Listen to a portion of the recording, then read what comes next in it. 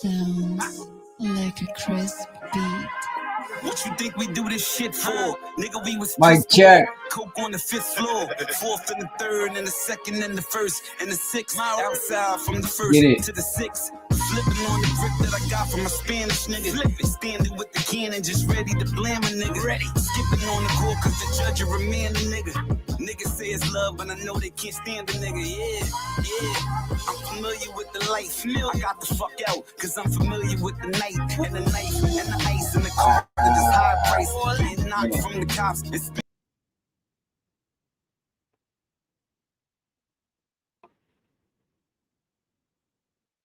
Love y'all.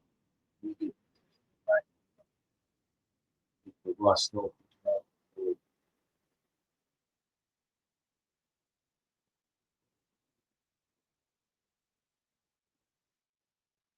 What's good in the weekend?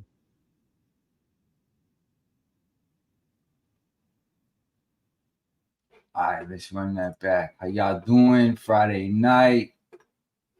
Man, I got all these tabs lined up. That's why it takes so long to do these shows, man.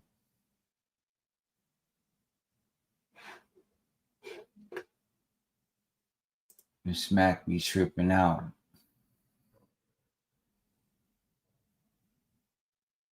Here we go. Let's see how to go to the Scarlet Box. Sound check. Let's get it. We're going to drop the link about halfway through the warm-up. Let's get the rust off the system. Yeah.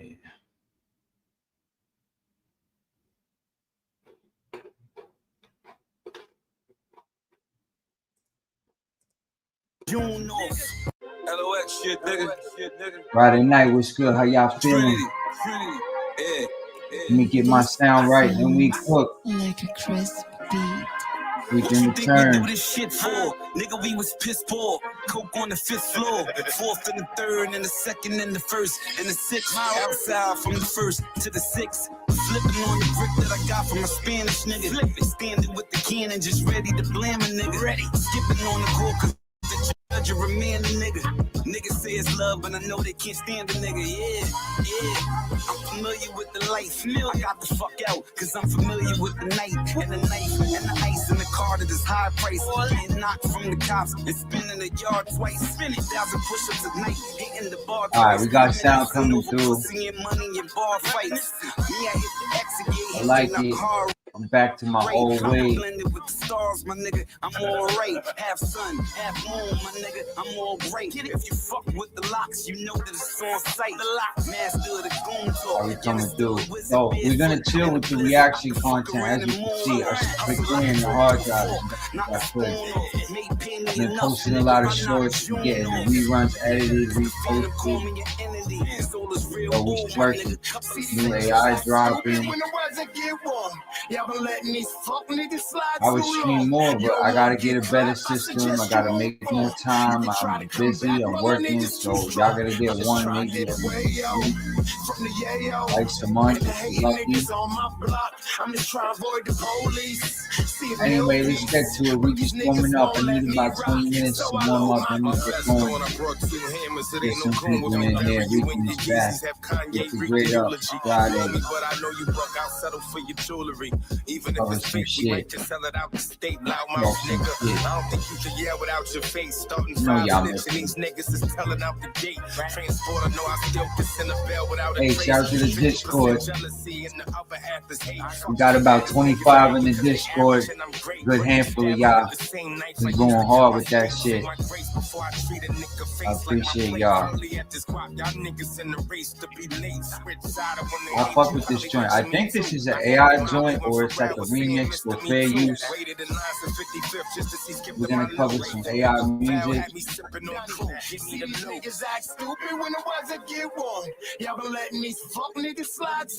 Mic check, how am I coming in? You can try to come back, but my niggas too strong. I'm just trying to get away, yo. Here we go. See a mill piece, but these niggas won't let me rock. So I load my gun. Yeah, why you think we still doing it? Dream is still alive, my nigga. JL. I'm just so tired of my shitty sound system, y'all. Next time I look at your body, I think of viewing it. Ain't even got enough sense to put two in it. There we go. Backward stuff with gorilla glue in it. The hood is like the jungle with a sprinkle of the zoo in it. Yeah, from the block to the interstate. Get a couple dollars, watch all the love disintegrate. Bad enough a nigga got a deal. Shout out to the homie who made this. Go follow, subscribe for all the AI music I play and the respective owners.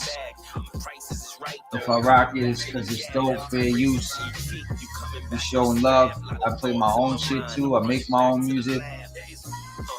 I do AI showcasing. I'm gonna start organizing the content.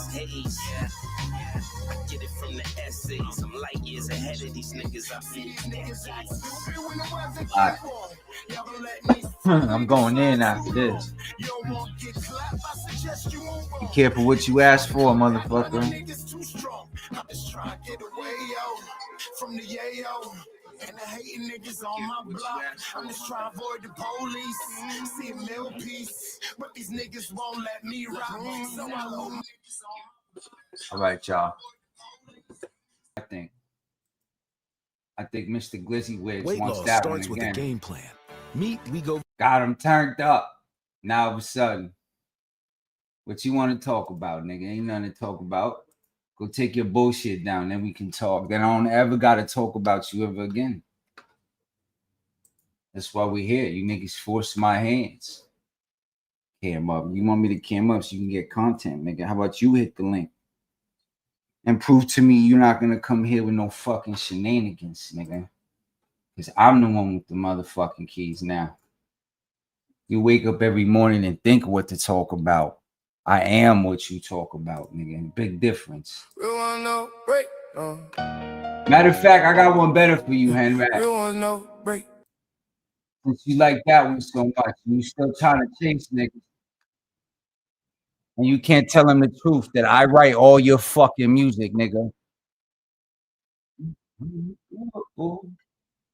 Biggest inspiration out here. You mad? It came from your house.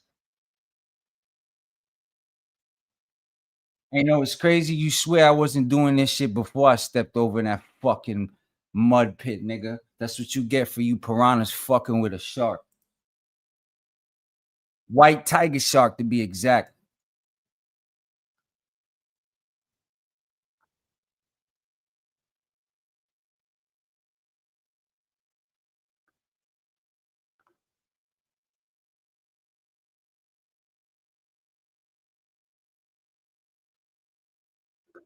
Y'all ready? Yeah. Aftermath. You know how we do it. Southside, I see you hiding. Funny how the crowd fit when the crowd made a cheese. King Rat. Heard you claiming but I got to say, you nigga. Loud when the lights hit the room, you was singing the crowd. See, I move like a wolf, I don't bark, I attack.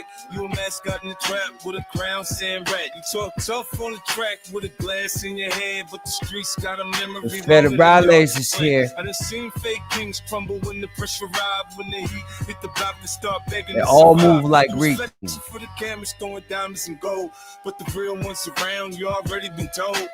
Every move you make got a whisper behind, like the walls got ears. Nigga dropped 100 viewers and you want to talk shit. King of the rats, where your crown at? Where it at? To the fence. King of the rats, king of the rats, king of the rats. King of the rats, where your crown at? Put it to the fence. King of the rats, king of the Not rats. for the ones in the back. It's how you host the show, nigga. That's why I dare you to start some shit.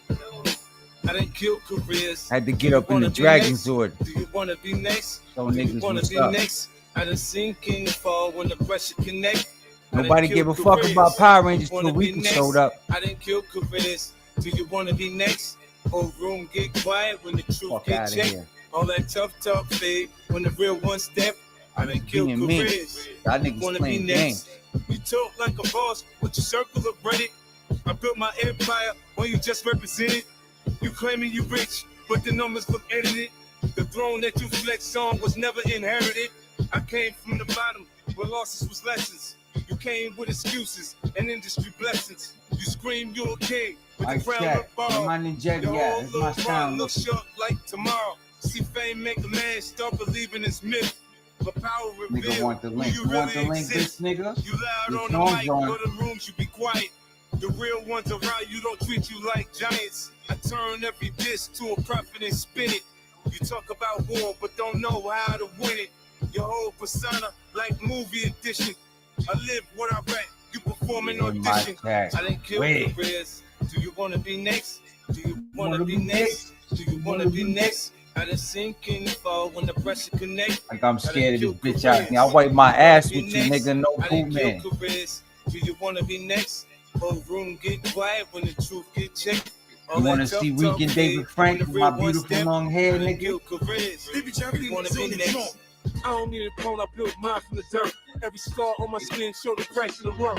You That shit's inherited great. the hype, but the truth in the cracks. Every clown got a shadow when he's sitting on rap. See the jungle got rules. Things got me respect fucked what up. we Still? bleed. You A respect year who later? survived, now who's begging to be.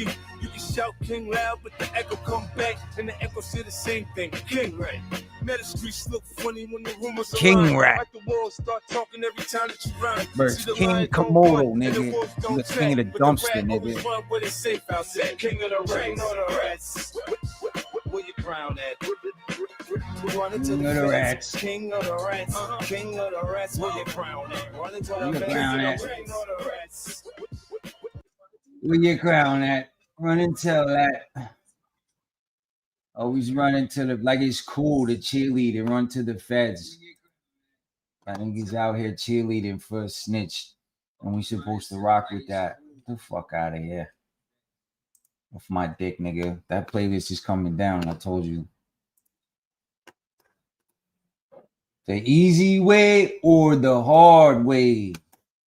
So here we at. We just gonna cool it down now. We talked our shit a little bit. I got a little Power Ranger talk. We're gonna cover some AI music. I got new script leaks. I've been working, new battle stations. We moving around. We acquiring vehicles. We upgrading. It's con season. Like, what do y'all want to know? We here asking, y'all shall receive, man. The Discord's moving. We modded motherfuckers. Everybody's a content creator now. So it's like back when it was SoundCloud in 2012, like everybody wanted to be a rapper, you know, had their profile. So it's like niggas want to think they can talk into the abyss and into the void like RiCaN. Like my off cuff ain't the fucking ain't peak top of the game, nigga. And that's why I'm here. Ain't nobody's fault but mine and God, nigga. So with that being said, system working good. We're gonna get a new camera, like I said. These new, new desks, new TV, new monitor. We're gonna get a camera. I could just use my phone, so I don't be tripping on the camera. Like, if we got to do videos or interviews, and you guys gotta start paying. We monetize now. Y'all want to see RiCaN come back like I used to? Start paying. I'm fucking rolling with this dweeb ass nigga, paying his litigations and allegations and all these gations and all this fucking stupid shit these motherfuckers be doing, and pay for this fucking project so we can save Power Rangers and stop dealing with all these weirdo niggas. They tried to do all this shit to RiCaN, and what happened? Everybody swore I was a fucking Susyo, but where we at? It's the Susyo competition out here. While I'm chilling, I'm just writing my fucking comic book. I niggas stay on my dick, man. Anyway, before we get to the bullshit, we're gonna cover you bitch ass niggas. How about at the end of the show, nigga? You better go. I'll give you a whole couple hours to think about what the fuck you want to say to me, other than fucking sorry, nigga. Because it's just gonna be me putting you on my fucking knee anytime you want me to, Mr. Federale. So, deja eso quieto, puto. Just dealt a death blow by the I don't know United how y'all States feel Supreme about Court. this So AI if you music are battle. a All musician, you AI niggas is hypocrites, because all we're really battling is convenience. And you're telling people not to use convenience, not to save money, not to use it as a tool for whatever it is they're doing for their grind or what they got going on. So all this AI fucking heat and hate from fan bases in any type of form, shape, or fashion because they're using AI are slowly fall into hypocrisy because half y'all niggas use it for something. Whether you speak into it, whether you make art with it, whether you modify art, whether you put drawings in and they just color it. Oh, yeah. Fucking goofies. I was real from the fucking jump and said, this is AI. It's a Power Ranger AI universe. I'm going to design and blueprint the illest suits in the motherfucking game. From the rip, from the beginning, 2 goddamn years ago. Now all you motherfuckers want to hoot and hollering like y'all doing anything. While I'm chilling, minding my goddamn business. Y'all better leave me the fuck alone. Because when you start see some money moving with Ghost of the Dragon on it, we will be enforcing this shit. Because we didn't bother nobody. And we didn't start no shit. All I did was talk my shit while I walked away. And this nigga know that. That's why he don't want to stop fucking lying about the music. And is still trying to make AI music that sound half as good as the shit I even find on the internet, my nigga. You cannot compete with my ear. I don't need a script. I am connected to a higher power, bro. This mouth just goes. Pause, nigga. The gift of gab is too real for you. You fucked up. You picked the wrong one, bro. I'll take your fan base, your show, do anything you want to do better than you without even trying. And I don't even like this shit or want to do it like that. I do music. I'm editing. Been using GarageBand, Logic. Like, my analytical brain is always on a fucking computer. Nigga, I need breaks. Why y'all think I smoke so much weed, man? I'm a motherfucking genius. Y'all gonna sit here and play me? Then I throw drug tests at y'all niggas. Y'all don't even cover the drug tests. Y'all don't even cover the books. The fly ass fucking last 8 covers I dropped. Like, y'all gonna go sit here and be negative Nancy's no more about nothing with me. I'm chilling. I'll chop y'all down whenever the fuck I want to. Let's cleanse the palate, as this fuck nigga would say, with this fucking AI music shit, since everybody want to talk shit. I'm with it. I'm always going to have AI music on one side, real music on the other, because I started with real music, and AI music is kind of the game now. There's AI music stations forming everywhere. Everybody using AI in some way, shape, or form to make money. A lot of people are. So miss me with that fucking bullshit, bro. Please. Producer, this may niggas is so annoying you might realize. On YouTube. Let's get into it. Half of y'all are not real news. You're creating content and Something no one that wants to needs to be fucking said is hear, that bro. every single video on AI is pure speculation. Half y'all niggas shut the fuck up, please, man. Why you think I be going weeks? I don't even want to hear myself talk sometimes. I want to write. I want to do the book. I want to make music. Ain't nobody a ghost of the machine over here. We got talent for real. What am I going to talk about today? Let's create some content. No, how about we just turn the mic on and BAO? Dumbass motherfuckers. It's called talent. Go get some. Since it's full of emotions that could skew perspectives, I'm going to do my absolute best here to just copycats. Lay out the facts of the situation. Go ahead, hit my link. Interpret this news and let you know where I think it may go. Friday night. Who's drunk? A couple years ago, this guy Stephen Thaler tried to copyright an AI-generated image called "A Recent Entrance to Paradise." Hold on, let me catch up, y'all. I just wanted to talk my this shit. was Been a minute. denied by the U.S. Copyright Office for the fact that it did not have human authorship. They appealed this decision and sent it through the court system. It went all the way to the Supreme Court, and as of March 2nd, you can't make money. So just a couple weeks ago. So my shit's getting converted anyway. Like I said from the beginning, I never was going to put out AI. Is that you cannot copyright AI-generated always art or the blueprint. Because, like, as you can see, I'm already seeing that half the AI stuff I've done is leaking into other AIs and people who are doing Green Ranger shit. Like, it's getting called Komodo. You know what I'm saying? Like, naturally, it's fucking crazy. So it's like all the AI motherfuckers, including me, we all kind of share the same stuff. It's just I'm able to kind of prompt their stuff out and glaze it with what I need and what makes it RiCaN. it's hard to explain. If you fuck with a lot of AI, you know what I'm talking about. Like, we all kind of share it. Like, AI is kind of shared from everyone who uses it. That's why it makes shit so easy. So for anyone to really claim anything AI, it's like, it's cool. Like, the sport for me is like being on the basketball court and just having a good jump shot, no matter who you're playing against or who step on the court. You know, you're going to make, 6 to 10 buckets, you know what I mean? And sink a couple threes because you know you put that gym time in. You know what I'm saying? That's what this fucking shit is about. The Glizzy Warrior, what's going on here in my comments? Sprocket, I know who you is. What's good, bro? Everything's monetized now. We chilling. Late night RiCaN. I appreciate y'all. See y'all. We double digits and we chilling. I'm not even really cooking yet. I'm just kind of getting the rust off. It feels good to be back in the Dragon Zone, man. A lot going on. Sometimes, we're going to do the faceless for a little bit, longer until you guys realize, like, shit, ain't nothing going on but the rent, my nigga. Like, you guys want the project, then you got to help. I told the truth. I should be rewarded, God damn it.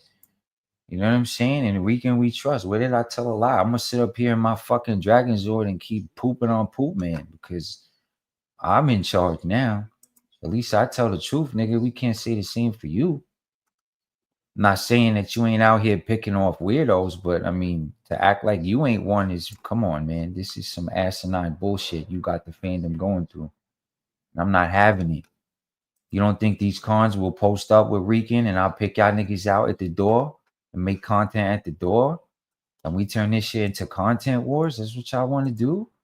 Because that's what y'all doing. Y'all running around these Comic-Cons reporting to this motherfucker like we don't know what's going on, bro. We're going to get to that shit too. Music. Y'all love my RiCaN rants. A couple footnotes, which we will get into in a bit. And ultimately, if you cannot register something for copyright, that means that you cannot own it. And if you cannot own it, that means you cannot collect royalties. So the AI wars are in, so let me say that again.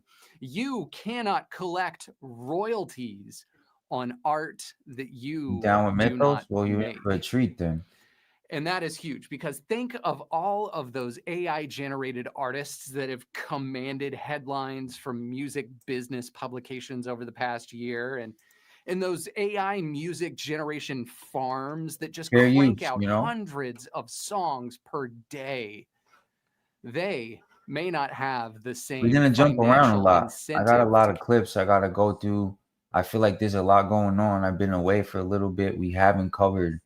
Continue doing that. Now, one of the biggest areas where music makes money isn't in streaming, it's in advertising. And I remember back when I was teaching a college course on audio engineering and music production, we had a class on AI generated music, I'll bring people up almost all of us unanimously agreed this is probably going to be the final nail in the weird advertising coffin in the music business, which makes sense because when you think about it, why would a marketing company pay I beat that nigga. No, that's why he's in my chat crying. Studio musicians and studio time when they could just get their unpaid intern to prompt a few options and we could go over all those at lunch.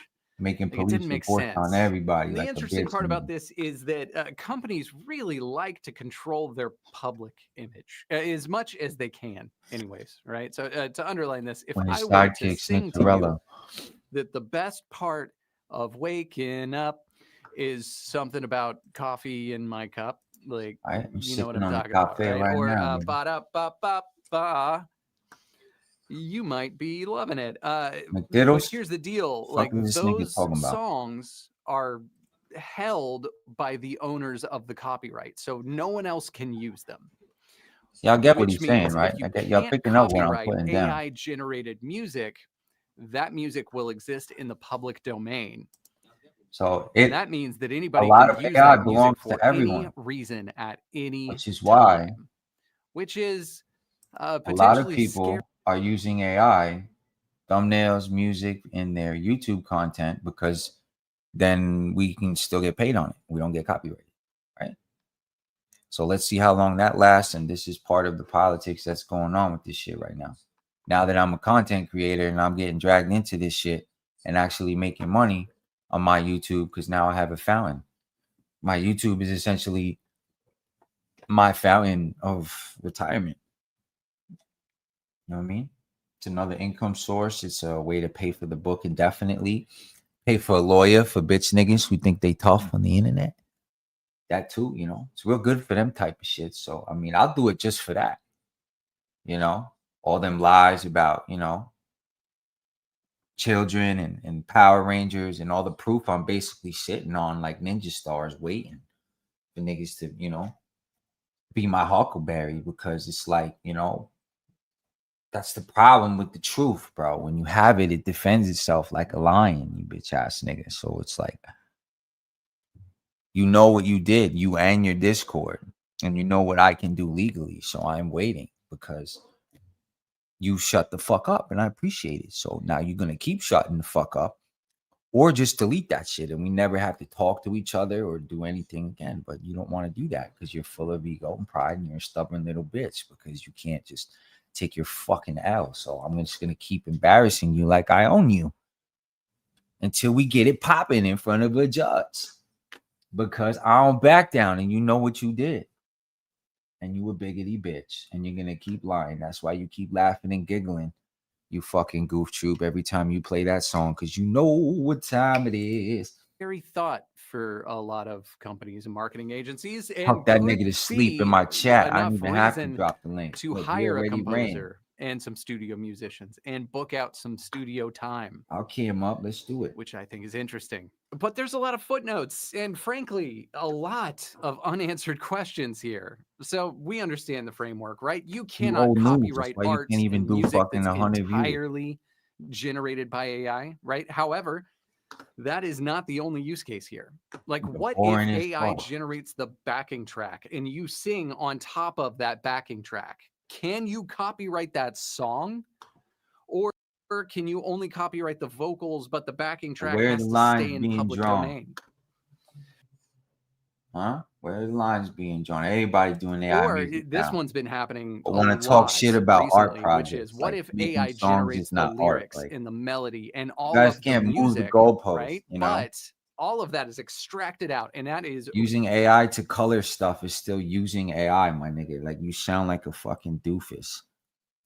That's why you're a bozo, and you and fucking nerd and all you fucking retards. I nipped this fucking mythos shit in the butt quick. That's why they hid the footage. I ran up on them doing a show. I said, stay away from the fucking Kool-Aid, bro. Especially with this shit going on, because I run this motherfucker. Just don't even bother coming over here. And I tried to be a real nigga with him, bro. And he knows it. Now he going through all this fuck shit because everybody thought he was the fucking savior just to kind of like hate on me. It's ridiculous. When it's not even a competition, my nigga. That's why he had to copy and make a gold dragon ranger, because my one ranger can wipe his whole fucking team. That's exactly what's going to happen in my book, nigga. I'm just going to show you in the panels how Komodo can just wipe the fucking floor with you, bro. Like the clone copycat you are. So I don't give a fuck. Like, you know what I'm saying? Like, in what world do these type of people who have these type of allegations like think they make any kind of rules? Like, it's crazy. That's why RiCaN beat through the mud, through the fire. Y'all don't got none of that shit on me. My babies love me. That's why I'm going through what I'm going through with them, because they don't want to be with me. They've been brainwashed by society, their baby mothers, who can prepare them for, you know, a love of a man. Like, come on, bro. They need that when they're teenagers. Like, this world is fucked up. Everything is through the phones. You know what I mean? A lot of you women are fucking control freaks, man. Money is power to you people. That's all it takes. So that's why we focused on the project. We're going to get to the money so we can start doing what we got to do with you motherfuckers. Enforcing some boundaries in this bitch. Re-performed and re-recorded by human musicians. Is that available for copyright? Like, we need to define what human authorship means in a legal sense. And look, it's a scary world right now, and it seems to be changing by the second, really. And like right now, a lot of us are asking the same question, because we're all extremely passionate about music, right? But we have no idea if there's going to be. I don't even know where music is going with this AI shit. I seen a bunch in 12 AI months. radio stations. Is the juice going to be worth the squeeze? And I think the reason why a lot of us are asking that question is just because we're all feeling it. Right. There's a couple, at least like 3 AI songs right now on YouTube. That's my shit.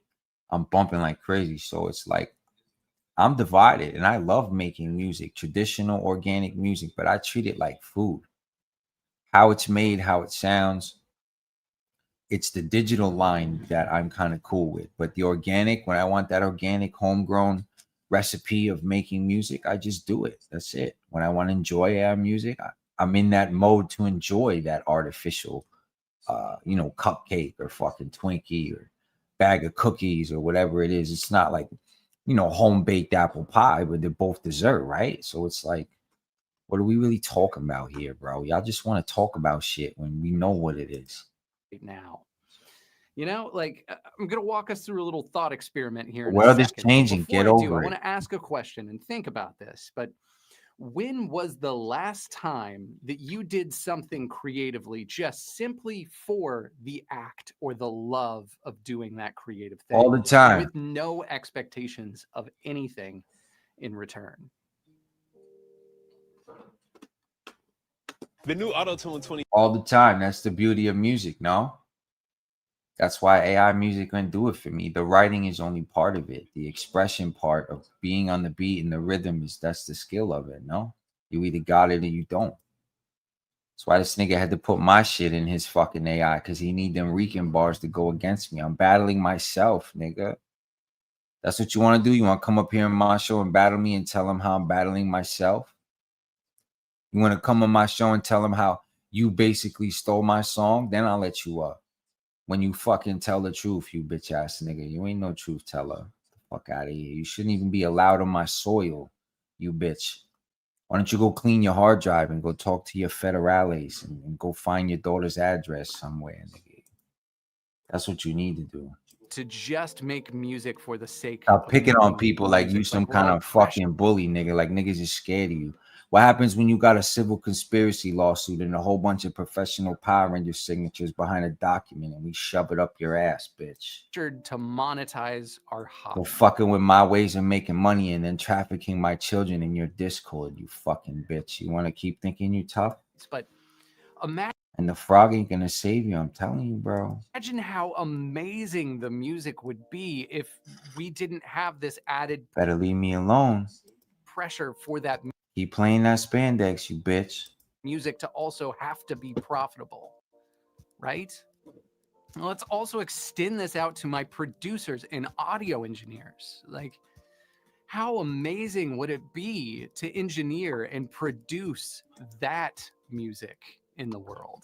Like, you wouldn't have to worry about if something was professional enough. Oh no, they use children all the time. The word amateur actually comes from. There's all the evidence what they said that I threatened the child, right? One who loves, run it back, nigga, so I can record it. When you think about it, because for my case, where's Renee? In this world that is run by professionals. Want me to shake the pew she's hiding under? Where's my 50 grand I lost fucking with y'all niggas? Henry owes me 50 grand, nigga.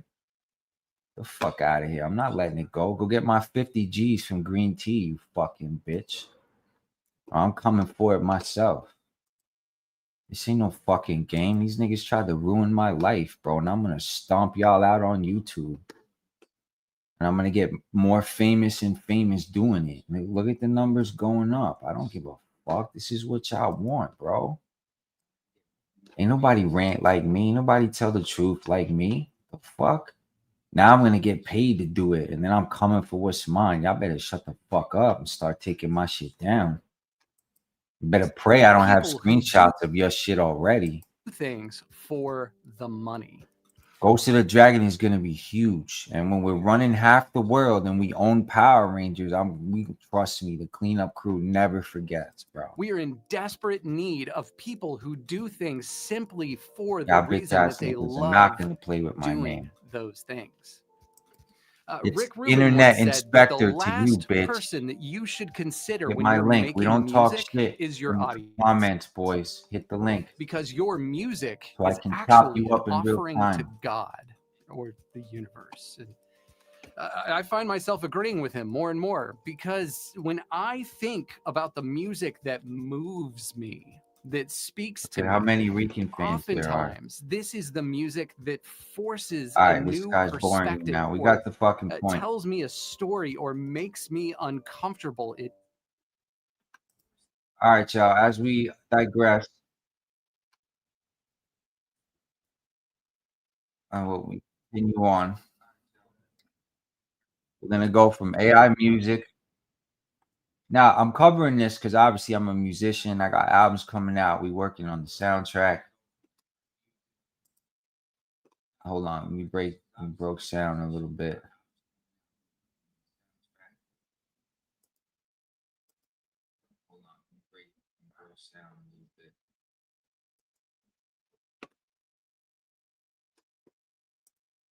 This was interesting because how motherfuckers is getting paid. Everything's changing.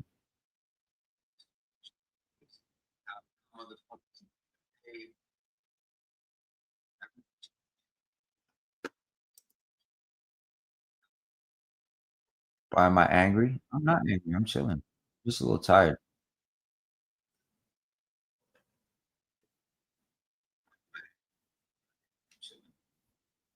I just got my rant off early, you know, because motherfuckers want to hide in my chat.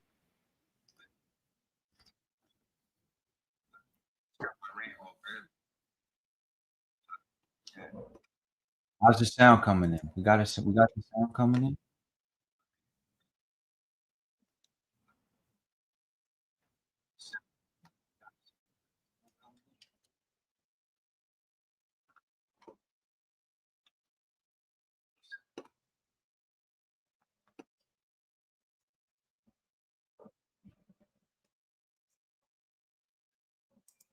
Hold on.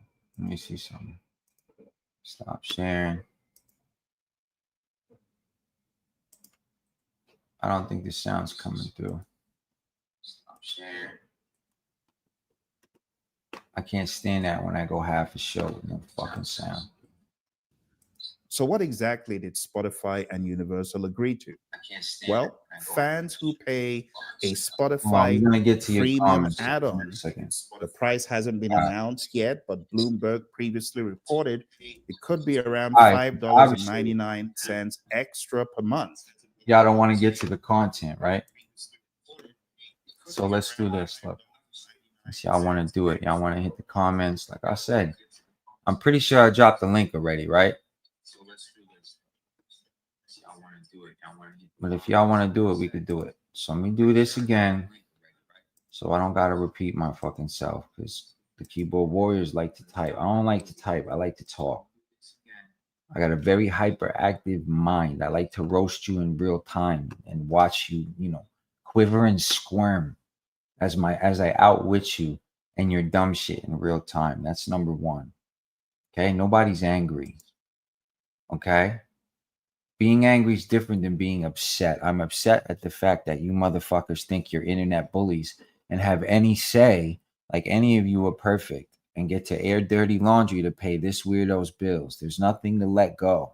He knows how much he lied on me. There's 100+ videos lying on me, and I want him down. And it's not over until they come down. And he thinks he's tough, and he don't have to take them down. And he's upset because he got found. That's a fucking bar. And the Power Rangers themselves don't like him because he's putting their whole livelihood in danger, being a fuckboy, trying to expose everyone with SA allegations, all this weirdo nasty shit, because that's all he has in his ledger. So he can feel better about himself and all his dirty fuck shit, which is why he changed the name on his fucking father channel. He uses my kids as a weapon. He memes my dead grandmother. Nobody's letting shit go.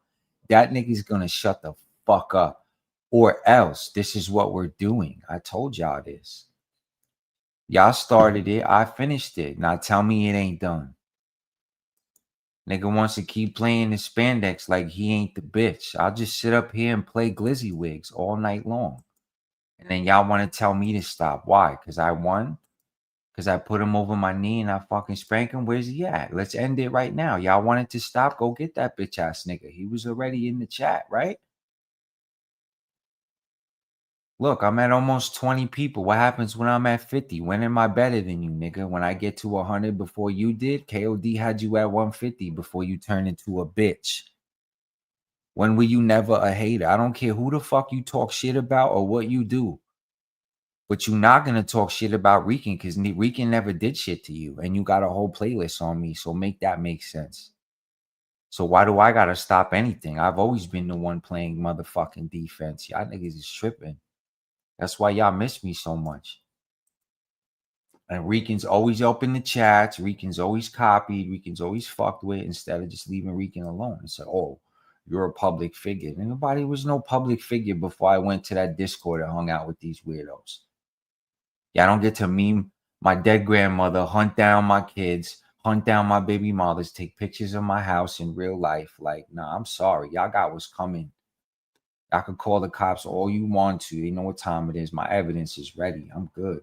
I dare you to put me in front of a judge with fucking Henrold. This motherfucker swear I'm stupid. He spent his whole life trying to convince y'all I'm stupid. When y'all really know niggas ain't stupid, bro. Y'all stupid for believing it. Don't lump me in there. I don't even know who you niggas are up in my chat telling me what to do. This is why I know this is like you're his fucking minions because y'all just come in my chat and do this dumb shit. I want real monsters taken out like Sage Stein. I don't know what the fuck you talking about. Then why you still watching me? Listen, the thing with he gets off or people watching him because he sits there and talks shit. That's the only way he can get people to watch him. So people watch him not because they like him, because he talks shit on people. So they're waiting to hear shit talked about them from the fucking poop man so they can rebut. It's all hate watch. He has no fans. He's boring as fuck. That's why he don't know what to talk about half the time. Y'all niggas is stupid. That's why everybody copying the RiCaN show and he's playing AI videos and using AI thumbnails and half his shit and his soundboard is all me. Count how many minutes into his show before he play a RiCaN soundbite. You know? If I'm lying, I'm flying. Oh, yo. Why does Chad keep telling you you're right? Because Chad works for Wakanda. And Chad has a heart and he's not like you bitch ass niggas. He just trolls everyone. He fuck with RiCaN. Even if he swear he don't, he can't help but fuck with RiCaN. Because RiCaN's the realest nigga. Just turn off the YouTube. What's KOD? These are just fucking trolls. You niggas think I don't see you. Why not cover Sage? I may at the end. KOD is Knights of the Dragon when I started. I'm in your Discord. Who's Doomcrow? I don't know who you are. You're not a monster, dude. I don't know what the fuck you're saying, Doomcrow. You sound gay, though. If you're in my Discord, I haven't noticed that you talk this fucking weird, so I don't know why you're being weird in my chat. But anyway, you can hit the link. You don't have to cam up. You can just, I can hear your little, queer voice if you want. I don't know if you're Ninjetti. I don't know if you're a minion. I don't care. Moving on. I'm locked and loaded. Okay, I don't know who you are. $6, just say. Okay. We'll be able to use generative AI to create covers and remixes of songs. I'm sorry, the Henry John is part of the show. I'm not going to have some weirdo cover me on YouTube lying on me in my books. So that's how that goes. He wanted hell. That's what he's going to get. The key, as he's actively trying to put people in jail. Get the fuck out of here. We ridden YouTube, but you fucking weirdos and nonsense. Okay? A lot of you fan base niggas are pussies, and I'm tired of it. I don't care how y'all feel. I really don't. Word is we can just start having smack competitions at the Comic-Cons in our own venues. So everyone you got a problem with, if you can't stand a smack competition with them, then don't talk smack. Participating artists. Okay. They opt in. They are not automatically That's how that included. Works. They Talking control shit has whether their music and voice can be used, and they receive a share of the revenue generated every time a fan creates something with their catalog. The deal spans both recorded music and music publishing, meaning both the sound recording and the underlying. I don't know if you guys have noticed, but the world is changing with art, with music, with your jobs. That's good, man. I mean, we're just we're different. We're different. You guys got to pay to cam up. You guys want to put a super chat goal? Let's put a super chat goal. If you guys get the super chat goal going, I'll cam up like the old days. This is a radio show. I don't know. I don't know who you are, bro. Because you're kind of telling me how to run my show. No disrespect. Like, this is kind of cool, though. You guys are turned up in my Discord. You're in my YouTube. Like, you know, if you're going to be part of my shit, it's cool. But, you know, don't tell me how to run my shit. Like, if you don't like the Henry shit, that's cool. You can be a fan of him if you want. But I'm a fan of the truth. So, you know what I'm saying? Like, what did he lie about? Go ask him. And then I'll react to it and laugh at it. And then basically prove it all wrong. That's what I'm waiting on. That's why they don't talk about me no more. Because I'm locked and loaded with the receipts. Niggas don't want war, bro. That's why we focused on the book and the soundtrack and making music. Composition are covered. Think about the ramifications of this. These are humongous happenings in the world of AI music. And I know some of you might be wondering. I'll probably open the Discord chat because you guys, I got the Discord notifications going over. You guys are going to be active in Stone Canyon right now. We're just connected to the YouTube. You're new here. Okay, we got new guys. All right, don't take none of this personal. I don't know who's new. I don't know who's minions. So I'm not actively attacking anyone. I'm just, you know, we trying to sift through the bullshit. There's a lot of bullshit on YouTube. I don't care what side you're on. You know what I'm saying? I'm just going to talk my shit and you guys got to have to figure it out. You know what I mean? No disrespect. I guess so. I guess I'm assuming people. You should. If you're here, then you kind of know something's going on. So you have to research it more. That nigga's a bitch. That's all I can tell you. It's pretty much that simple. So what about Suno? What about Udio? Where do they come into all this? Let's get through some content. I want to get to the Power Ranger shit. Well, we don't have to get to the drama. I'll cover Sage a little bit. Because all Spotify users, including free tier users, both these niggas cry can listen to the AI-generated covers once created. I cry. Meaning there's going to be ad revenue tied. I don't even go to shenanigans. My family's fake as For the fuck, longest time, like, people said Spotify wants in on the AI bag, and they were right. Who would have thought? Only premium subscribers with the add-on can make them. Now, not much has been said about whether those premium subscribers get a cut, but the bottom line is Spotify is in. I don't even know how to do all that. Super chat goals and Spotify. I don't know. Give me $50 and I'll. Well, UMG's roster, as you know, includes Taylor Swift, Billie Eilish, time to make some money, Grande, The Weeknd, and the list goes on. Y'all niggas run around here paying everybody else. This is the mainstream catalog of popular music. And basically, I'm the one they're copying. Y'all see I'm doing the last Green Ranger series. We're going to cover that too. We know who everyone is going to be wanting to remake. You see, the paywall, my friends, is the policy. This is the most important thing to understand about this deal and why it's different from everything that came before it. The reason AI music has created chaos is that the tools have been effectively free. Anyone could generate a song. Upload it to streaming. You little AI song niggas no is done, friction, bro. No cost, no accountability. What Spotify and UMG just did is put a price on the legal pathway. You want to play? You got to pay. You want to make a cover of Taylor's song? Well, a portion of that payment goes to Taylor. The consent framework is built in. The compensation mechanism is built in. Now, this doesn't stop the underground. Someone determined to make an unlicensed AI cover can still do it elsewhere. That's because you got to watch the old shit, man. You got to watch the old shit. That's it. That's really what it is. He just played the pink spandex at the end of his show. So I don't know what you're confused about.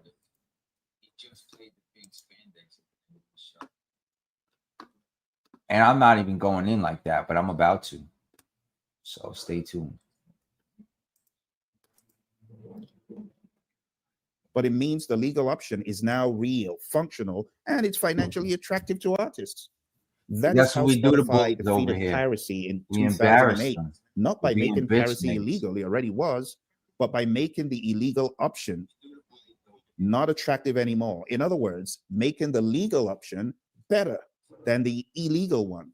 The paywall is the policy, $5.99. Most people spend more than $5.99 on a measly burger. How much more those who want the dopamine hit of creating the AI covers? You see, Spotify investors, they're jubilated. You see, the deal didn't drop in isolation. It dropped at Spotify's first investor day in 4 years, and the market responded immediately. Spotify shares jumped up 13% on Thursday. That is a massive single-day move for a lot of news going on here. Size. The 2030 target That's what I'm saying. I'm 1 billion subscribers, $100 billion in revenue, gross margins between 35 and 40%. The company is currently at 761 million monthly active users and 200 million paying subscribers. Captions a little bit before on this channel. The AI deal with GriDDLeR was presented as part of this growth story. A new apparently something's going on with AI music and streaming. That's kind of what's going on. The logic is that fans who love music enough to pay for premium will pay extra to create. I just popped up when I saw a Young Stage video. Your stream was like number 8. Oh, okay, you're a new guy. To That's create cool. illegal AI covers. Now they have a That's legal cool. pathway, Stay tuned. a door to getting what they want. That is an entirely new commercial relationship between fans. All right, basically, I make AI Power Ranger suits. It started 2 years ago. I was in Henry's Discord. They started harassing me, fucking with my real life, making fake ass videos, calling me a drug addict, calling me a loser, deadbeat dad, homeless, all this other nonsense, thinking they're bullies and cool, and then they can make fun of people when they're all a bunch of ugly fat dweebs who do nothing with their lives but work a regular job and want to shit on a creative motherfucker like me who sings, raps, writes, and basically designed the illest Power Ranger to ever happen since JDF. I'm the Komodo Dragon Ranger, so nice to meet you. We'll fill in the gaps as we go. Okay? And music they consume. It even undercuts the price that other platforms are offering for AI-generated music. Suno, you get in at $8, but here, so as you can see, that summarizes that. This dude's putting me in fucking sleep. I just had some meatloaf and mashed potatoes. I got halfway to itis. I'm sipping some coffee. Like, I can't right now. So, all of it. You guys are crazy. So, look. How did you get here? Where did you start? I started in comics. I started on Whatnot, actually. And then from Whatnot, selling comic books, I had a podcast on IG before you needed 1,000 people to stream on IG. And then I found Henry's Discord on YouTube after I came off the Power Ranger Protection Tour with JDF when he was in New England. So with that being said, we're going to start this part of the show. Here's a little bit of what I got going on with my book. You guys, this will fill in the gaps a little bit. Okay.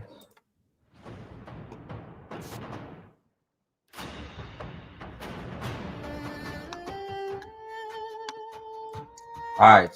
So look, KOD is the podcast, very first podcast after my comic book ventures, because I came on Henry's and I met Drew Danger, and me and Drew Danger basically started our own podcast. That was KOD. So all the KOD stuff was like basically RiCaN's come up.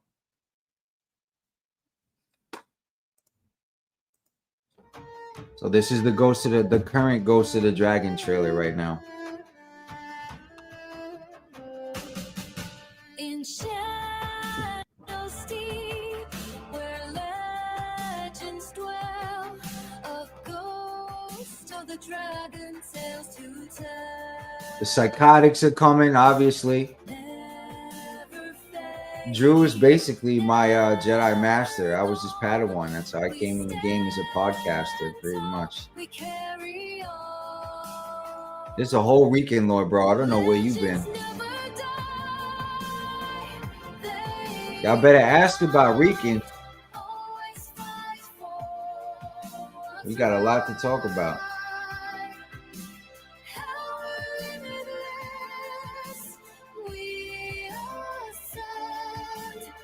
It's hilarious.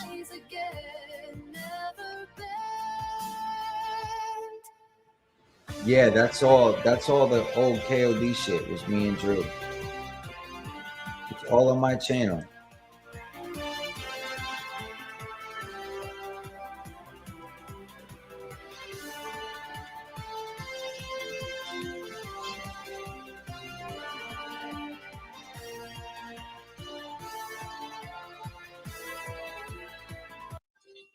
Imagine being able to build an app with your name on it just by thinking about it.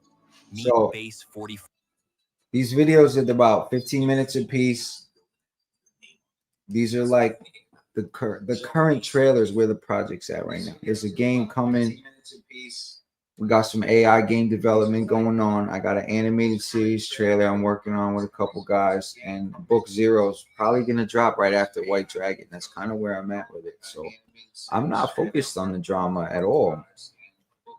And I'm kind of glad he's not really, he knows better, because I will pull off. If they start popping off, we will be there. So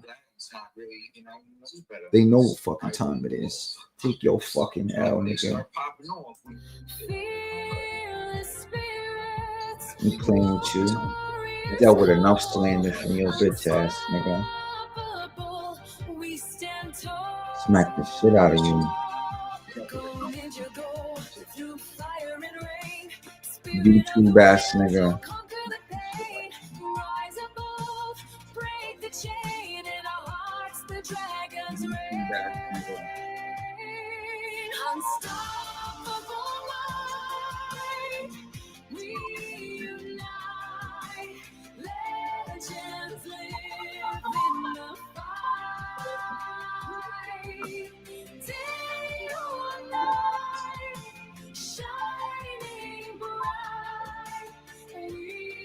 So basically, like, I'm not going to be saying much more about the project other than fans who pay directly.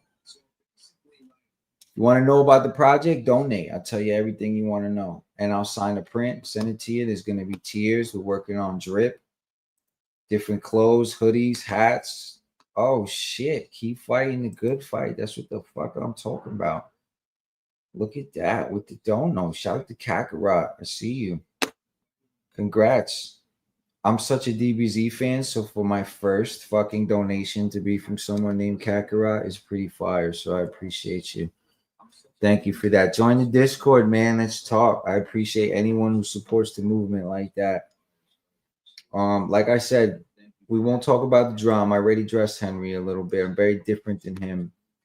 I'm just a stepper when it comes to disrespect. You know what I mean? So he's somebody who constantly gets clicks and views off disrespect. I'm not that type of person. I'm a creative. I came in the game selling comic books, making music, minding my business. You know what I'm saying? My family is from, we're half in, half out. We've always kind of got out of that world. My father's from Brooklyn. My mother's from the Bean. She's an Army brat. I grew up in Jersey, right over the bridge from where Wu-Tang is from. What you see is what you get. I wear my shit on my sleeve. I'm a Virgo, just like Jason was. I met him a couple times, wrote him a script.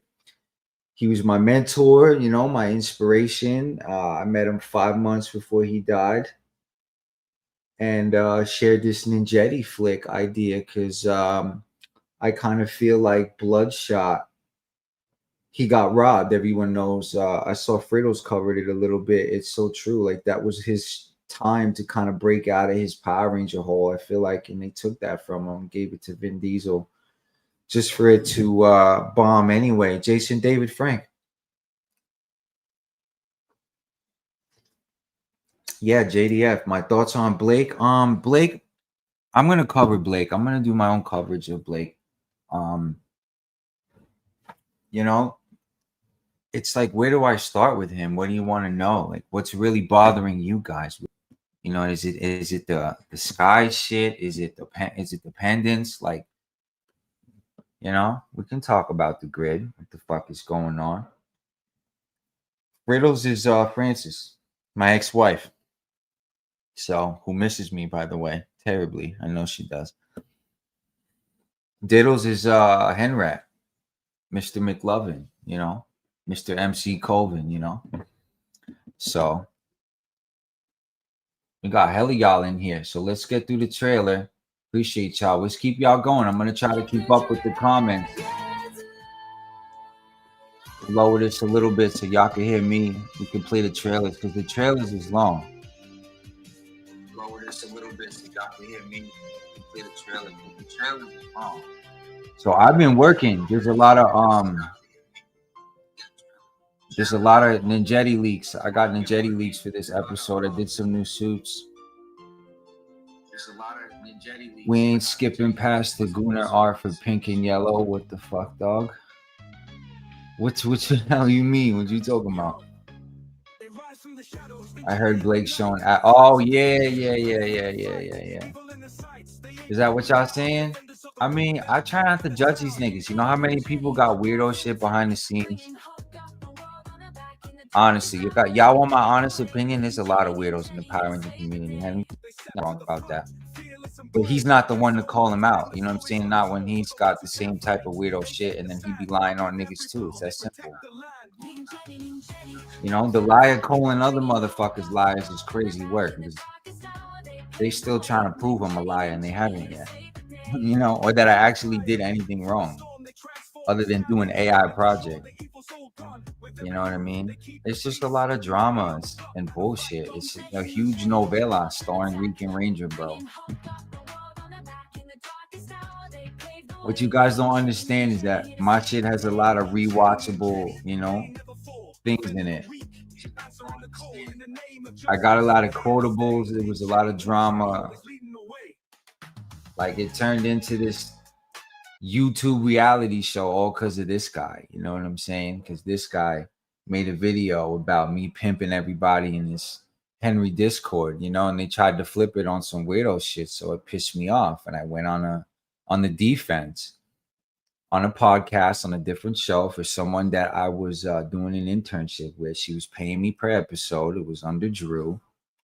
You guys got to try to keep up. You know what I mean? Like, do you and Friddles have children? No, she wasn't my real ex-wife. That was all part of like the joke. Like, all right, how can I put this? Like, my show, Francis's show, Henry's show, it all became like a Saturday Night Live kind of like internet battle between like dumpster fires. Like, it was all just stupid internet banter fodder content. Then they started to really like make it serious and fuck with people's lives and stalk niggas and do shit. And like basically out of pocket with a lot of things, take pictures of people's houses. They pass my kids' pictures around in the Discord. The Discord has like 1,000 people in it. So they basically trafficked my child's pictures. They hunted my baby mothers on Instagram and Facebook. They did some crazy, wild, you know, cyber stalking, all because, you know, I was fighting back and defending myself. So they're basically out here running videos and just picking off Power Ranger people who have fucked up shit in their ledger, in their resume. You know, so there's this drama community within Power Rangers that when they set their sights on whoever Henry makes videos on, they like record them at Comic-Cons, they follow them around. It becomes like this content mining, children of the corn fucking thing. You guys are like in for a treat. If you're all new here and you're like, what the fuck is going on, RiCaN? What are you talking about? Like, just take tonight is what I'm saying and absorb. Hey, they have no rules, dog. You're definitely a new guy. The biggest isn't the biggest rule, no kids. Yeah, tell them that. They stalked my kids in a Discord. It was crazy. And it started with his daughter because I was on a recorded phone call saying what's going to make him stop. Basically, when someone sends me a picture of his child or stalks his child, and they took that saying out of context with Renee and said that I threatened the child, which I'm waiting for the proof for to add to my case in court because no one ever did that. So there were serious allegations and serious things, like they called me a crackhead. They said that I wanted to kill Henry, a whole bunch of stuff that wasn't true, just for clicks and views. And it got really, really, you know, dangerous and out of pocket. This is what they do. So now that that's kind of over and, you know, motherfuckers started calling the cops and making police reports because their addresses got leaked, and Power Rangers got fed up with being fucked with and bullied by this community, they started positioning me to help them, basically. And I became the most poppin' unofficial Power Ranger there is, all because my concept right now is King. I'm King Komodo. I'm the Komodo Dragon Ranger. So no one has yet to evolve Jason's character and come up with a story that even makes sense or canonically causes some type of anticipation in the fan base, so to speak. I heard Nerd told people you were ill or something, and that he was showing photos of you. Yeah, basically he was calling me. I let him call me on a phone call, and he'd take a screenshot of me. Yeah, you know, I'm 40 years old. You know what I mean? You can't go 40 years without getting screened for cancer, getting your gut checked, getting cleaned out. You know, I had to get some maintenance. Hit the dentist, get insurance, do some stuff, you know, nerd talk. So I had to take time for myself, you know what I mean? Travel a little bit. We're going to hit some cons. I got court stuff going on with the kids. So I don't really give a fuck about this internet shit. It's cool to promote the book, but like, it's like I come up here and niggas just want to fuck with me like it's the old weekend. They want to start the drama and just be a bunch of fucking dweebs, man. We're not on that shit no more.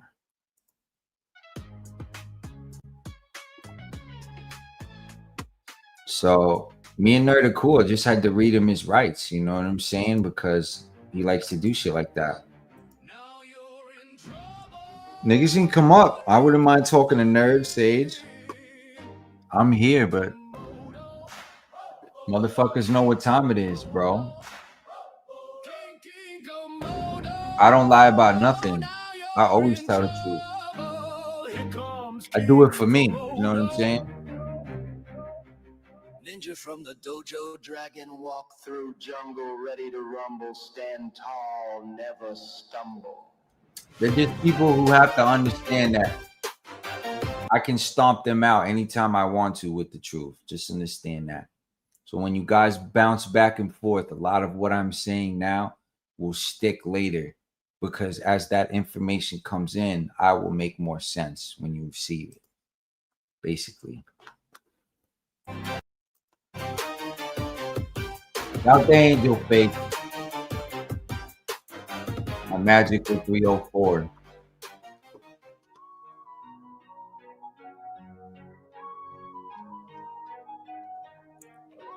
So we've been chilling. So these two videos I made pretty much sum up all the lore.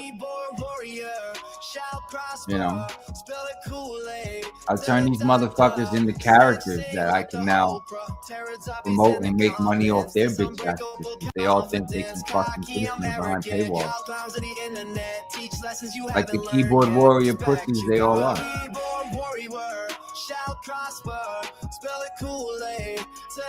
And it's Comic-Con season. So see y'all soon.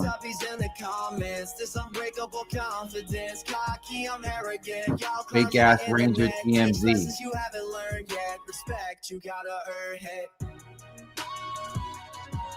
But there's no lore. To which part? There's no lore to what? What do you mean? I don't know what that means. There's no RiCaN lore? Is that what you're saying? You're being funny? Cover pictures have no lore? spill a Kool-Aid to the doctor. Snitching like the Oprah. Teletubbies in the comments. Yeah, in the beginning she was. Renee was, yeah. I'm arrogant. Y'all clowns of the internet. Teach lessons you haven't learned yet. Respect you got. Keyboard warrior. Shall prosper. Spill a Kool-Aid. I've given you guys plenty lore of the book. I don't know what you're talking about, dog. You got a question, just say that. You know what I mean? You niggas are weird. Keep talking and code and shit.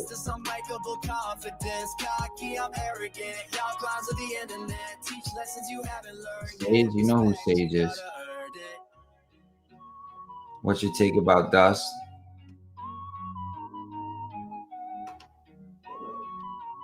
I have no comment about Dust. Got what he asked for, I guess. You know what I mean? You fuck around and you find out. Next question. Is this the stage? Oh yeah, Whoopi Goldberg. Well, my book. What the fuck we here? That's why I got here. You don't see this? This is a book, bro. This is a concept cover. The whole universe is blueprinted. Okay? I got Boom Studios biting me right now. Okay? Where do you think they got the 3-book release from? I said months ago I was going to put out 3 books at once, connecting universe. And here we are. So I'm pulling back. I'm not revealing any more about the script. I'm just going to drop book 0 and fall back and watch everybody flop. Then I'm going to take over.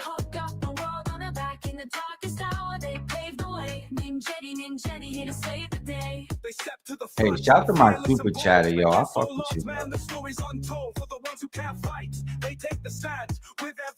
That shit made my night, bro. The clothes for yellow and pink. What does that mean? Bro, I don't know if you missed the memo, Caleb. This is not a kid's show anymore, bro. Is that what you're talking about? You're talking about the half-naked Rangers I had in my trailer? This is not a kid's show anymore, bro. You know what I'm saying? This is adult. This is Phantoms. We are Phantoms, bro. The Ninjetti are not for kids. This is a rated R fucking movie, an anime movie, nonetheless, to start with a parallel adjacent comic series starring the Komodo Dragon Ranger, King Rex, Lady Draken. What else you guys want to know? Queen Tyranno. You guys got to watch some old RiCaN episodes. My shit is good, man. I'm telling you. Battle Bear. Oh, we got drip. We got shoes. We're going to connect the whole clothing line to it's a Gooner project. Partially, I guess you can call it that. Maybe half Gooner. It's like half nerd, half Gooner, because like the lore of the Phantoms, the anime itself, the fight scenes, and the story's all going to make sense. It's not just going to be tits and ass and like bootleg hentai. I promise y'all. I really do this shit. And obviously we're going to be dripped out. I'm doing sneakers, hoodies, hats, all Phantom universe. I'm shooting for, I want to give y'all like maybe 6 to 12 pages. I'm getting with Sam right now because Sam needs a tablet. He's in Nigeria with all the other Christians that are getting hunted right now. It's wild. So I guess his phone got stolen or it broke or whatever. But I do have an artist in Nigeria, aka Wakanda, that basically takes my AI blueprints and he reworks them and he draws them differently and converts them and we communicate. He does the paneling. So I got to get him some new devices. Like, we need some money. I need donate. I'm not even going to hold you guys. If we get the donations going, I can get you book 0 by September, by Jason's birthday. In between Jason's and mine's birthday. That's what I'm shooting for. At least give you guys a Komodo Origins book 0. I already dropped the cover for book 0. So I'm going to get you guys at least a book. I'm going to get a digital book. I'm going to get a digital trailer for the anime. And we're going to get a physical copy of book 0 out too. So hopefully over the summer. We shwerking. Ninjetti, they never fall, defending the weak. It's all on my page, bro. RiCan Ranger. I fixed all my Instagram stuff. I have RiCan_Ranger on Instagram with all the book lores on there. And then Lord Ninjetti is kind of just the book stuff, no Henry stuff, no drama. So Lord Ninjetti on Instagram is the book, and RiCan Ranger is my personal page. It's got the book and all the drama mixed in. The spot fund link is in all my profiles if you guys want to donate. I appreciate the donations on YouTube, and I appreciate the donations on the spot fund. Like I said, I'm going to be updating the spot fund tiers. So obviously anything over $5-10 gets you a free signed print. And then 25, we up it from there. You get your own custom Ranger if you donate 25 and up. And then I'm working on the $50, the $100 tiers, and then the sneaker tiers. We're trying to get the hoodies and the shirts, the final designs ready. And then I'm going to start updating all the menus for the spot fund very soon, before book 0 comes out. No, I separated them. If you go to the Lord Ninjetti page on Instagram, there's no drama in that one. If you go to the RiCan Ranger Instagram, it's mixed in. So everything's getting cleaned up, guys, for book 0. That's all I can tell you.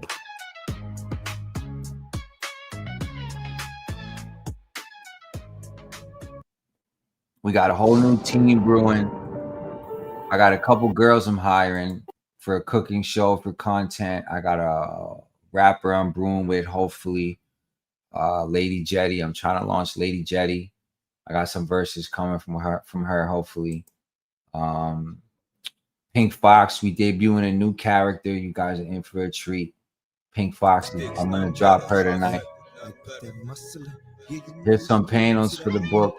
Speaking of book 0, this is some of the panels right here. So Sam's gonna convert a lot of this stuff. I'm gonna be doing a lot more paneling myself.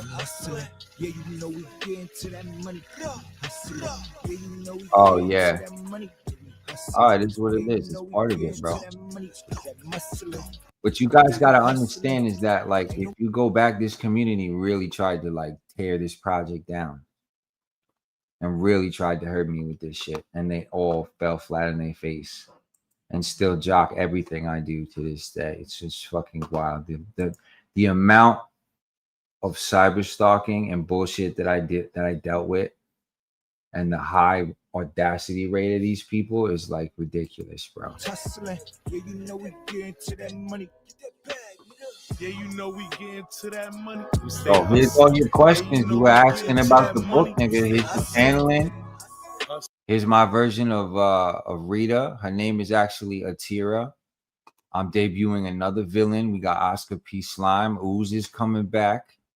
We going to Aquatar in the middle of the series, the second movie. There's going to be 3 animated movies. There's going to be like an Animatrix style anime saga, right? Where they jump around like multi-universe. So like, I know how to do this. I know how to structure. I know how I want to do things. We stay hustling. Yeah, you know we get to that we need money. Hustling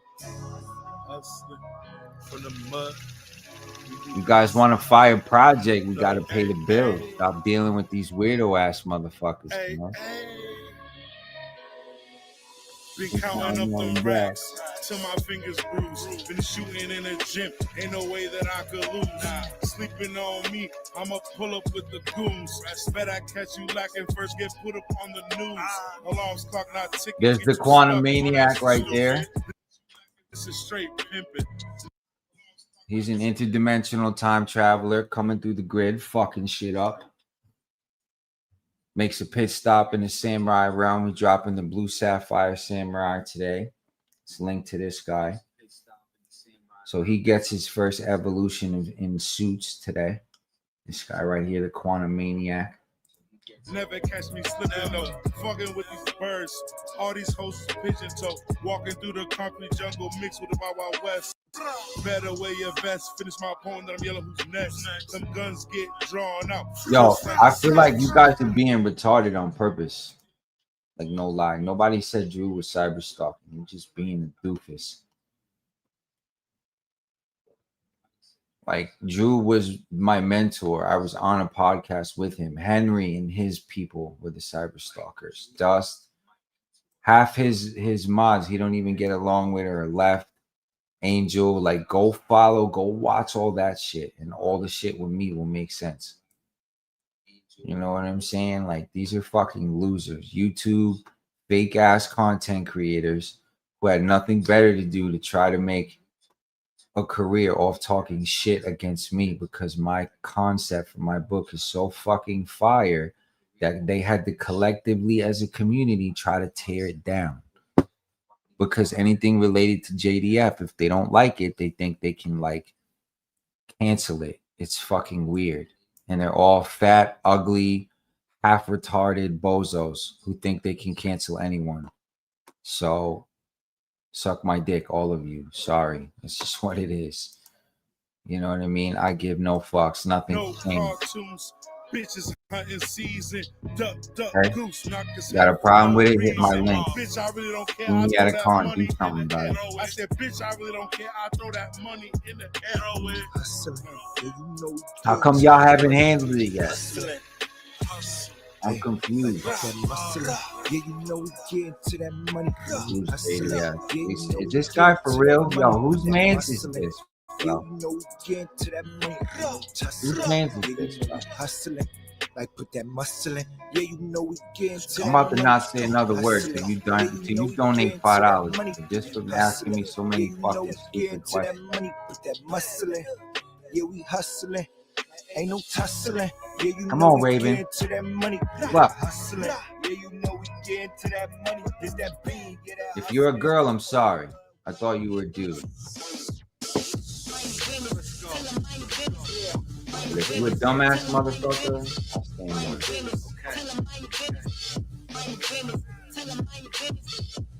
you. You're gonna jump around. I haven't even begun to cover what I want to cover. You guys don't even understand. I've been working. The project is priority. Like, August will be here before you know it. White Dragon's supposed to drop. Y'all heard Aaron, right? Here's the donate link in bio. Here's my MMPR homage shoot. Like, I basically have you are a girl. Okay, I apologize. So I wasn't trying to be rude to you. I thought you were just one of Henry's people, like trolling me or something. It get like that sometimes. So DM me, I guess. You know what I'm saying? If you're lost, if you're gonna ask 1,000,001 questions, like, it's hard to kind of like focus on what you need to know while I'm in the show. You know what I mean? So there's a lot. There's a lot. But I'm very accessible. This is my first time here. I'm trying to understand. Yeah, Henry Resilient's an asshole. Don't get really much more complicated than that. I'm their antidote. You know what I mean? That whole community. I was the locale that got away and beat all their bitch asses by telling the truth. GPD, this is my GPD, SPD Ranger concepts. Hey, I do appreciate you coming though. Thank you. Welcome to RiCaN's world. If you're a Power Ranger fan, you're gonna love it here. I'm kind of the man when it comes to Power Rangers.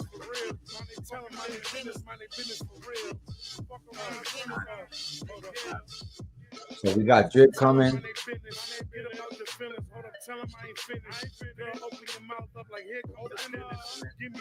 I've learned you've got beef with Power Rangers to clown on it that bad, then to be honest, the clown is real.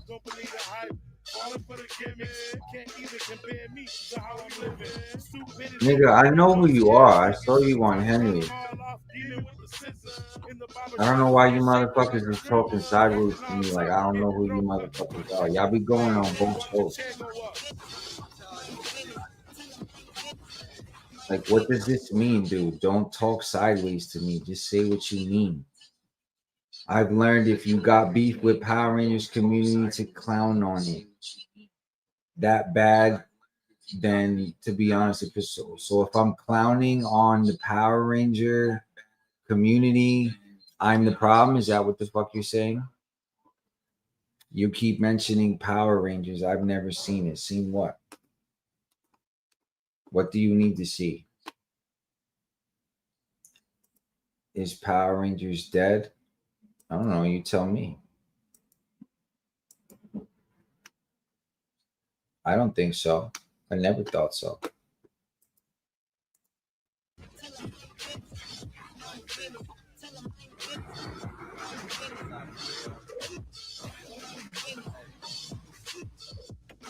You've never seen Power Rangers? Oh, you are super new.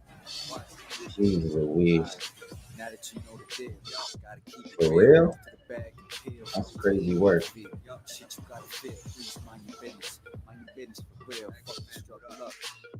Never heard of Power Rangers? Never watched the season? Always on the job, oh my God, 10 toes down to this concrete. Or speak to these chicken shits in the street. Fresh strip, let them sleep. Help your girl change your sheets. Okay, well, maybe it's just me. I'm out. Yo, these haters need I like Power Rangers. Okay, that's cool. I could rock with that. We could work with that, buddy. I'm only 18. Nope, never. Okay. Well, you should. I definitely recommend you. You watch them, yeah. We love Power Rangers over here.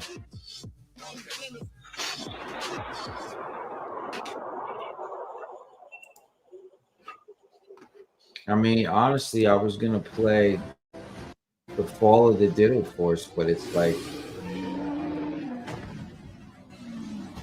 you guys really ain't into the beef like that, so.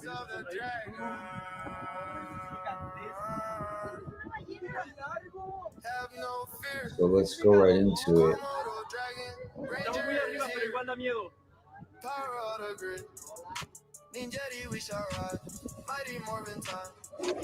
I said it word for word. Same with youngsters. If you got that big of a beef with the community to insult them and claim that they just want to cancel it, it's a problem. That's a pretty big generalization, dude, especially with me. Because you don't know me personally. You don't know what they did to me and what lies they told on me. That's why you don't know why they hate me, do you? Can you tell me why they hate me?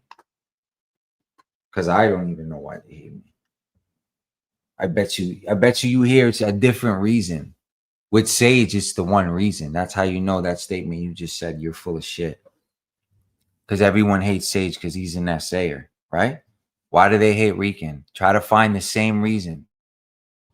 You're going to hear like 4 or 5 different things because it's all bullshit. That's the difference. That's how you know. Okay, next question, smart guy. Why don't you do a little more fucking homework? I'm the truth. I know what you talking about.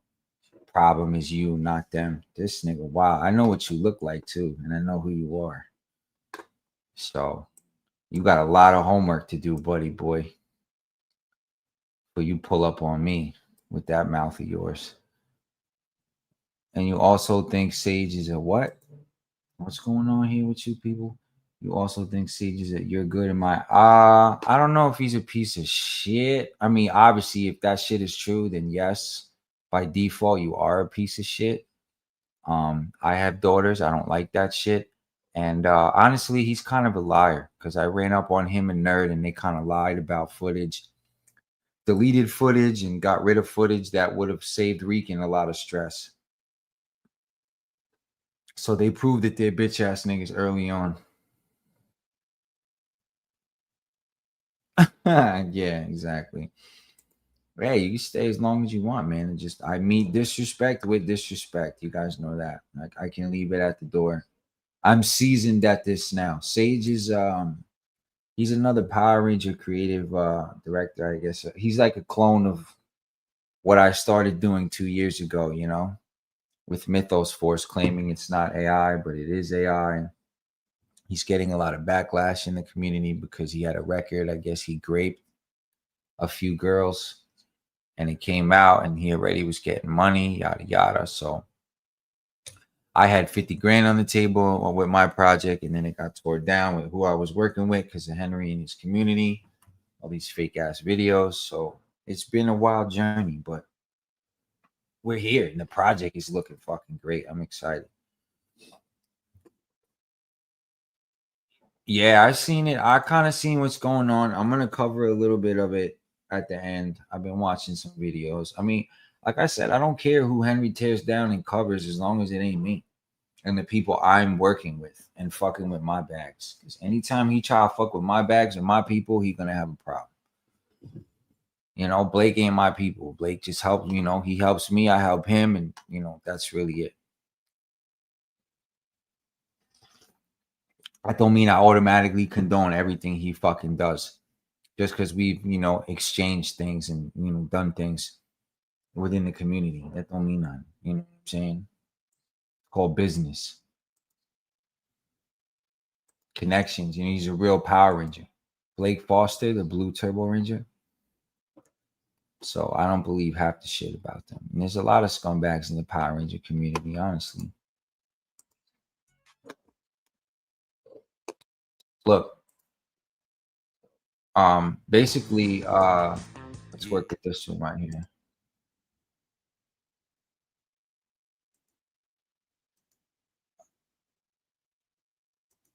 All right, hold on. We got a sound check here, guys. Hold on. System check. Like I said, I've been kind of chilling because I got to get better equipment. I'm upgrading my life. I'm doing things. I'm focused on the book. So content creation is cool, but it's not my main thing right now. Like I got monetized basically defending myself from these fucking weirdos. It's wild. So now that I'm taking it serious and taking all the YouTube drama and all this bullshit that I went through defending myself and turning it into bread to pay for the book.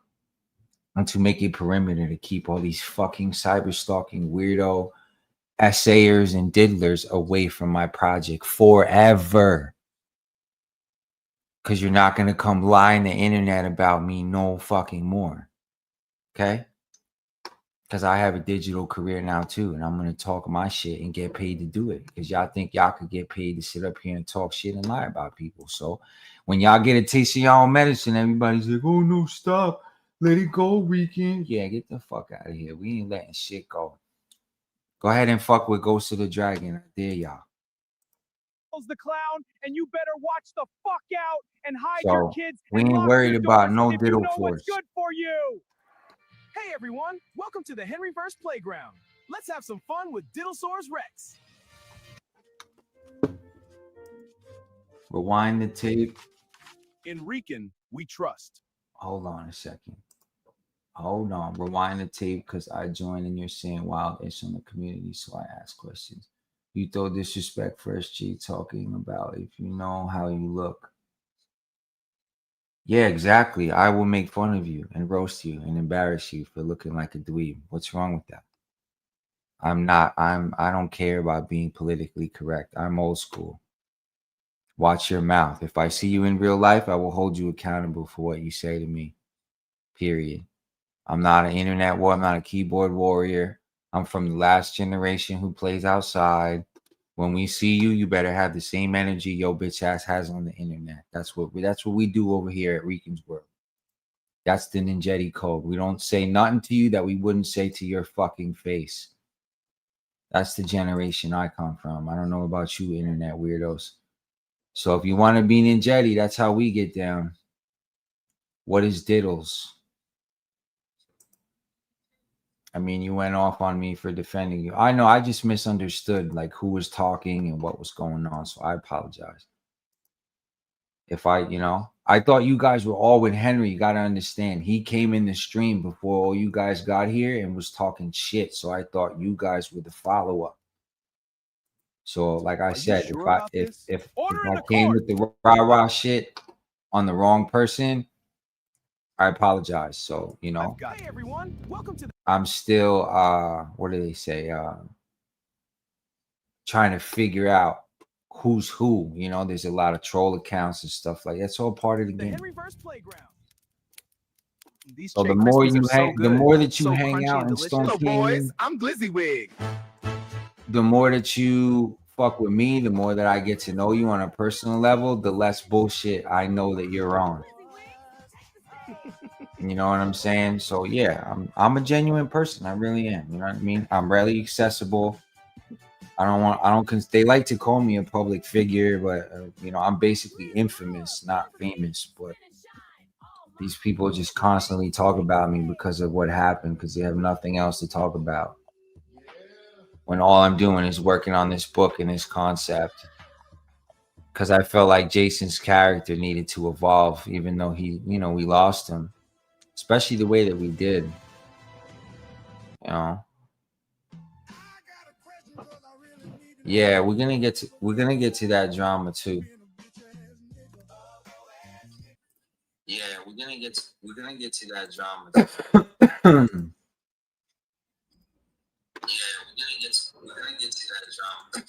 But like I said, I don't stream that much because my system has a hard drive problem right now.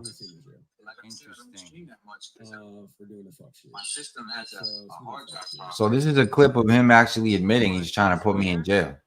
So like, you want your enemies in jail? For what, nigga? Because I'm better than you at everything you do without even trying. What a piece of shit.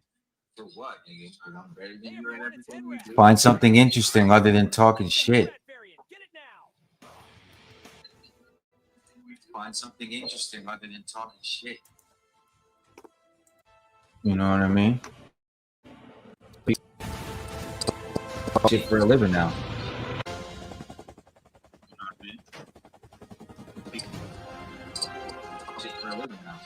So I'm just highlighting some of the stuff we've been working on.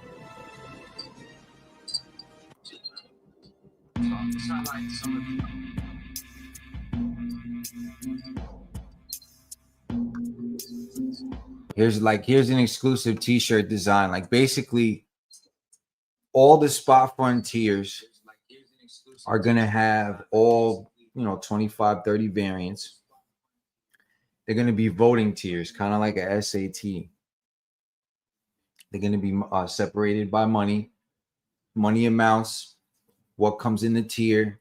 Like I said, hoodies, beanies, hats, tees, sneakers. We're trying to figure out who the manufacturers are going to be, the sneakers, how much it's going to cost, where they're coming from, the final designs.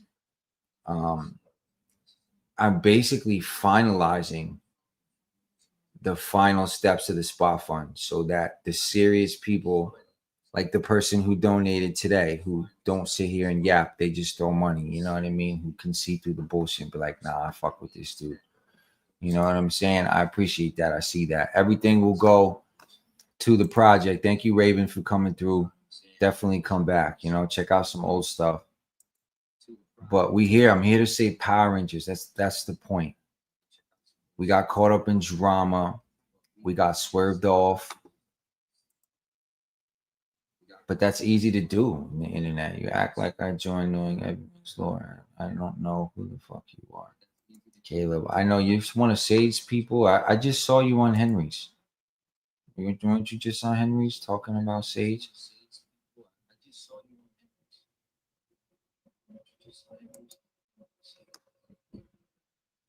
So, okay, big boy. Let's keep going.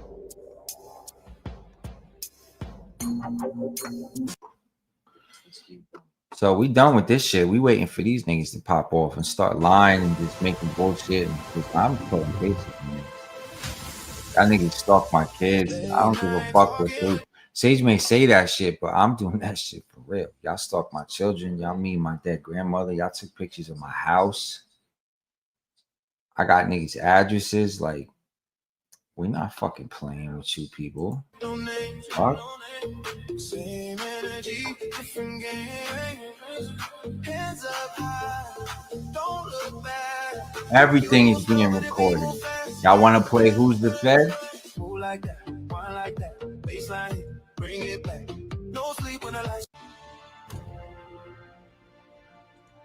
I don't know. I just don't like your attitude. You just got a little too much. You a little too what's the word? That's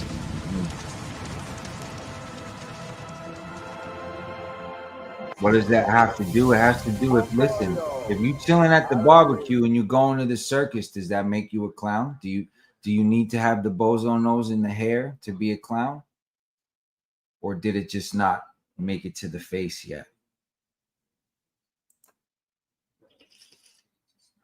I'm just asking questions because if you sit with Henry, I'm going to question your characters. Sorry if that bothers you, but that's just what it is.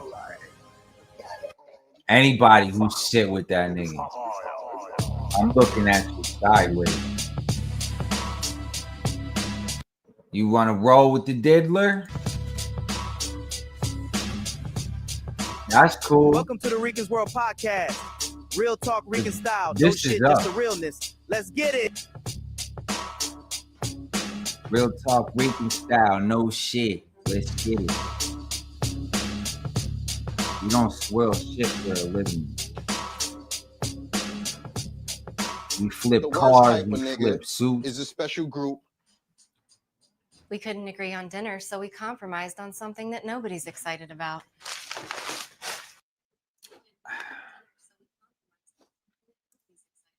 I love this clip right here. Ass niggas. Oh, see how y'all felt that collectively? Y'all heard that? The worst type of nigga is a special group called bitch ass niggas. Oh, see how y'all felt that collectively? Just in case you guys need to be reminded. I tried to Google the definition of a bitch ass nigga. Yeah, Google didn't have one. I'm about to Would kick you believe dude. it? I don't So I give had a to fuck come up how with you my feel. own. So my definition of a bitch ass nigga is a spiritually stricken individual who will compromise the morality So if you're on, of being a if good you're on the winning person team, in then order to that's good. That's what you satisfy want. an Just unstable relax. mental need to inconvenience you need. another living being. Relax. Now let the church say amen. Amen. Hallelujah. Thank you, Jesus. I am a vessel. I did see you calling out Sage on Henry's show. That's what I said. I saw you. I said, don't take it personal. But when I see people first, my first impression of you is on Henry's. It takes me a little longer to see which side you really on. That's all I'm saying to you, bro. Okay. There ain't nothing but bitch ass niggas over there, clearly.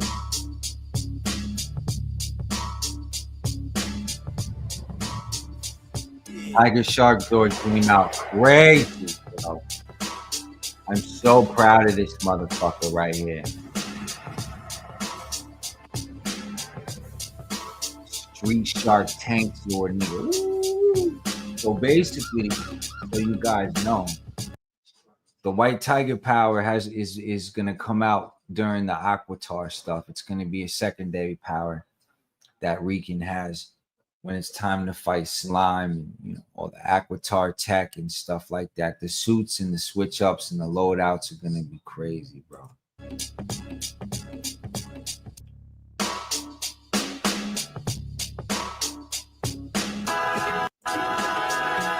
Need a personal assistant. Wanted. Oh, I Cruising. now accepting application. And this is obviously peak Ninjetti cloth right here. This is the Assassin's Creed style suit. I got different types of themes, flavors, loadouts, weapons, schematics. We got the game coming. We ain't playing with y'all. Health benefits. No keyboard warriors shall prosper, bro.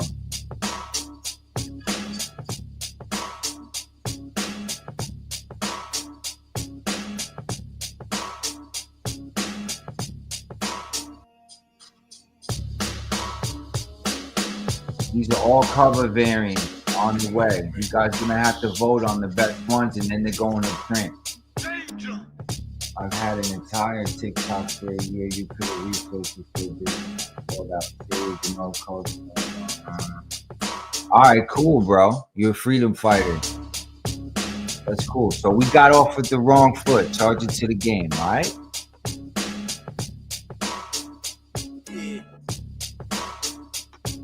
That's all. Shit happens.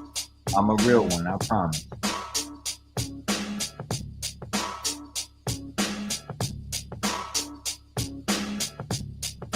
You should see the Thunder Buddy Megazord I made for people like Stacey crying when they get injured. Yeah. Well, I mean, while we're on the topic, my plan with Sage is to basically take all his Rangers, and I wrote them in the lore because I have my Mighty Morphin Ancient Rangers, right? And I've had the Phoenix way before he even did his shit. So I'm going to have the Phoenix basically clone his power and then put Sage in the book as like a half retarded like clone. Him and his angry ass evil team are like clones from the Psychotics, I think. Like I'm gonna have the Psychotic saga, and then I'm gonna fit them in there somewhere, but they're gonna get wiped from the grid. And just they're gonna be measly monsters and evil rangers that I get to just make awesome fight scenes and kill the Mortal Kombat style slowly. That's what I think I'm gonna do. That whole fucking team, bro. So that's the plan. Just basically give y'all a fly ass way to take them out, you know, because they started manufacturing, like they found a way to duplicate the amulet powers somehow and start cloning, like kind of like Star Wars Attack of the Clones. Like they're almost attempting to make like this mythical army of like soldiers. We're gonna do something crazy with the Mythos Force. They're gonna be a pain in the ass, but we're gonna wipe the floor with them. Ask him when he added his Gold Dragon Ranger. I bet you it was after he met me. I almost guarantee it, bro. Because I ran up on them in the podcast when he first came out with Nerd. And I'm like, yo, I challenge your universe. Make it make sense, my nigga. You not beating Komodo. And they looked at me crazy and they deleted the footage, supposedly. That's how bad I embarrassed him in his first interview. Niggas don't want to smoke with me, bro. But y'all need to be real niggas and tell the truth, man. They deleting footage because RiCaN's so ill with it. Ask Nerd. Where's my footage, bitch?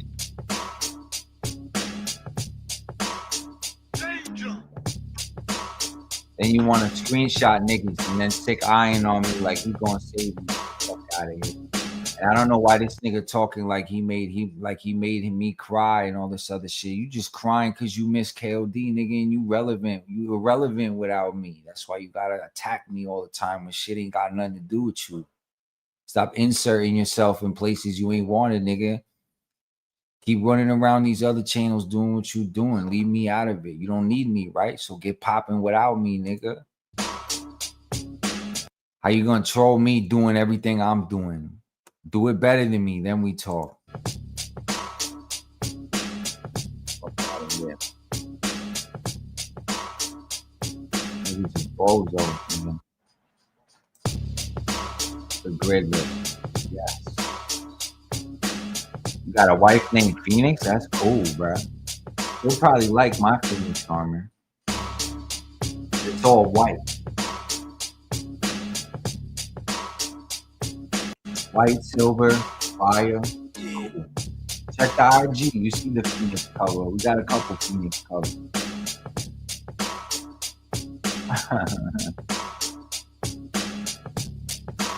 So the Medusa Rangers obviously Akira's Ranger form right here. The movie trailer voice in a town called RiCaN'sville. So I'm only playing this shit because niggas don't want to play the spandex and act like this fucking beef ain't over. Like we didn't embarrass y'all, nigga. How many characters I gotta clown this bitch ass nigga with? You don't want no fucking smoke, and then you want to make police reports on everybody like a bitch. Like, here's another pussy. Like we give a fuck what a nigga in a rabbit costume got to say. Who do this gay shit for fun? You know what I'm saying? Like it's like then they try to cancel you with the gay shit. Well, it's like you guys are kind of trolling the gay community yourself, even though you're not gay. Then you're going around calling everybody gay. They're making gay AI. So it's like, but how come y'all don't get in trouble with the gay community? But then when Blake calls y'all F words, it's a problem. Like, just stay away from me with all that bullshit. Because y'all never found none of that shit over here. And y'all always going to say it when y'all have nothing to anyone. You call everybody gay. That's what y'all do. And y'all think it's funny. It's like some weird locker room kind of humor. Like, y'all niggas should get smacked in y'all face in real life. This is what I'm saying. Like, this is just internet weirdo bullshit.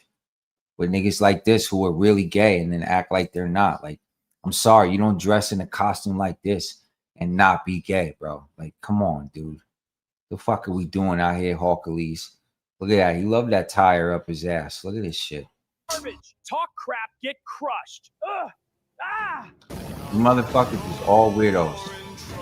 You're all gonna cross the street if you see us at cons. You're all gonna try to record us and make us into content for this fucking guy, then run back to this guy and think you're doing something just to be cool for clicks. So what happens when we turn all of you guys into content and we make it a game? Right? Then what? Then niggas gonna start calling the police and being stupid. So it's like, I'm ready to have some fun with this shit. It's all content, right?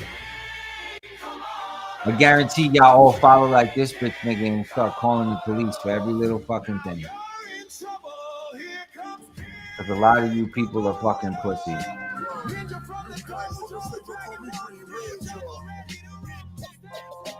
I don't know about y'all, but I'll be outside with it. We're going to be outside this year.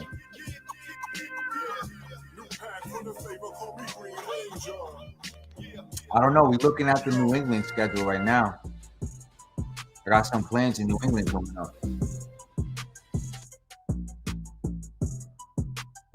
I'm trying to link with Ray. What's good, Ray? We got unfinished business, boo.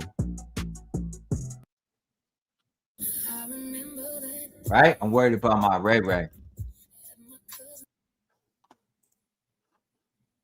I know y'all want to see that happen.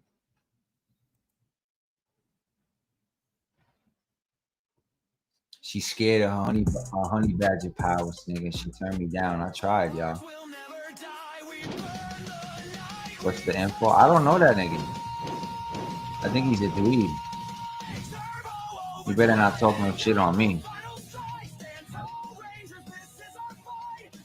There we go. Speak of the devil.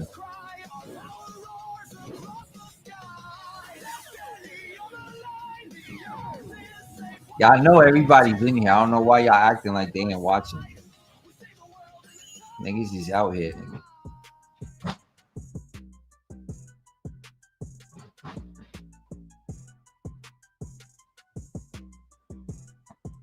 Like I said, things is changing now. I don't trust none of these niggas no more.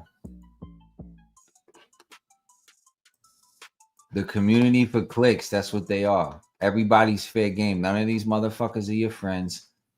Nobody give a fuck about you. Everybody swear they're entertaining and they're not. That's what content is. It's 2012 on SoundCloud again. Slug for you for trying to slug me. You can get the pump. Right? Diddlesaurus Rex, right? Or the M's. Or he was kicking my back in, right? Right? Niggas had to come save me. Get the fuck out of here. 16. I'ma run up and spray at you and your crew. Take that for snitching to the boys in blue. That's how we feel. That's how we feel about Henrat. You know, we do it for the dogs. You know, who do you think's gonna win? Komodo's Zord Power or Toilet Zord Power? Fuck out of here. I know the song. We never see you as competition. Ask them whose song it is. You know what I mean? So let's get into some coverage now that we played the highlights. This is what we're here for. We're here for Power Rangers. You guys want to get into some Power Rangers? Right? We had a girl in here that never even seen Power Rangers before.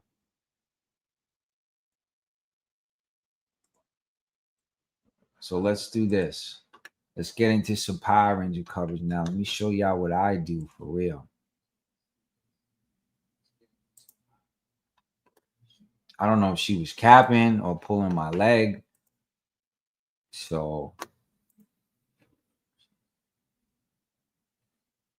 oh, I don't know, Ian. I didn't even finish that show. I know you wilding on that nigga though. I know that. Who is it? Voice of the Hills? Y'all were going at it. That shit. I'm probably gonna react to it later.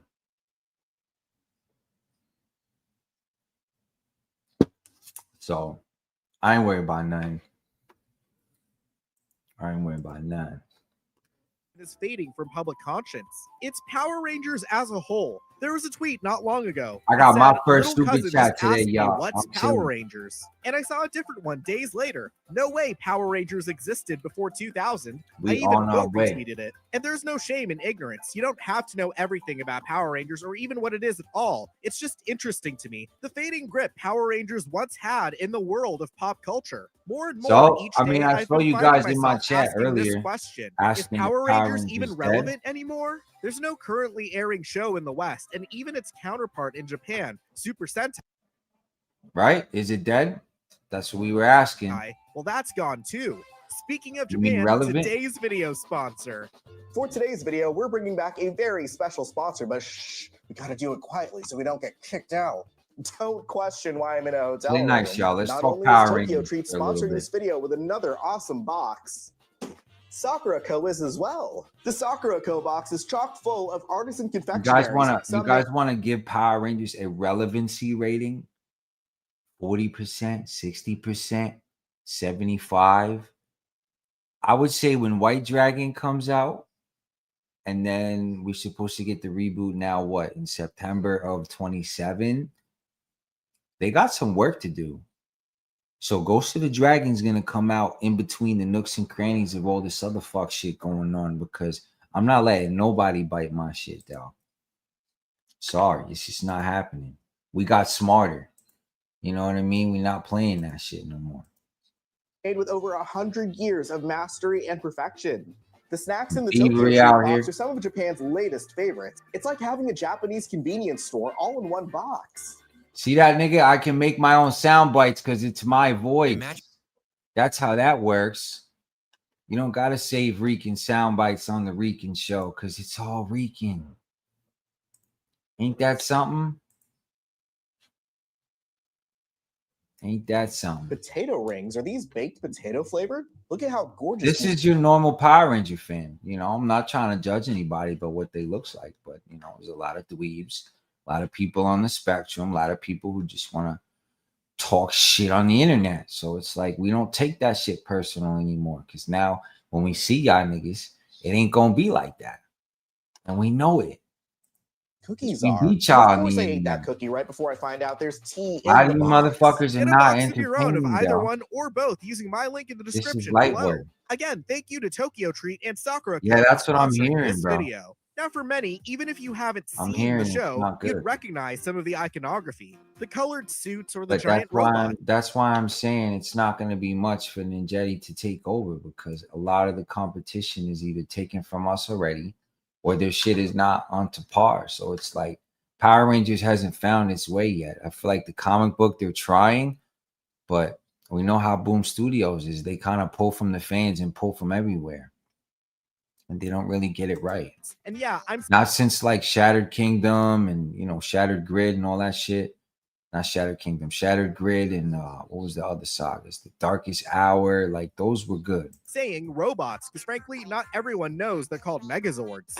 I frequent toy stores and conventions, and the amount of times I've heard people call them Megazoids, too many. I feel like people know terms like Autobot and Decepticon, but obviously Megazord isn't as much a household name as I thought it'd be. Ask most people what the theme song is, and they'll give you a Go Go Power Rangers. Same way people know the na na na na na na na na Batman, despite not having seen the Adam West Batman series from the late 60s. The show's reputation preceded it. Growing up, even kids who weren't allowed to watch it kind of knew what was going on because their parents thought it was too violent, but you'd catch some word of mouth on the playground. These days, people are more likely not to have seen or really have any knowledge of Power Rangers. Where are even we kids at? don't watch it. Not to What happens when this Disney reboot bombs like 2017?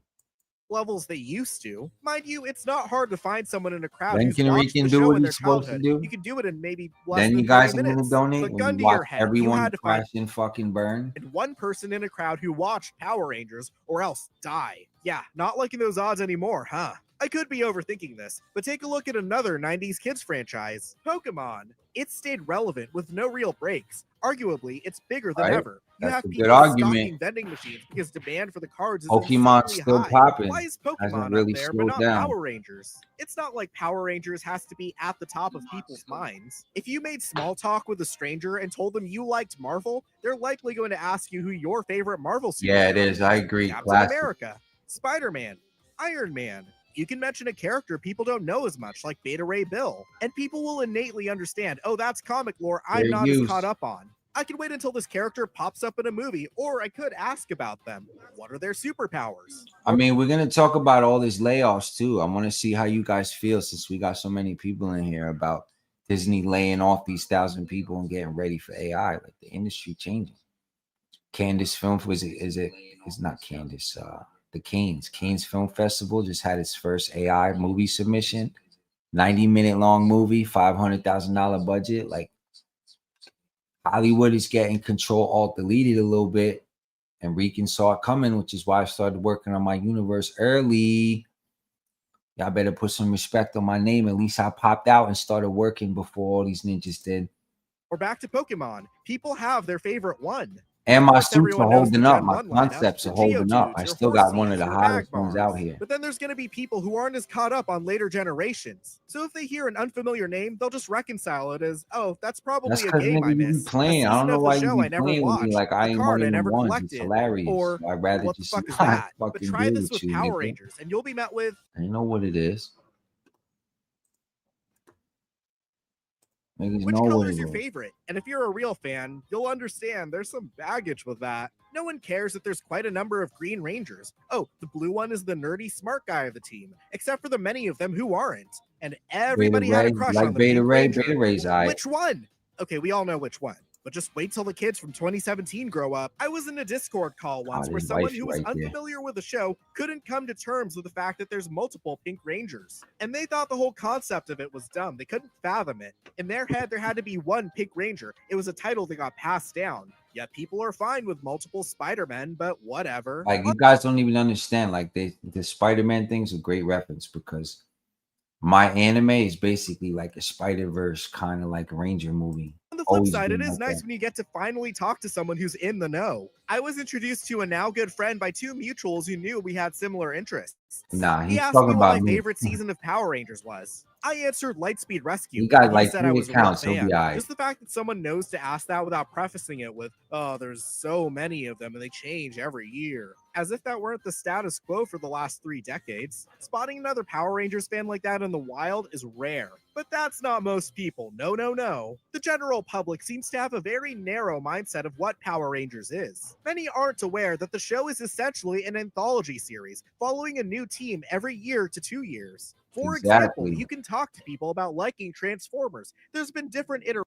Who y'all got? My Power Rangers fans, if you can only pick one, left hand, right hand, red pill, blue pill, Transformers or Power Rangers. You can only pick one. Who you going with?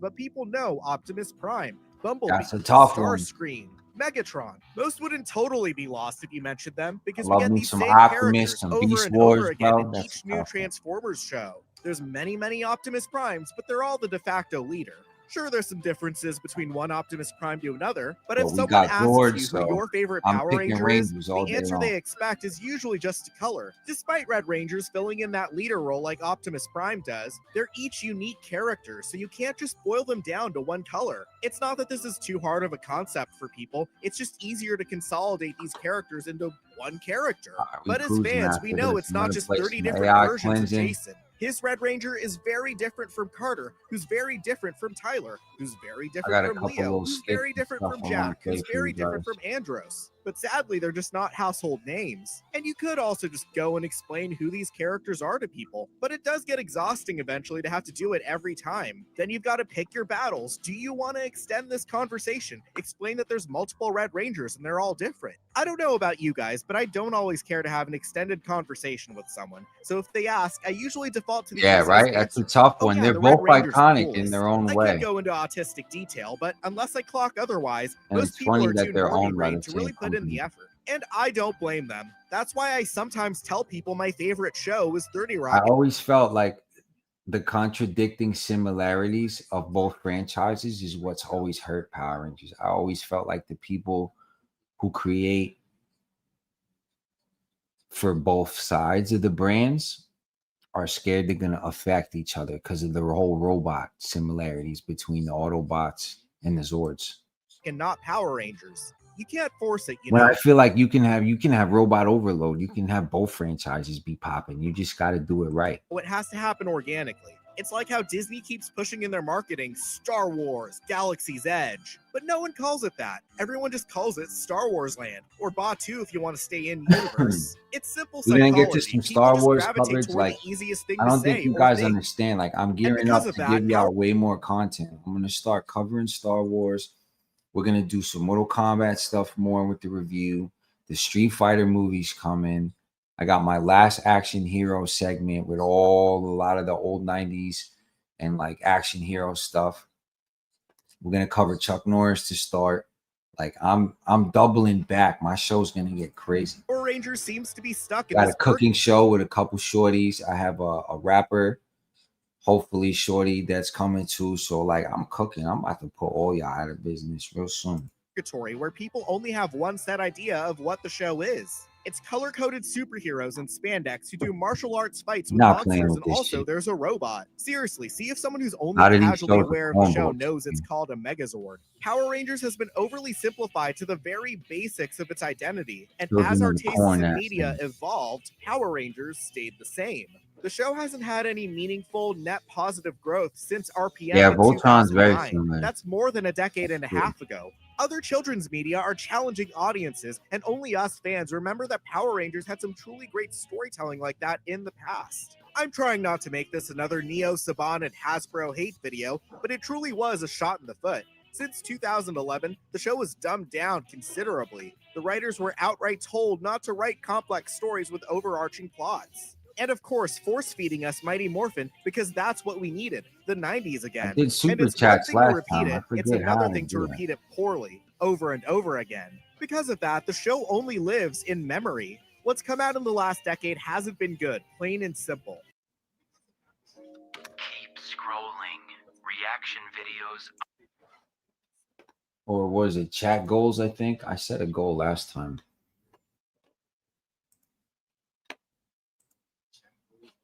We about to go over the Mortal Kombat review. Who saw Mortal Kombat? We're gonna jump around a little bit.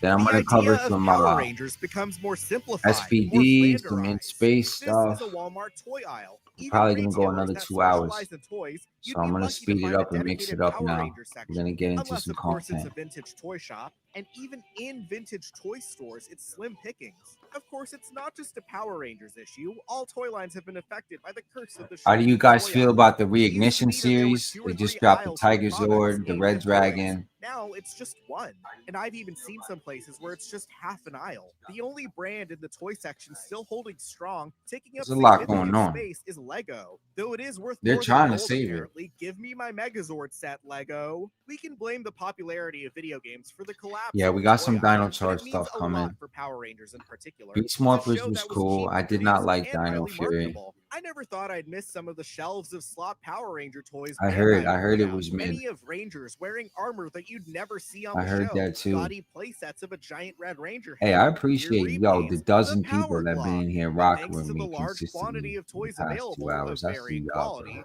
they made their way My into the show's hands of growing. kids. The RiCan I'm not fan sure the base is percentage of growing. The kids actually Discord's begging their growing. Like, parents to shout to buy my what's real currently on ones, bro. shelves. I'd assume it's the other way around. parents recognizing it Stone and buying it for their Canyon, man. kids. The new reignition line Stone by Playmates Canyon is boys are fine. here. It's different to what we got before. Not my personal favorite, but all right for kids. Yo, I That got is the if Blade kids Blaster really right do love here, it. man. I My cousin suspect picked there's up the some financial Morpher. coaching going on. I don't think you absolutely need a show to sell toys.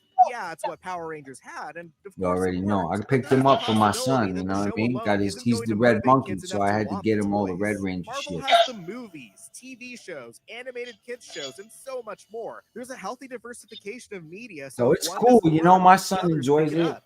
It Power is what Rangers it has is. the Boom Studios It ain't comics, like the which old one though. unfortunately is the best thing it's got going for The it. design's Recently, it's been different. The falling type into the of trap of plastic Mighty ain't nothing Morphin like them over old and over school again. Bandai And toys. without Let the me show, tell that's you. really it. I'm sorry, but the AI slop Mighty Morphin Minute isn't doing much to attract audiences on social media. Same with the AI reignition remasters of the show. And absolutely boo AI. So But where I you see guys little at to with no it? My, practical you know, my quality people who difference in the keeping up with all the remaster. Power YouTube's Ranger shit. compression's so god awful it doesn't even matter. So at this point, they're just lazily reposting episodes Have you got that your are hands on already any of the online. This toys? is the extent of the effort that Hasbro and Playmates wants You to like put into the Cosmic brand. Fury? I No have to wonder watch it people are again. forgetting I'm gonna Power add the Rangers. Cosmic And now there's Fury that at new the show, end. Armor Source, an adaptation Movie of a Korean show 3, that's pretty Power end of the Rangers prison slash saga. Tokusatsu-esque. It does look more like Neo Saban slop, but it keeps the kids distracted. And while we do have 30 years of the show available, kids want something new they can follow. And that's what it is. It's 30 years to pull from. So I picked Power Rangers because I felt like there was enough content to really make a decent script, a decent trilogy out of, you know, if I can't get 3 movies out of 30 years of Power Rangers, then what the fuck are we doing? Along with, not the previous generation's leftovers, something to call their own. We need something new, something that isn't just a rehash of old Power Rangers. We all know by now that the owners never really cared for the show. Any good that happened to Power Rangers over the years has been He from goes Beast individuals who have Morphers, pushed to make you it a know, better that production deserves a than it ought to rewatch have for been. sure. At the top of a heaping pile of money is this We got to deformed talk about creature. some in And while the space. appearance of this creature may have changed over the years, their only goal is to keep Power Rangers as a show profitable. And they do that by keeping it cheap as hell to make. Who cares about making it good? It's a stupid children's show. But I care about the show. I'm not a kid, or a goofball, or a wingnut, or a knucklehead McSpazatron. I'm an adult with a disposable income. I'd hate to help a millionaire make more So millions with because that clearly being they need said, it. But if they had just invested in the growth of Power Rangers, they would have made so much money. They had a decade to turn it into the next MCU, and they failed. The closest attempt to do more with the brand was the 2017 movie, which of course had suit and robot designs that screamed, "I've never really watched the show, so here's my best crack at it," and I refuse to call this one exactly. the Megazord. Just look at it, ew.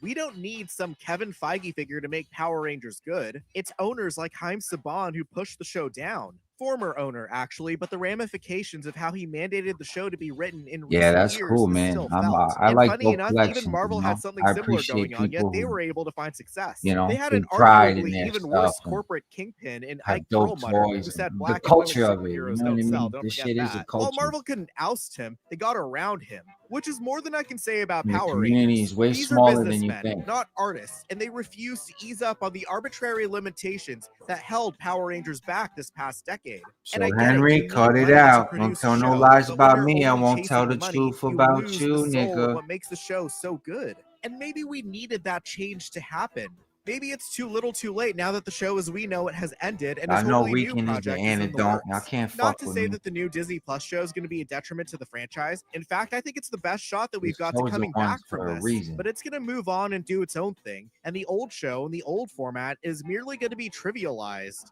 How big of a fumble is it This to have was a Power dope Rangers video. be at the Quick little top of the 15 world in minute the 90s assessment. and not continuing to nurture and grow How that? relevant is Actively Power refusing Rangers? to Is let the it dead? franchise You know, blossom where and we at allowing with it it to right fade now? from relevancy. It's those at the top who's to blame. How can we go on living in a Clip world it. that You know doesn't what I mean? really I know like all Power the AI Rangers? Well, clipping that question's software that's being been over happening. dramatic, I'm but getting you a know, lot it of shouldn't shorts affect our popping day to with day at that. all. It's just the end of an era, end of the magic that kept Getting some good at steam this in the engine. content In shit, the man. 2010s, even if Power Rangers, modern Power Rangers, was no longer your jam, Let me it's give you still guys some some comfort knowing that kids AI could be slop watching it here to and mix it becoming up, huh? fans. It's still growing in the background. But now there's only the backlog of the past 30 years of Power Rangers that a generation of the next 30 years can't take ownership of. So why should we expect kids to go back 30 years just to do the homework and watch Mighty Morphin Power Rangers? The kids now will be adults the next decade and be a lost generation who never had Power Rangers of their own. This squandering of the franchise's potential has been compounding, putting all the more pressure in whatever future project is coming to stick the landing. Good luck, Disney Plus, and I'm saying that as someone who's optimistic about it. Let's answer the question. Is Power Rangers still relevant? Kinda. While Power Rangers will never be gone from the public conscience, it'll never be a clear image. It lingers in the back of your head as a distant, I gotta watch unfocused Lightspeed idea. Rescue And that's again not to too. say My you can't memory's find a little places where hazy, it but is more relevant. More and more fans and actors are coming out to conventions to meet in person. We now have multiple Power Rangers specific conventions I do like outside of how the big three. Lightspeed had the To the first general public, it's American still that Ranger with the quirky show from the Titanium 90s, name. but us fans know better. How much My more son loves Power Rangers dinosaurs. has become. And maybe one day, they'll know. But right now isn't that time. That is until something changes. We needed a change years ago, but when it does happen, better late than never, we'll just have to hope it gives Power Rangers clarity again. Make it the forefront of our minds. Make it relevant. Tell me, do you think Power Rangers is still relevant? And this is Let's gonna get a take discussion all of going. us. This is gonna take all of us on some positive shit. The real fans, all the AI creators to stop fighting, do some cool crossovers, support each other, fuck the bullshit.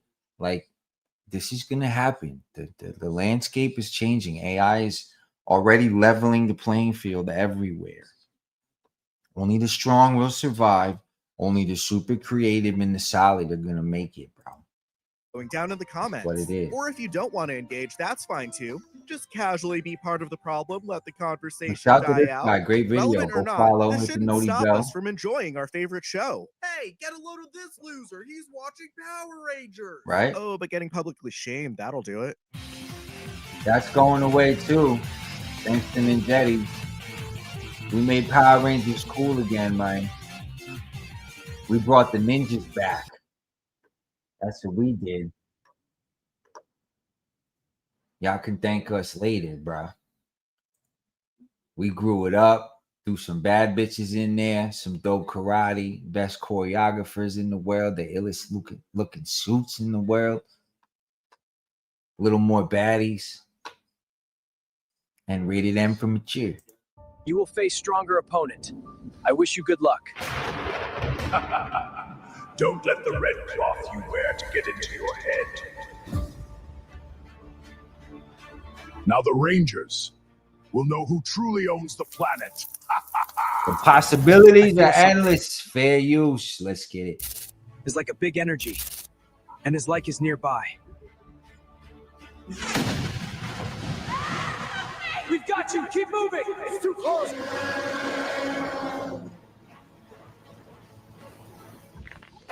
The shield is breaking. The Rangers in it. Now that me and my team have destroyed your power source, you are next to be destroyed. Status report on the northern sector. Sir, activity is increasing. We need to reroute. Agreed. I'm pulling up the alternate route now. Do it.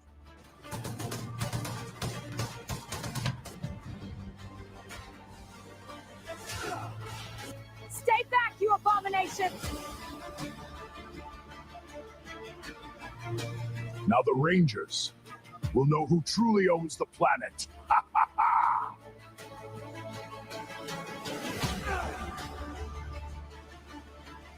This is dope. See, I enjoy all this shit, you know? Watching it get better, watching it improve, you know what I mean?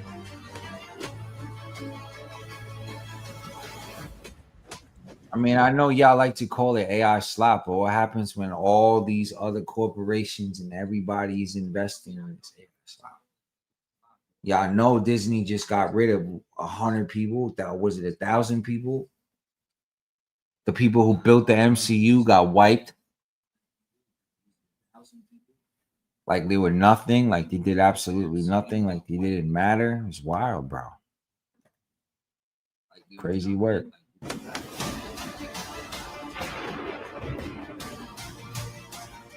Love Dino Thunder. We're gonna get into that shit too. I'm saving a lot of the Dino shit for the third movie. Your city will crumble. Turbo, Zeo, and a lot of the Dino shit's gonna be all together. It's the last part of the saga for me. You cannot stop me.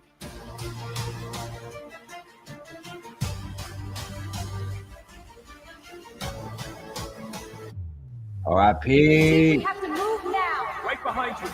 Let's go. Ready? Let's do this.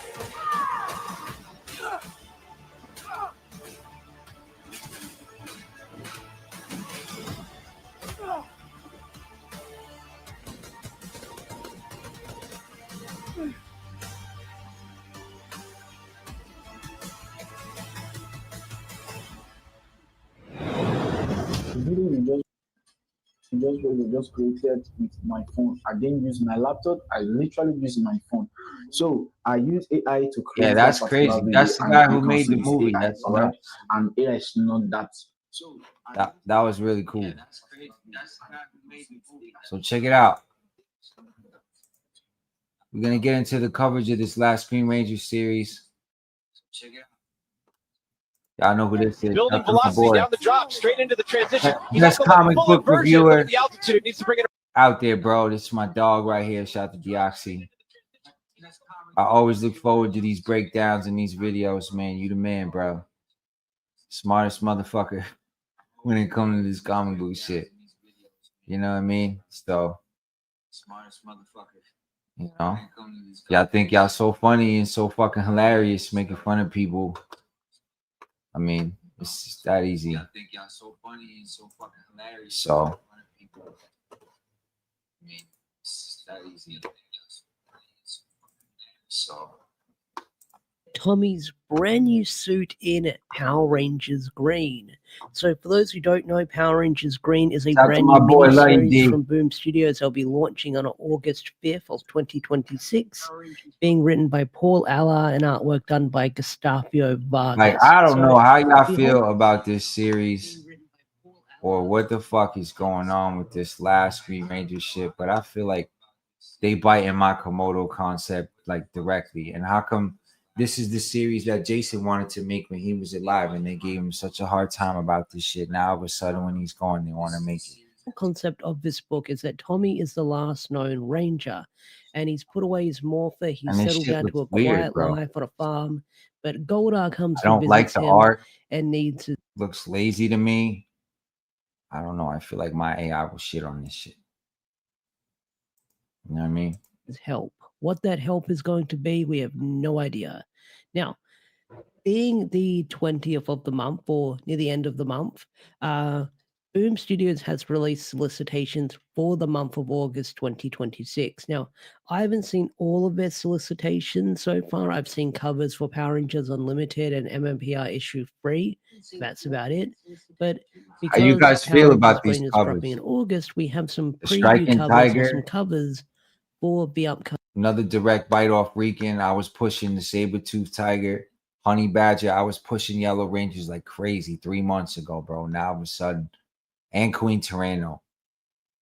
So everything they announce is the same thing RiCaN announced. If you double back the last 3 months, I dropped Lady Draken, I dropped Queen Tyranno. We had a Vixen Ranger line. That's why I dropped all girls. Because we basically released the Gooner side of the project first. And then all of a sudden, here comes Boom. They want a red girl ranger. Now they got a 3-book release, like my Triforian release, which I called it 3 months ago. I said I got a Triforian book release coming, y'all.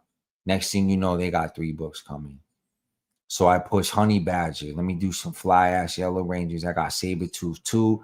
We threw out some Charlie Kirsch screenshots with it.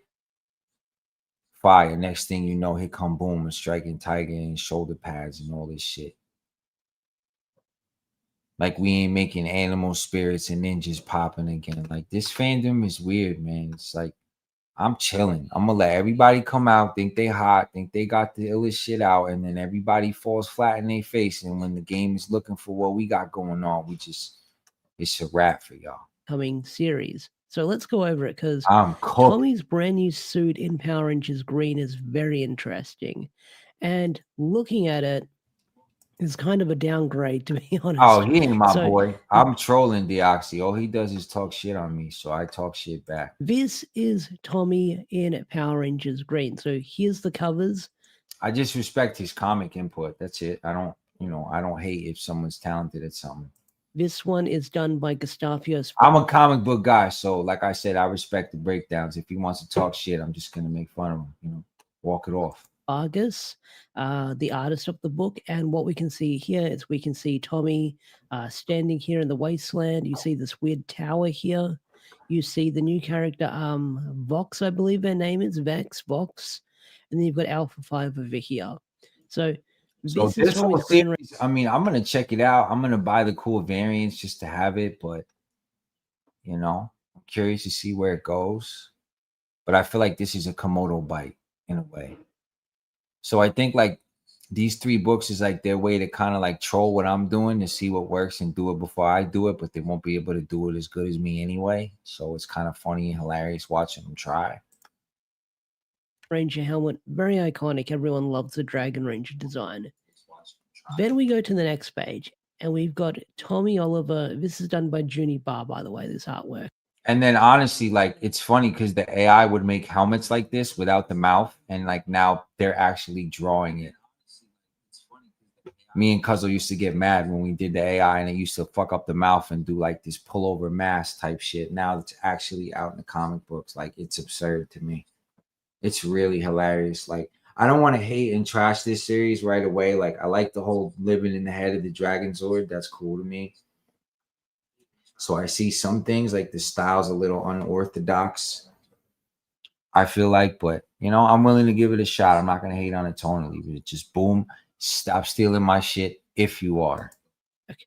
And I'm not shitting on the artist. It's Tommy's new suit design is a very interesting choice in this series. So we've got this artwork done by Junie Barr in memory of Jason David Frank, which is really nice, I will say that. And it looks like that Tommy's Ranger suit isn't going to be connected to the Morphin Grid, but something that he puts on like a superhero outfit. Because what you can see here is his Ranger outfit hanging on the line, on the washing line. You can see the gloves here, the pants here, sort of like the vest here. And then you can see the helmet here that looks like it's carved out a little bit with the mouthpiece, which is interesting within itself. And then when we go to the next, no, we've looked at this one. This one's done by Erica Hendon. What's going on with this art? It's just like a Nightmare Before Christmas meets like Yawn Flux. Like, what the fuck is going on here, bro? I think this one was a thumbnail I used, but it wasn't the popular one that got chose. But here you can see Tommy. And they got this Robin Hood looking Green Ranger. And like, the brand new character up here on the Dragon Zord playing the guitar. I'm gonna love trying to make a better comic book than you motherfuckers, all of you. It's gonna like it's fun for me. It's part of the sport and the game. This is what don't hate the player, hate the game. His new outfit is going to look like where you see him side by side with GriDDLeR. What is this? And this is done. This is like some Simpsons, like Beavis and Butthead, like Power Rangers shit. What the fuck is this? Wait, is this done by Olivia Ono? No, this one's done by Erica Henderson. This one is done by Oliver Ono. I do apologize for mixing up the artist's name. So this one's done by Erica. And this is Tommy's brand new outfit. And it's very fascinating, I will say that. Because you can see him wearing the spandex here. He looks a little bit wider, I will say that. Maybe because Tommy's jacked, so he can't spit into the spandex compared to the Morphin Grid energy forming around him. But it's a very interesting choice to have his suit like this, because it looks like he's going to wear it like a regular superhero fit, which is crazy within itself. GriDDLeR's design here looks sick. I like GriDDLeR's design here. You can sort of see like the hair growing back here. He's got more of. So it's like y'all trolling me and making fun of me, but being a 40-year-old Power Ranger, you know, old ass, when this is literally a comic book about an old ass Power Ranger. Like, how does that make y'all feel? Do y'all feel like dumbass niggas yet? No. Like you should horns on his helmet. So GriDDLeR looks jacked in this photo. I will say that. Tommy looks really interesting. Now, what's really interesting with these preview pages is that Tommy Oliver has the long hair again, because you know that's what he's known for. Hey, RiCan got long hair now. They just give him the long hair now. Full RiCan David Frank mode. Let's get it. Which I understand is an artistic choice. I mean, I made like a nitpick about it in one of Melissa's short stories that she did for the 30th anniversary. And even she found it I might funny keep that it was long like for the the biggest Zoro nitpick shit for too, the but series. I think when the book comes out, I'm gonna cut That's all good. That's all good. But yeah, Tommy's got his long hair here because that's what he's known for. I'm Not dedicated. short hair, I'm Dino, devoted. Thunder Tommy. It's long hair Tommy that people know him for. But Tommy's brand new suit is a very interesting downgrade because if he's wearing his suit like this, that means there's no morphin grid energy. He can't use his morph to connect to the morphin grid. And we don't know if he's going to get his powers back at all. Because if you look at this one done by Oliver. Are we fucking with old man Logan Tommy? I mean, I know he used to like Wolverine and old man Logan, but like, is this how you think JDF would have did it if he was here? Really? Like, honestly? Ariel, I believe their name is. Let me just see. Y'all fucking with this? Oh, Ariel Olivetti. Okay, I do apologize. So this looks. I don't know if this is like an artistic choice with the cover. Yeah, exactly. But it looks like Tommy is wearing sort of like this He-Man Robin Hood-esque like suit. I think that's what he's wearing mostly. It's just more detailed here with the artwork here compared to the other photos we've seen. But here we see like the old rundown Dragon Zord. Yeah, I like the belt. We see Tommy with his belt on. He's got the sort of Dragon Zord symbol. Looks here. like Link. He's got like his little satchel, his little pouches. What's going on here? The Dragon Zord symbol here as well. So I guess it's like a stylistic choice. And then he's got like the beard and the long hair behind him. So this is more of like a realistic photo of Jason David Frank with this painting. And I will say I do like it. I do like the watercolors. I think this is like watercolored, I believe. But this one looks really nice. This might be the thumbnail. This might not be the thumbnail. I'll probably have more than one thumbnail for the thumbnail choice. But what do you think of Tommy's like? I'm not fucking with it, I don't know, man. Downgrade, you could say, where he's actually going to wear the suit mid-vibes, and not have range of powers, possibly. I get the feeling near the end of this mini-series, he'll get his powers back. But I think throughout the series, he's going to be running around in this suit where he's just going to actually wear the spandex, which, if that's the case, that's going to be very interesting if that's going to be happening. I don't know, man. Thank you, Mr. Hawking. Let's see how it works. Let's see where, let's see where things go. But legends never die. Shout to the GOAT. Let's take a moment. I want to honor the illest, the greatest of all time. R.I.P. Crisis. Get into angry letters from fans, calls from parents, a completely unexpected reaction. Kids were too depressed to go to school, or they had locked themselves in various rooms, or couldn't sleep. The cause of this distress? Fair use. Let's get it. Oliver, the Green Power Ranger, had lost his powers in the two-parter, The Green Candle. Nigga, you could never pick content like me. Your show will never be as good as mine, just for the record. Just when you think you could fuck with me, I'm here to remind you how much you can, nigga. And as a fan favorite, few enjoyed the idea of him being gone. This list of reactions reminds me of Optimus Prime's death. And I think there's a common idea. Let's see how much of my content, my videos, he takes and uses. Fake ass Power Ranger creator. Between the two events. Although fictional, characters to which we've You grown ain't no attached Power become Ranger a part fan, of our bitch. routine, our stability. When they go, we're left with a life destabilized. Yet I think we need such events You've been to better demoted, prepare for nigga. personal loss. For when we must say goodbye, knowing that there is no return.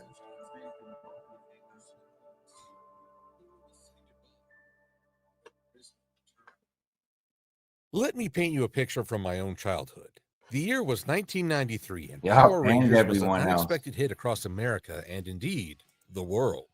While it was certainly big on camp with squeaky clean protagonists who were rather buff to be high schoolers, the show had plenty of action and cool monster fights to get the kids' imaginations going. As a result, Power Ranger toys were liquid gold and sold out everywhere. So when my mom and I finished a trip to the airport and stopped by a random Toys R Us, only to discover that all 3 giant robot toys were in stock, we snatched them up straight away. Old Bandai goodness. Just, those toys were impossible to get, bro. But there was a little something extra included with the Dragon Zord. A Power Ranger figure. Green, no less. I remember and with a golden shield? I was hyped before the first TV promo even came out. With amazing strength, morphin powers, and an incredible Dragon Zord. This was the start. This is like, Oh, shit. What a time to be alive. Part of Jason David Frank's role as Tommy Oliver, a character and actor contracted for 14 episodes, who would become the face of the franchise and hailed as much as I love Jason, man, there's other Rangers who are just as great, even though he was the GOAT. Johnny's pretty fucking close, man. But if you asked me to point out an episode that affirmed why he deserved such admiration, I don't think I could do so. Certainly, I'd point to Return of an Old Friend as an example of some of his best, but that episode only works if you understand what came before and what was to follow. So let's go through the phases of Jason David Frank's career and why his role as a Power Ranger appealed to so many. It began when Frank was brand new to the acting scene, dealing with agents who wanted him to cut his hair to fit expectations and giving him half-hearted suggestions for parts. Eventually, he landed the part of Tommy Oliver. Part of this was due to his martial arts prowess, having trained since he was 4 years old. Already impressing people by matching the Red Ranger blow for blow, series villain Rita Repulsa was downright swooning for him. Oh, did you see that guy? So in true villain fashion, she magically abducts Tommy and brainwashes him into being her servant. And over the course of 5 episodes, he pushes the team to their limit. He's able to outfight all 5 at once, wrecks the command center, isolates Jason from the group, casts their Zords into lava, and then goes on a rampage with his own Dragon Zord. He's whooping them so hard that the Rangers consider giving up. Let's face it. The Green Ranger was Rita's trump card. She played it. She won. And through it all, Frank's vocals gave the Green Ranger a real sense of menace. He had a charisma for being a bad guy, making one wonder if there was a better person under all that control. Come on, you pathetic Power Rangers are finally going down. Even in the final showdown, he pushes the Red Ranger to his limit. Yet in the end, he was freed from the spell and decided to join the Rangers. Fight by our side and we can defeat Rita. After everything that's happened, Tommy, we need you. It's where you belong. This leads us to our first pin in Frank's portrayal of Tommy. The original 5 Rangers were given the choice to become heroes. That included the freedom to refuse. I tell you what, it's been real, but I gotta go. Yeah, see ya. Side note, this is the only time I remember these teenagers with attitude having any actual attitude. Tommy was conscripted. I wouldn't have blamed him if he simply turned in the coin and walked away. Instead, he stayed on and became a semi-member of the team. I mean, come on, they were mailing letters like, yo, where the fuck is Tommy? Y'all better put him back in the show. My kid is sick. He's not going to school. We need Tommy back in the program. We ain't playing with y'all.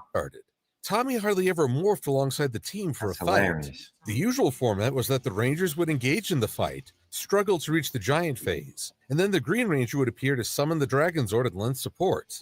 This was because the original Japanese Sentai series, Dinosaur Squadron Zyuranger, had put a limitation on the footage. In the Land of the Rising Sun, the Dragon Ranger was an ancient warrior who had been crushed to death while in suspended animation, and was only able to extend his resurrection within a special chamber.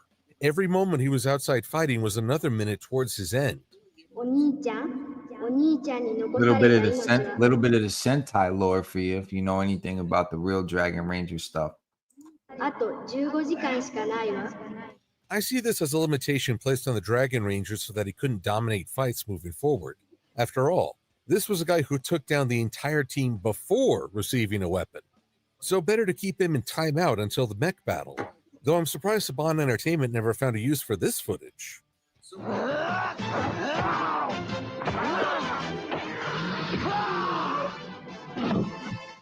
So while there was an expectation that the Green Ranger would kick all kinds of monster posterior, truth was he was more of a summoning device for another giant mech. But 2 aspects kept us interested in Tommy's career. Unlike his picture-perfect peers, the Green Ranger had a stain in his history. All his actions were an effort to redeem past wrongs. It was such like a beautiful disaster that made it a masterpiece. You know, this show, the way it was ginsued and chopped up and just put together, like, and then we didn't know, but then we found out we didn't care. This isolation from the rest of the team also required that Tommy have different subplots going. Imagine when they captured by putties or auditioning for our martial arts promo, Tommy had a distinct identity apart from the group. This what happened, dude? You don't want to play with me? Trying to forge a new life. It also didn't hurt that he was constantly flirting with Kimberly. No one knows. Wow. But we can be sure that the Power Rangers, whoever they... Any young person who recognized Amy Jo Johnston's beauty would wish to be in Tommy Oliver's shoes. Canon declared otherwise, but these two remain my OTP. Too bad their first and only kiss took place at the end of the Green Candle two-parter. In Japan, that candle represented Burai's lifespan. For Tommy, it was a countdown to steal his powers.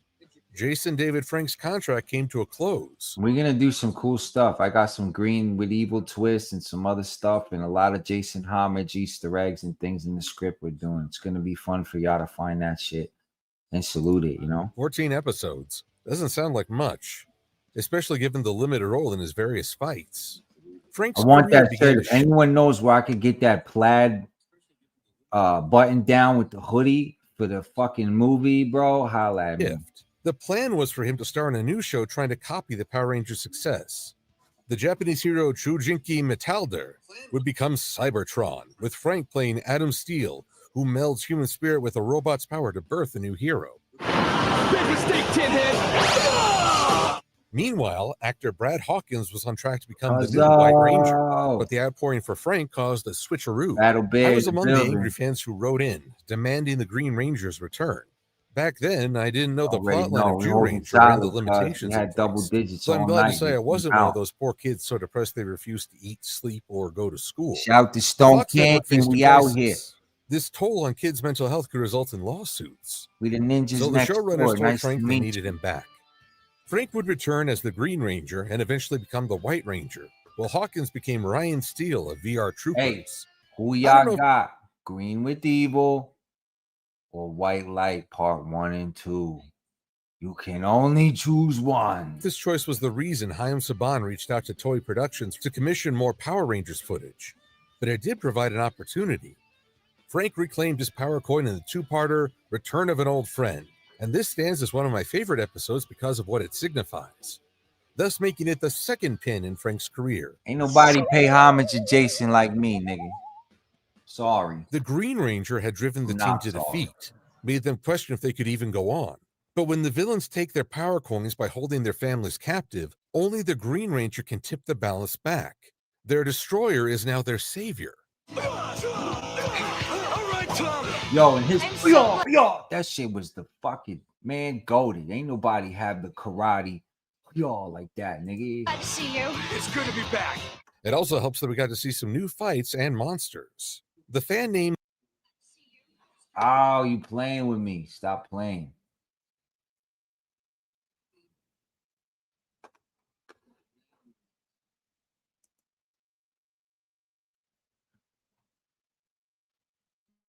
Oh, wait. Malfunction, guys. I think I hit skip video by accident. Fuck.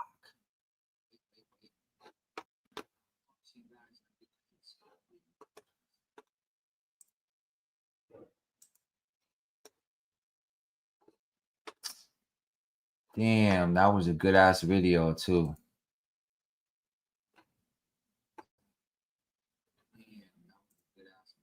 Hold on, guys. Let it load back up. Question if they could even go on. But when the villains take their power coins by holding their families captive, Not even only the Green Ranger I can can tip the see balance that. back. Their I'll give you destroyer that. is now their savior. I'm so glad to see you. It's good to be back. It also helps that we got to see some new fights and monsters. The fan-named Jew 2 footage enabled the Green Ranger to make a return and actually take part in battles. I especially enjoyed seeing him go head to snout with this Schwarzenegger parody. Skip some of this. There was a caveat to this return. The Green Ranger's powers were temporary, and thus he was still safer when the team was at a crisis point. Like Burai before him, Tommy now faced a consequence to every transformation. He was paying the price for this power, and yet he did so without hesitation. Feel like he This trade off rewinded. only heightened his standing in the fandom. But with the advent of the new lead in Lord Zed and a focus on draining away the Green Ranger's powers, Tommy became a heavier focus. He even got brainwashed again, likely to give his evil half another hurrah. Move. With Greed No More, we got another send-off to the Green Ranger. But this one had a different feel to it, as it gave the character of Tommy a chance to shine unmorphed. That was a great episode when you fought Oldar. This felt like a genuine tribute and celebration, but it also helped that in the following episodes, the characters kept mentioning Tommy. Jason, you made the right decision when you left Tommy's candle. This was in stark contrast to not giving him one mention after the Green Candle episodes. This was for you, Tommy, wherever you are. Now it was time to shift the footage and mech battles to Guard Star Squadron Die Ranger, which just so happened to feature the Kiba Ranger, who was a 9-year-old. White Light. Yep. So if you think about it, Blake wasn't the first Kid Ranger. The White Ranger was, technically. How you like them apples? Just glad they didn't try to adapt this scene. The fuck? Returning to the show in The White Light, Tommy didn't get the most gentle invitation.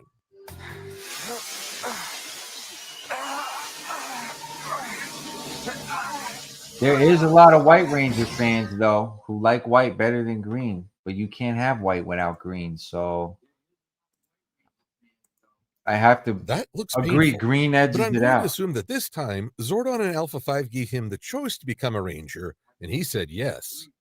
Because the White Ranger was a clean slate for this character, and apparently a promotion. So, Power Rangers, may I assume that you are pleased with the new leader of the Power Team? This is great.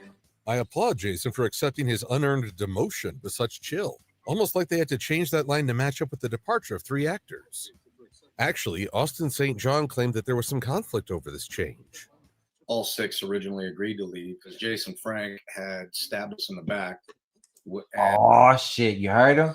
And had converted David Yost and Amy Jo, talked them into staying. And they had already promised him the White Ranger role because he wanted the leadership slot and knew he would get it if I left. I can't confirm this recounting's accuracy. All I know for certain is that there was a lot of contention about the production. It's okay, ASJ.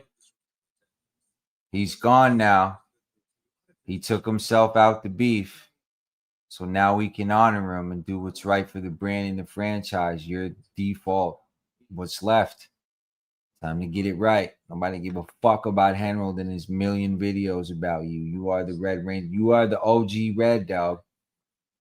Big Red, what's good, nigga? King Rex on deck. Let's get this bag. The shmoney awaits. Production and pay for the entire staff, with several cast members leaving as a sign of protest. There are many who argue that having at least several cast members stay helped the franchise continue. Things went smoothly for Tommy after his return. A new set of friends to round out the Ranger team, the ability to morph without consequence, and he can now best 4 of Zed's monsters on his own. Wow, I'm sorry. I guess I forgot to tell you guys. You know what ASJ has that JDF doesn't right now? The present, the future. So I'm rooting for him to save this shit. Sushi's my favorite food. I give no fuck. But the character for Tommy is one that has to face the past, to That's either what I feel surmount like it or use it to teach a lesson. His next big his test own- came in trying to Return make of the his Green own Ranger, brand, his own where he faced franchise of this shit, you know, and capture the essence of what he was able to squeeze out of this brand into his own IP. So we're gonna carry that tradition on. an evil counterpart. We all have our dark sides. So we get the ultimate fanboy fight. Pick your Ninjetti team, Rising, Team son. White or Team Green. But while this fight appeals to the fanboy within me, there's something Yeah, I'm I missed green as a all kid. day, bruh. Victory didn't come by defeating the Green Ranger or the Dragon Zord. It was when the White Ranger literally overcame his past self and destroyed the source of the corruption. So what we wound up with was the White Ranger redeeming the Green. No matter how hard they tried, Rita and Zed have never been able to turn me evil. But me, I'm not even a part of me. And then they traveled back in time to save people from giant rats. The 90s could get weird. One last battle as the Green Ranger. Yo, Hen Rat and friends. Don't bet on that. No, that's what we do the Hen Rat around Also, here. if you thought this was the only time Frank would play a You got hero it, fighting Rat. rats with a flute weapon, Fucking bitch. you'd be wrong. We all know your magic flute is powerless. Why, it's completely What the useless. fuck is this? Yo, this Hen Rat shit go deep, huh? Not completely. Oh, After this point, the shit. White Ranger wasn't so much of a focus shit, as the that's rest how of the team. JDF feel They all about went through the Ratatouille crisis of having their ass Zords thing. destroyed and losing their powers. That's They then fucking gained the new hilarious. powers and Zords after seeking out Dudley Do-Right Jr. I mean, Ninjor. Behold the power, grace, and beauty of your exactly right. sword. That's crazy. Let him This know, was a clever cuz. idea on the production team's part. The source Sentai footage, Ninja Team Kaku Ranger, So had no I know sixth how to Ranger. host the show. So instead, they took the mechs from the second half of the series and claimed that the Falcon, who had no operator, was the White Ranger Zord. I'm the Falcon, just enable. Let's But go. things took a turn with the Ninjetti introduction of a new style. villain, Cat. With her infiltrating the Rangers' trust, the villains were able to steal Kimberly's power coin, capture the Falcon Zord, and Ninjor. The change of the Zord's multi-parter saw the team at its weakest since the introduction of the Green Ranger. Without the Falcon Zord, the other Zords couldn't activate. For some reason. Bit of a design flaw there. It gets worse as losing a power coin now takes a toll on Kimberly's body, as the two are linked. And while all of this can be explained as wanting to use the earlier Kaku Ranger footage, in story mode I can reach but one conclusion. Ninjor is a terrible designer. Tommy didn't take this well. You know, when Zed took away my powers, man, I thought it was the end of everything. This is why I argue that Tommy got some of the best development in the series. Not only is he able to reconcile his past, but he can also use it to empathize with others. Man, I just like to get my hands on Lord Zed just once. And he did. When Zed manages to abduct Kimberly and threatens to drain her life force, it's the White Ranger who goes to the rescue and ends up confronting Zed himself. Oh, shit. Is really necessary. Here, I'll do some. Come and get me. The White Ranger then proceeds to get all but curb stomped. It's only when he breaks Zed's staff that the fight ends. Why, you power parasite! You'll pay for that! This was special because no other Ranger fought with Zed until Dino Fury, 26 years later. Plus, Tommy got to get in the best hit on the Monster of the Week with his new Shogun Zord. Ooh, the Shogun's crazy. I fuck with but the while white. This satisfied the action aspect, that's a dope looking Zord. I find I much preferred the emotional support Tommy offered Kimberly after the battle. So fire, bro. Fucking love that woman. Remember what you told me when I lost my powers? Yeah, I said that you'd be okay. And that you would always have us all. You made me alone, bro. The Rangers would claw their way back to full strength in phases. First off, Kat finally broke the spell holding her, but not before Kimberly wound up in the hospital. There were so many times that I just wanted to pull you all aside and tell you that I knew you were the Power Rangers and that all these terrible things that were happening were because of me. It's here that Tommy's past became a strength for the team as Kat came clean. You know how Tommy became a Power Ranger? That was the bar right there. No? I was under one of Rita's spells too. I made me do horrible things. Look at Tommy with all his hoes. Everything turned out all right. The acting was a little stiff, but I like how the characters are turning what was a destructive period into a bridge. With Kat's help, the Rangers reclaimed the pink power coin and Kimberly turns the power over to her new friend. Tommy's history was once again challenged when he snuck back into Zed's palace alongside Kat to claim the Zeo crystal. The only problem was that it was protected by a shield that destroyed anyone evil. Oh, anyone who was once evil, like a former Green Ranger. Tommy had to deal with more than a few illusions before facing the crystal's test. I like that this wasn't a red herring. The shield did punish him for a minute as he remembered his past, but it also recalled the good done as both the Green and White Rangers. And on the way out, he manages to get another one-up on Zed and Rita. Zed, Rita, I believe you have something of ours. Combine that with Ninja's escape and the crew was finally back at full power. Just in time to get turned into children, quest for the scattered Zeo crystal, grow back up, and have the command center get blown up. Crazy recap, bro. Season 1, 2, and 3, basically. At this point, it shouldn't be a surprise that the Rangers bounced back yet again with a better command center and upgrading their costumes. Now the Red Ranger, Tommy's struggles didn't center so much on his past. Rather, he had to discipline himself to control the Red Battle Zord. I've been trying to use my mind to exert control, but what I really need to do is to relax and see the Battle Zord as an extension of myself. Of course, there was an episode where he was brainwashed and thought he led the Machine Empire. I think they did this to give his maniacal laughter one last hurrah. And another episode gave his singing chops a run. There must be ways to stop this. The only real aspect of Tommy's past we explore here is the discovery of a long-lost brother, This gave Frank's real-life brother Eric some time in the spotlight, but he was quickly phased out. As for the transition to Turbo, we don't talk about Turbo. After leaving Power Rangers, Frank would go on to take on various other roles, some even uncredited. He also began a career in mixed martial arts and worked his way up to an 8th degree black belt. When asked about his plans for his MMA career, he said he would just go out there and do my best and prove that I'm a real fighter. Some worried he was under extra pressure, given his career on Power Rangers. Frank replied, "The guy on the other side of the cage has pressure because if I kick his butt, he got his butt kicked by a Power Ranger. So you tell me, who's got more pressure, me or him? Right. Would you want to get knocked out by a Power Ranger?" Personally speaking, I would not like that at all. Come to the Thank cons. you. Let's see. Frank would also continue to instruct self-defense and eventually modify it into his own fighting style, Toso Kundo, or Way of the Fighting Fist. But while other actors might try to leave their Power Ranger careers in the past, right there. Frank seemed proud of it and often returned. He led the gathering of all the Red Rangers for the Wild Force episode Forever Red. May the power protect you all. But he'd take on a different role within Power Rangers Dino Thunder. This, the third pin in his career. No longer just the leader, Tommy had to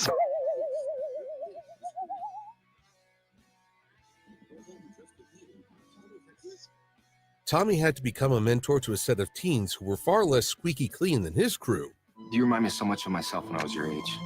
Dino Thunder fans, where you at? I fuck with this season. This season was a lot of fun. I had all this ability and raw emotion, but it took me a while to get the confidence to believe in myself.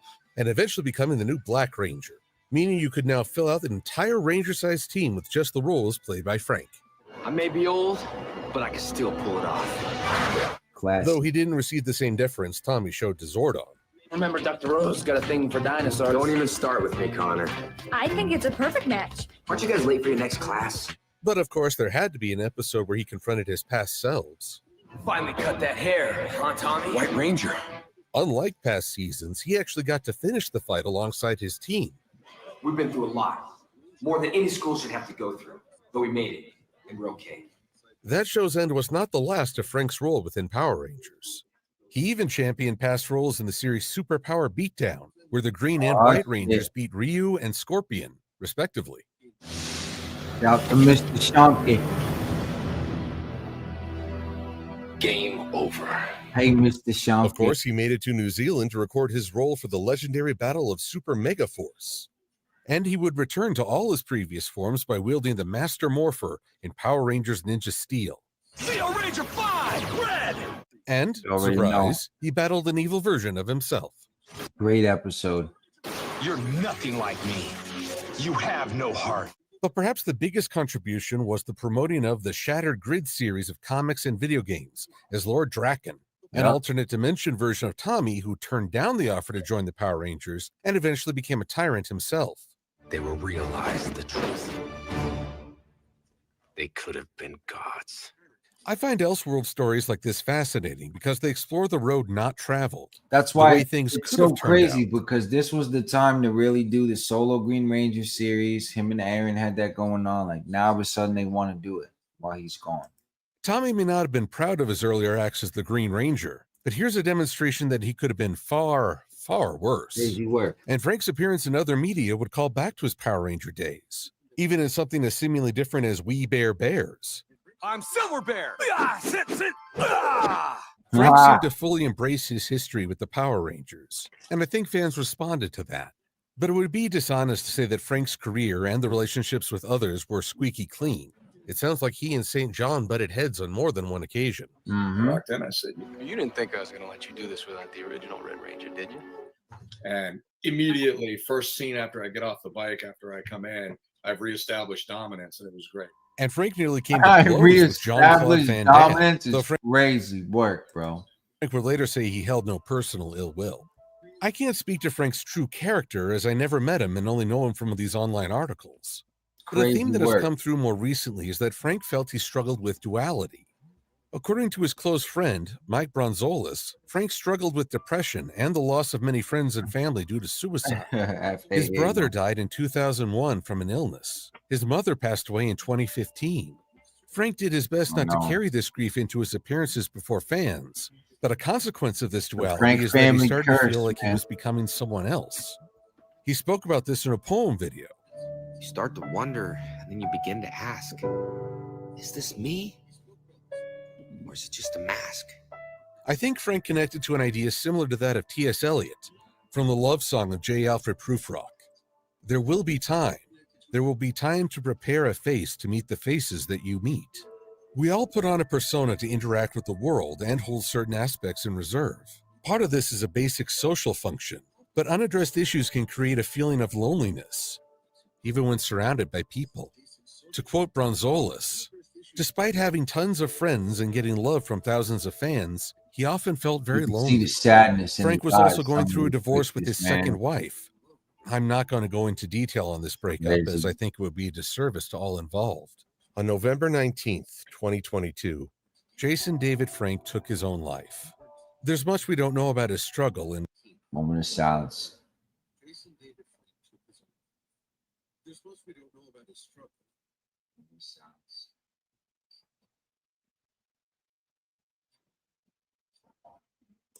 We're not entitled to know. But there's something I didn't cover about the character arc of Tommy Oliver. Frank depicted a character who started on a dark note, but rose to greater heights and continually faced and overcame his past, who never let— All I can say is y'all lucky he's gone, bro. I know RiCan would still be around. I know he'd be rocking with me, bro. Because he was rocking with me when he was here, bro. We couldn't wait. We couldn't wait. We took his death so hard, man. Tragedy defined his future. He was our way in, man. I think it's important to note that he never did so alone. He wanted this finish. And every step, the other Rangers supported him, even when he lost his powers. You'll always be one of us. And even in the Legend of the White Dragon movie, Frank's final film, the pitch emphasizes that he must work with others to overcome adversity. This movie will be the last pin in Frank's career. He has played the destroyer and savior, a leader and a mentor. Now, how will he take all that experience and bring it into a role that's trying for a more mature take on superheroes? We'll see how that story unfolds in 2024. So if there's any message to take away from this video and a study of Frank's portrayals, August 28th, White Dragon, it's that asking for help is not weakness. We all need support in our lives, and if you ever feel like it's becoming too much, I want you to remember the phone number 988. It's the National Suicide Crisis Lifeline. There is absolutely no shame or weakness in calling this number and asking for help. Because the character of Tommy Oliver, to whom Jason David Frank gave life, represents just that. A strength born from the support of others that can withstand trial after trial and emerge on the other side. I hope you all realize that not trolling people on the internet in his fucking name and claiming that you're fans and you love him. When anyone at any moment can do that to themselves while you're counting clicks and views, you punk bitch. You're not allowed to wear green, motherfucker. That you're stronger than you think and that you can rise above whatever may be facing you. Just know that one of the bravest things we can do is ask for help. You fucking blasphemy to the fan base. Thanks to all my Patreon supporters for their patience and fucking support. Cancer to this shit. And thanks go to the CONUS Video Archive. And we're here to cleanse it, bruh. Shout to the GOAT. Legends never die.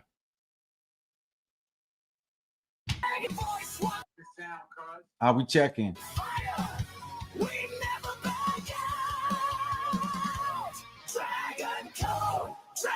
A bit. This is our last Jason homage for the night. This next video.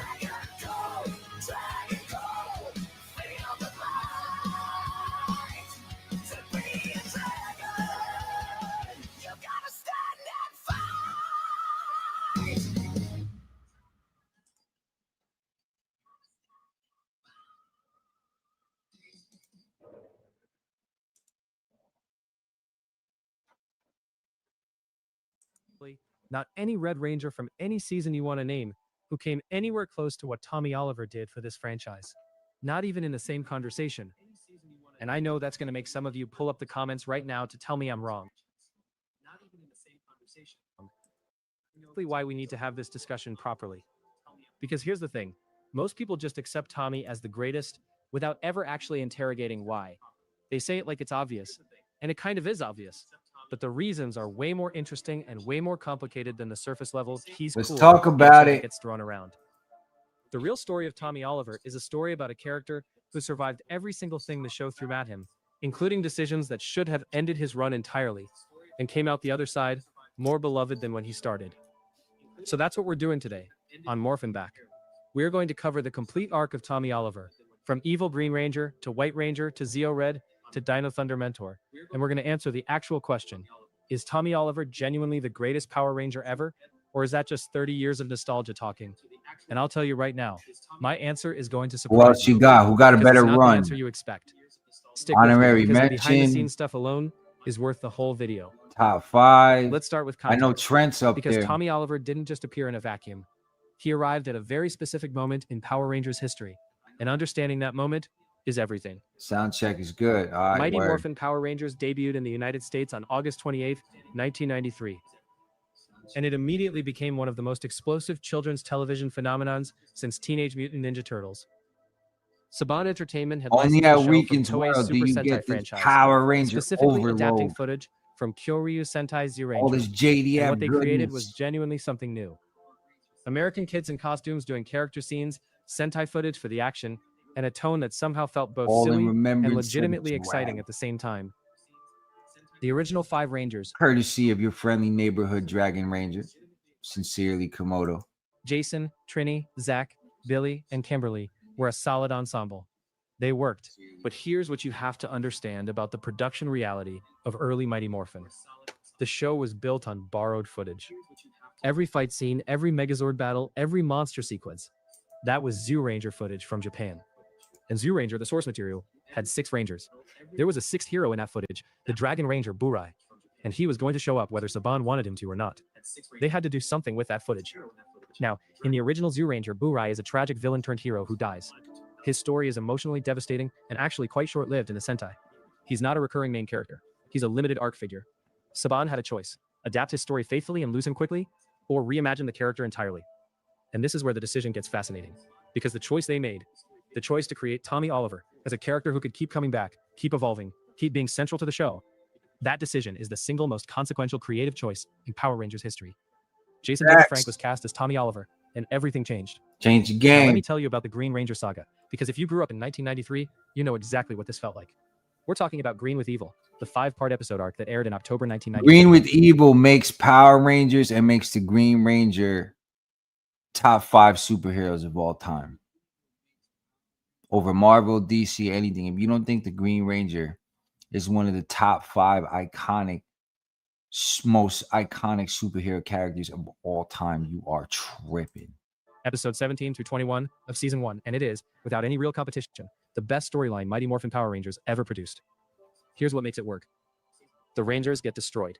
Completely, humiliatingly destroyed. The communicators go down. Zordon is erased from existence. Alpha 5 is disabled. And doing all of this is a new student at Angel Grove High, who the audience has already watched Kimberly develop a crush on. That layering, the personal connection before the reveal, is genuinely smart storytelling for a kids show. When Tommy reveals himself as the Green Ranger, it hits different, because you actually care about the relationship that's being violated. And then there's the Dragon Zord. The moment Tommy plays that Dragon Dagger, that flute theme, and the Dragon Zord rises from the ocean for the first time, come on. If you were a kid watching that in real time, that is one of the defining television moments of your childhood. It was darker, more angular. It came out of the sea like a kaiju, and it was controlled by a villain. That visual contrast with the existing Zords told you everything. This wasn't just a new Ranger. This was something fundamentally different walking into the show. But what made Tommy actually land as a character, what separated him from being just cool new toy energy, was the guilt arc. After Rita's spell is broken and Tommy is freed, the show does something genuinely interesting. It lets him sit with the weight of what he did. He hurt his future teammates. He nearly destroyed Zordon. He was, functionally, a weapon aimed at children, and the show acknowledges that. It doesn't just reset. Tommy spends real time earning his place on the team, and the Rangers, especially Jason, don't just automatically trust him. That tension, that process of rebuilding trust, gave the character actual dimension. Jason David Frank's performance in this era deserves real credit. Look, Mighty Morphin was not an actor's showcase. Smashed it, bro. The scripts were thin, the production schedule was brutal, and the whole enterprise was designed to sell action figures. Within that context, Frank brought something genuine to Tommy. There's a sincerity to his delivery, a physicality that went beyond the martial arts sequences, and a kind of brooding intensity that genuinely felt different from the rest of the cast's more wholesome energy. He made you believe Tommy was carrying something. Here's where the production history gets really interesting. And this is the part that most people either don't know or underestimate. Tommy Oliver was not supposed to stay. That's the critical fact. The original plan was to adapt the Green Ranger arc from Zyuranger, do the villain-turned-hero story, and then write him out. The Sentai footage only had so much of Burai in it, and Burai dies in the source material. Saban would eventually run out of usable Green Ranger footage. The plan was to use him for the arc, gain the ratings bump, and move on. But the ratings bump wasn't just a bump, it was a tidal wave. Kids lost their minds over Tommy. The toy sales for Green Ranger merchandise went through the roof. Mail was flooding in. The character had touched something that the show's producers clearly hadn't fully anticipated, and so they made a decision. Keep him. The Dragon Zord in Distress, two-parter, and then the Green Candle arc, episodes 34 and 35 of season 1, were essentially the show attempting to do the ending they planned. Rita steals back Tommy's power through the Green Candle, and his powers begin to fade. The show gives him a dignified exit. He passes the Dragon Power coin to Jason to protect it from Rita, which is a genuinely touching moment, and he leaves. Done. Except he wasn't done. The audience reaction to the Green Candle episodes was so intense. Kids were upset, ratings dipped, the response was undeniable, that the production brought Tommy back almost immediately. He returned for the Return of an Old Friend two-parter, and then they kept finding ways to bring him back throughout season 2. But here's the problem. Every time they brought back the Green Ranger, his powers were fading more. That was the storytelling constraint they'd written themselves into. The powers were dying. You can only do Tommy's losing his powers again so many times before it becomes genuinely embarrassing. And this is where the creative pivot happens that cemented Tommy's legacy permanently. Because rather than just letting the character fade out with his dying powers, the producers made another consequential choice. They created the White Ranger. The White Ranger reveal is legitimately one of the greatest payoffs in kids' television history. Think about the buildup. Season 2 of Mighty Morphin had been doing this slow burn. There are hints of a new Ranger being created in secret at the command center. And the episode White Light, parts 1 and 2, is the reveal moment. The Rangers are called in, Zordon tells them a new leader is coming, and then Tommy steps out in white. The studio audience recording on that moment, kids screaming, is not manufactured. That was a real reaction. Here's what's so smart about that decision from a storytelling standpoint. By making Tommy the White Ranger, they solved 3 problems at once. First, they got rid of the dying powers issue. The White Ranger powers are explicitly created by Zordon and described as drawn from the light of goodness. White light. This feels kind of a little bit repetitive in the last one. They elevated Tommy to team leader, which gave him a clear role and resolved the tension with Jason's position organically. I'm kind of realizing Jason, this is along like with Zach and Trini, really was written out around this point due to the real-world videos. contract disputes with the original cast. Third, and this is the one people don't talk about enough, they made Tommy the aspirational character in a way the Green Ranger era, for all its power, couldn't quite do. The Green Ranger was cool. The White Ranger was the hero. Saba, the talking white tiger-themed saber, was a bit goofy, if we're honest. The White Tiger Zord never quite hit the same visceral impact as the Dragon Zord rising from the ocean. But none of that mattered, because by this point, the audience was locked in. Tommy Oliver was the character. Everything else was window dressing. Now I want to talk about what fans actually remember and argue about, because this is where it gets genuinely interesting. The debate around Tommy's legacy tends to cluster around a few flashpoints. First, the Green versus White Ranger argument. There's a real and legitimate faction of Power Rangers fans, and I think they're right. Right? I think we said that earlier in the show. Green versus White. Who you got? Who believe the Green Ranger era is not just the best version of Tommy, but the best Power Rangers has ever been. Full stop. The moral complexity, the dark aesthetic, the musical theme, the Dragon Zord, all of it peaks in those season 1 episodes and never quite gets recaptured. The White Ranger in this reading is a safer, more corporate version of the character. He's the toy-friendly hero. The Green Ranger was genuinely dangerous. I'm going to push back on that, but I want to honor the argument first, because it has real merit. The Green Ranger arc works precisely because Tommy is compromised. He's operating under evil influence, which gives every scene an edge that the rest of the show never has. The tension is real. When he's fighting the other Rangers, you feel the wrongness of it in a way the show rarely achieves again. And aesthetically, the green and gold color scheme, the dragon dagger, the shield, it's iconic in a way that holds up even now. But here's the counter. The Green Ranger era is great because of scarcity and tension. Tommy under Rita's spell works because it's a limited, high-stakes situation. If that's all the character ever was, the dark villain turned ally, he'd be memorable, but not legendary. What makes Tommy Oliver genuinely the greatest is that he evolved. The Green Ranger is the opening chapter of a character who grows across more than a decade of television. And growth requires him to change. Let me talk about Zeo, because this is the era that gets the least attention and deserves more. Mighty Morphin Power Rangers ended in a way that felt real, with the destruction of the command center at the close of season 3. Then Zeo launches in 1996. Power Rangers Zeo, and the team gets new powers, new Zords, new everything. And Tommy becomes the Zeo Red Ranger, the team leader, wearing red for the first time. Here's my honest take on the Zeo era for Tommy. It's underrated. Not in the hidden gem sense, but in the sense that fans consistently skip over it when talking about Tommy's legacy. And that's a mistake. Yep. The Zeo Red Ranger is Tommy at his most competent. I'm guilty. I didn't watch a lot of Red Zeo Tommy. Not a fan of that suit. He's not angsty anymore. He's not fighting to prove himself. He's the established leader of a team facing a genuinely escalating threat, the Machine Empire, and then eventually Mondo's increasing power levels. and he handles it with a confidence the character had been building toward for 3 seasons. The Zeo crystal powers are interesting from a lore perspective because they're presented as limitless in a way previous powers weren't. The idea that the Zeo powers, which we're expanding on in our book, in our lore, the Zeo crystal powers kind of evolve and have no limit. Remember that. So when you mix the ancient amulets of the Ninjetti with Zeo crystal upgrades and amplifiers, what do you get? RiCaN's Phantom Verse. Keep growing stronger is a genuinely clever piece of mythology, even if the show doesn't always do enough with it. And Tommy's arc in Zeo includes one of the more emotionally honest storylines the franchise attempted. The situation with Catherine and Kimberly, where Kimberly sends the Dear John letter, ending her relationship with Tommy while she's training for the Pan Global Games. That's a real storyline with real emotional consequences that the show handles better than you'd expect. The Phantom Ranger subplot, the Gold Ranger mystery, the gradual reveal of— Let me see you hold double-digit numbers for an 8-hour fucking stream in the middle of the night, you bitch. King Mondo's threat escalation. Zeo is a legitimately solid season of Power Rangers, crazy, and Tommy is at the center of it throughout. We hear. If you haven't revisited Zeo as an adult, I genuinely recommend it. It holds up better than most of what came after.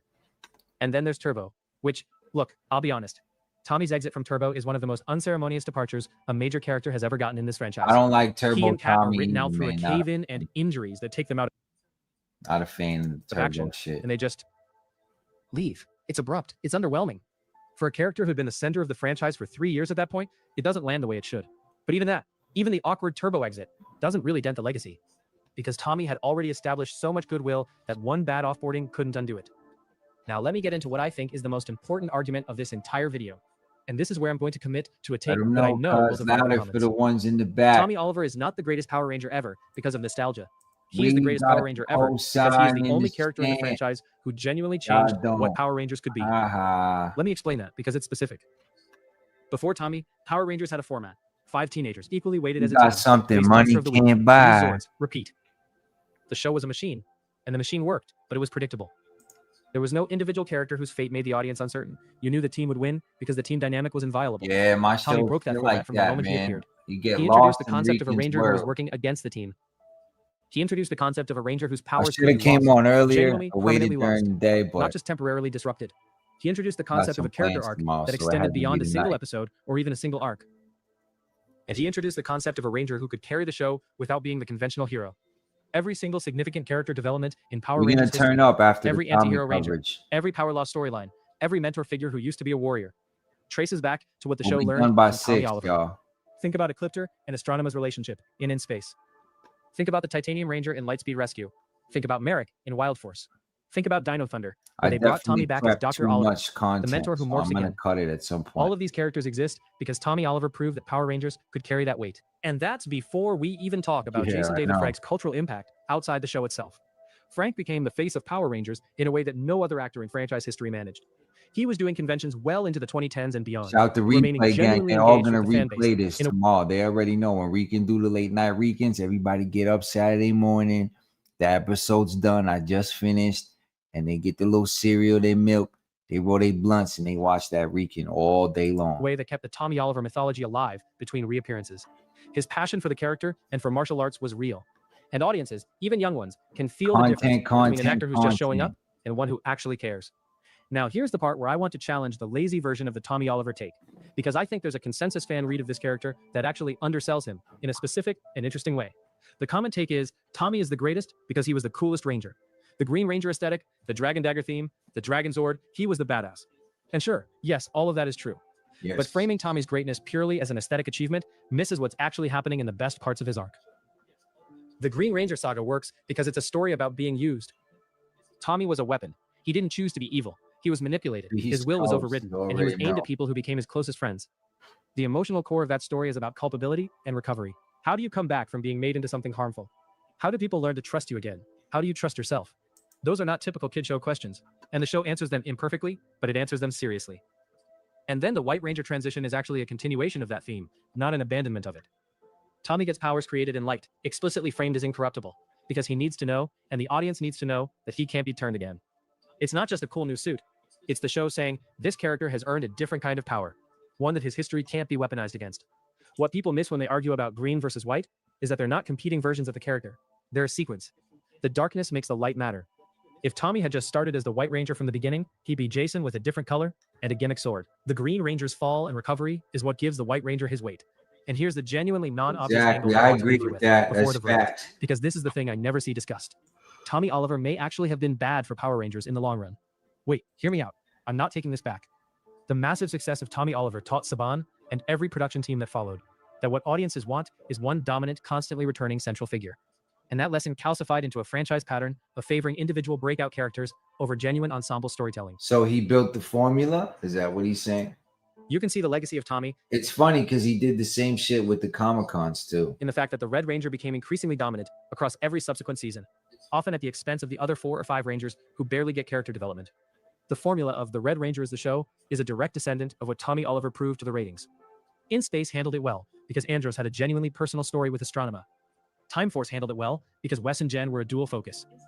But look at a lot of the mid-2000 seasons and you'll see teams where 3 or 4 Rangers are just furniture, while the Red Ranger carries every emotional beat. Tommy Oliver proved the formula worked. The franchise ran that formula into the ground. So there's a real argument that Tommy Oliver is both the greatest individual character the show ever produced and a partial cause of the structural weaknesses that limited the franchise for years afterward. That's not a contradiction. That's just the reality of how television learns the wrong. And it's time to rebuild and evolve the legacy of the Dragon Ranger. Something that was impossible, that no one thought of to do. But Komodo is here. Lessons from its own successes. Does that change the verdict? No, but it complicates it in a way that I think is worth sitting with. And then there's Dino Thunder. Let's close on Dino Thunder, because the return of Tommy in 2004, now Dr. Tommy Oliver, paleontology professor, love mentor Dr. to a new O, team, bro. is genuinely the best use of a legacy character in Power Ranger history. The show is self-aware about it gonna in have a way a that works. Dr. O arc. The other Rangers don't treat Tommy like a returning legend just again. because we know he is one. They actually earned his credibility within the story. And the choice to have him morph again as the Black Dino Ranger, and then get trapped out of morph in the Dino Gem suit for several episodes, that's creative storytelling. It took a nostalgia play and made it narratively functional. The episode Fighting Spirit, episode 26 of Dino Thunder, is the single best Tommy Oliver episode in franchise history, and I will die on this hill. Tommy is trapped in a coma and has to fight manifestations of his past Ranger forms, green, white, and red Zeo, to survive. It's the show explicitly acknowledging the full arc of the character, using his own history as the dramatic obstacle. It's a love letter written in the language of the show itself. And Frank's performance in it, even now, is genuinely moving. When he defeats the Green Ranger, defeats his own beginning, and wakes up, it's one of the few moments in his franchise that actually earns its emotional weight. That episode alone justifies the Dino Thunder return.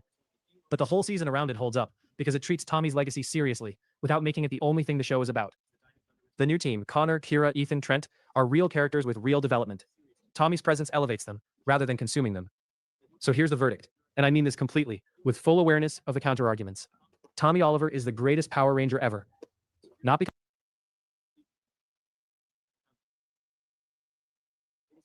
Tommy Oliver is the only character in this franchise who changed what Power Rangers was willing to attempt. He was the proof of concept, for moral complexity, for character continuity across seasons, for the idea that one character's arc could matter enough to carry audience investment for a decade. Every season that tried to do something ambitious with a single character owes a debt to what Tommy proved was possible in 1993. The Green Ranger saga is still the high watermark of Mighty Morphin storytelling. The White Ranger transition is the greatest single character status change in franchise history. The Zeo Red era is underappreciated and deserves a rewatch. The Dino Thunder return is the best legacy character storyline the franchise ever told. And Fighting Spirit is required viewing for anyone who thinks Power Rangers can't be genuinely affecting television. Jason David Frank brought something real to this role across more than a decade, and the fans who showed up for him at conventions year after year and kept the Tommy Oliver mythology alive between appearances, they weren't wrong. They saw something true. The character genuinely earned that devotion. Could the franchise have survived without Tommy Oliver? Probably, but it would have been a different franchise, one that never learned it could carry the weight of a character who mattered across years, not just episodes. And I'd argue it would have been a lesser. Honestly, what is Power Rangers without Tommy Oliver? Can anyone tell me? So I want to know what you think. And I'm asking this as specifically as I can, because the vague version of this question gets boring answers. Here it is. Do you think the White Ranger was the right call? The move that saved Tommy Oliver's legacy and secured his place as the greatest Ranger ever? Or did cleaning up the Green Ranger's darkness and making him the untouchable, light-powered hero actually sand off the most interesting edges the character ever had? Was White Ranger Tommy the greatest version of Tommy? Or was he a safer, lesser version of something that was more compelling when it was broken? Let me know in the comments, because I have read every possible take on this, and the conversation is still not settled. And that, right there, is the most Tommy Oliver thing possible. More than 30 years later, people are still arguing about him. That's what greatness does. You already know, just like RiCaN, 30 fucking years, they're going to remember the RiCaN saga. You know that. The greatest LOL Cal in history. The story of the Space Rangers has not. We'll palate cleanse, y'all. Keep it moving. Something happened.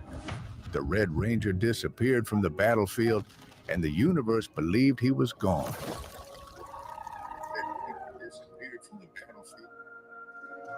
But the truth is far more dangerous. The universe needs a hero. But heroes carry burdens no one understands, because with great power comes great responsibility.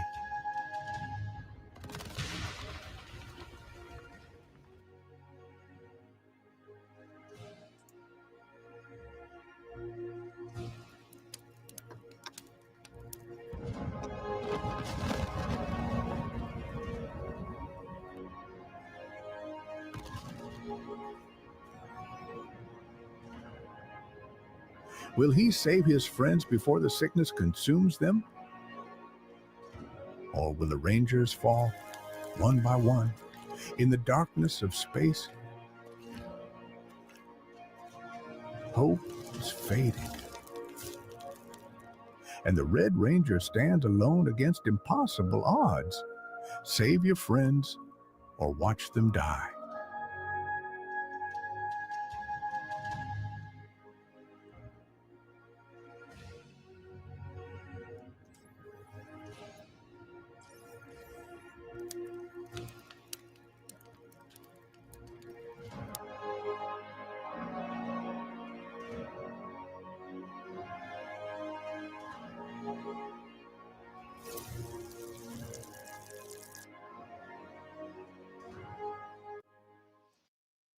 All right, so basically,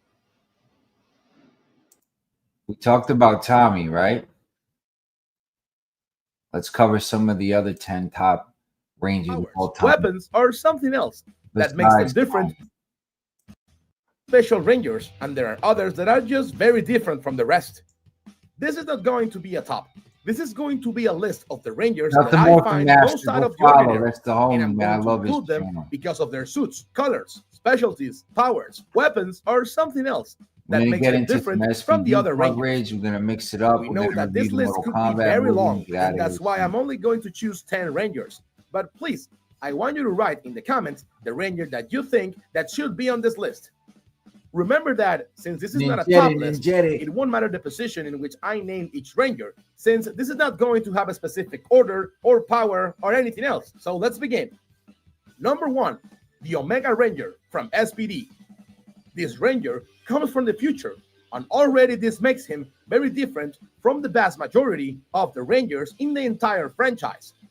In addition to this, he possesses incredible abilities, such as super speed. The history of this Ranger is very deep, and his arrival in SPD made a big change in that season. This Ranger suit stands out very well and is considered as the 6th Ranger officially. And although we have had the Omega Rangers from the comics, the reality is that the first Omega Ranger in the franchise is this one, the one from SPD. Number 2, the Shadow Ranger from SPD. If we are going to talk about this 2 SPD Rangers right off the rip, bro, season, then we can't leave out of the list the Shadow Ranger, which has become one of the most famous Rangers in the entire franchise. This Ranger is so different from the others that he belongs to another planet and physically looks like a dog. This is something quite rare and even difficult to explain to other people who are not Power Ranger fans. But let's remember that this character name is Doggy Kruger, leader of the Space Patrol. In addition to this, he's the mentor of the Rangers, and his suit is one of the most original Power Ranger suits ever created. Number 3, Tommy Oliver, as the White Ranger in Mighty Morphin and the Black Ranger in Dino Thunder. There's Tommy. We all know that Tommy has always been a very special Ranger, but the reality is that his White Ranger and Black Ranger versions are the most special version he has. Maybe Tommy is better known for his Green Ranger version, but I think he's more special in the 2 versions I already mentioned. As the White Ranger, we could see many new moves, and he also uses one of the most special weapons of the whole franchise, Saba, a living sword that has great power. In the Black version of Dino Thunder, something very similar happened. The new powers he got were spectacular, and his new abilities left everyone impressed. Besides this, we must accept that the Dino Thunder's black suit is one of the best in the history of the franchise, and his weapon is amazing. That's why I picked black and gold, to kind of homage that suit. I love the color aesthetics, and then mix it with the dragon in the green. Oh, man. Number 4, Saito in his version of the Zenith Ranger. In Cosmic Fury, we all know that Saito is a very special Ranger because of everything he accomplished, and at the end of his story, he became a Morphine Master, something no other Ranger could ever achieve. Despite this version that made Saito become a very outstanding Ranger was when he became the Zenith Ranger. We must remember that this happened since he used the white suit, so we must talk about that suit and the other strange color he later used, since it is the same type of Ranger. Saito's participation as Zenith Ranger was very remarkable, since he used a different power and could control the staff of the Morphine Masters, so this is already something quite impressive for a Ranger. Number 5, the Phantom Ranger from Power Rangers Turbo.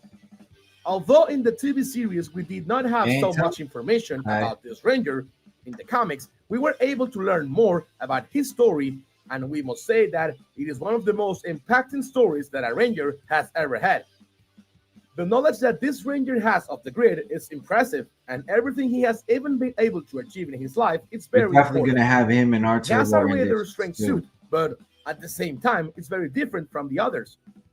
Despite all these things, the most remarkable thing about the Phantom Ranger is that his body is made out of pure grid energy, something that makes him very different from all the other Rangers in the whole franchise. Number 6. Uh-oh. A brief message from our sponsor. I don't know. I wasn't really a Dino Fury fan, man. I couldn't get into Cosmic Fury. I tried. Magna Defender from Power Rangers Lost Galaxy. I think we are all going to have this Ranger on every list of special Rangers or noteworthy Rangers, and he has everything it takes to stand out in any team. This is one of the strangest Rangers, and this includes his suit, his abilities, his personality, and his weapon. We know that this Ranger's power was used by 2 people. That's Sean right there. Sean's the Ninjetti Magna Defender, y'all. The style of the Ranger is what gets him directly on this list, because especially these points are the ones that make him so different and so original. Chop you down. Number 7, Solaris Knight from Power Rangers. Sean got more bars than half you niggas. This Ranger wears one of my favorite suits and also has one of my favorite powers. What I like the most about this Ranger is that he can be in any team and he will always stand out because he's so different and original. This Ranger is so special that even though he has human appearance, he's an ancient mystic warrior, a master. We're going to get into a little Mystic Force, we're going to get into some Mystic Force. I got a little Mystic Force video and some Ninjetti leaks, so we're about halfway through. This Ranger is possibly one of the most complete Rangers in the entire franchise and one of the best Rangers of all time. It's nothing but short clips left. I think the writers could have made him more important or more relevant, and also a better use of his powers, since the sun is not just a simple energy, and I think they could have made him more powerful and relevant in the whole story. Number 8. Yeah, right. That's what I thought. Power Rangers Mystic Force. If we are talking about Power Rangers of Mystic Force that stand out, then we cannot leave out of the list the Wolf Warrior from the Mystic Force. This Ranger is so awesome that he managed to stand out. I'm going to definitely watch some more Mystic Force because I got to convert all the Mythos shit. We're wiping this motherfucker out and kind of molding the lore and learning Mystic Force a little bit because I've only got a couple watch throughs. It didn't really stick because I wasn't a fan of that season, but some of the aesthetics and some of the looks have grown on me. As a hero, but he also I like magic. I'm a fan of Doctor Strange and that type of shit. So when I come at it at like that angle, like I really like it. As a villain, to be honest, I think that one of the things I like the most about this Ranger is his style and his suit, because despite using the wolf as his animal, in reality, his theme is that of a medieval knight. Obviously, this could be noticed way more in his version as a villain, since even his name said it. But when he became one of the good guys, then he was no longer named as a knight, but his style remained the same. Number 9, Robo Knight from the Power Rangers Mega Force series. This ranger is one of the few robots that have become a ranger, and is also one of the most special ones in this category. Despite being a robot, he managed to understand human emotions, and also made several sacrifices to save others. Besides this, we must admit that his appearance is spectacular, and he is one of the best robots in existence. This ranger is so special that, despite being a robot, he managed to become a 6th ranger, something that to achieve is very difficult, because he must be very different from the rest of the team. I guess he's something that makes classifying him them stand out is his great memory, since he was built several centuries ago. So he has the memory of everything that happened during all that time, and this makes him very different from everyone else. Number 10, Hunter and Blake from Power Rangers Ninja Storm. I must admit that one of the things that made me put these two Rangers on the list is that they had very unique and original suits. It is for this very reason that I put them together on this list, as they both have similar suits, and their colors are unique. In Hunter's case, the color of his suit is very different, and there is only one other Ranger with a suit that has a similar color. In this case, it's Blaze from Beast Morphers, but he's a villain. In Blake's case, he's the only Ranger in the entire franchise to use the dark blue color, and although there are many blue Rangers, none of them uses a blue as dark as that. His suits are really outstanding. So outstanding that some artists have created modern illustrations with the same suits, and we can notice how impressive they look. I dig it. All right, where was I? Let's try this one. This cool Mystic Force clip. This whole video, but no need to worry. Your viewing experience will always be a 10 out of 10. So, ladies and gentlemen, without further ado, let's go.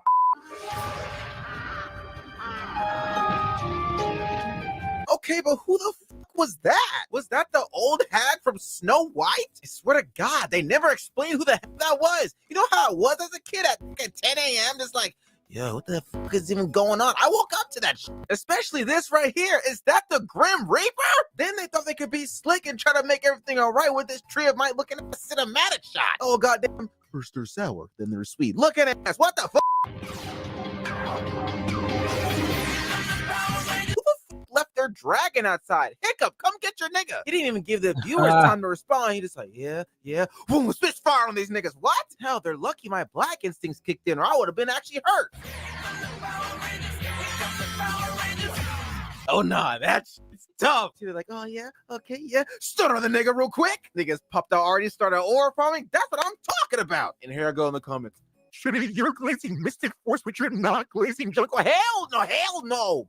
Fury, fuck up. But don't worry, I'm not done. Mystic Force, you think you're slick. Is that a PNG of a hand holding some shit? What? Y'all couldn't afford to use a real person's hand? Hell, I'm sure one of your assistants wouldn't mind doing it. And someone in the comment section of the one of the other videos was like, yeah, Mystic Force, their morpher's pretty cool. And I'm just like, I mean, probably one of the worst morphers in the game. You kidding me? I am not a Mystic Force. It's all right. I mean, if I wanted Nokia phone, I would just get a Nokia phone. Okay, that's actually a good point. Like, this is what we're going to do. We're going to mold all of Mythos Force and Sage's reject, fake-ass AI slop team and take my exquisite, precisionally engineered killing machines, right, and wipe them from the grid.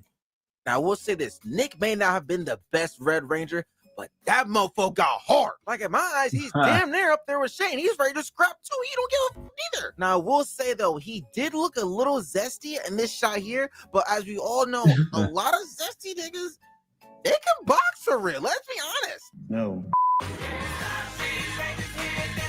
Yo, this motherfucker. This whole season is zesty as fuck.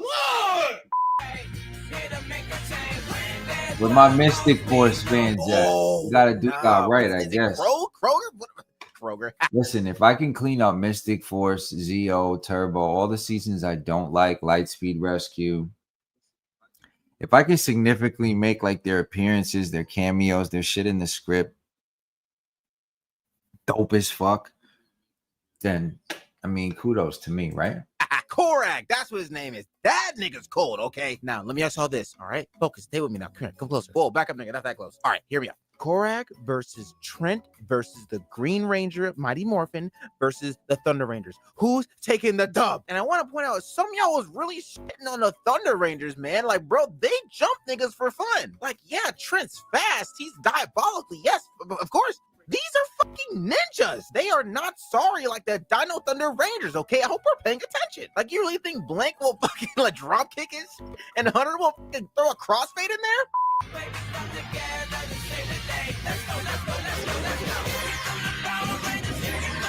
I like the song. It's gonna power it. Like, I don't think y'all understand when he hit that. That's I be in my room throwing that shit back over here. Oh, got that. What's that? Hit the King Vader dance. Like, oh yeah. Oh, and to the nigga that said skip to this timestamp here. Fuck you, nigga.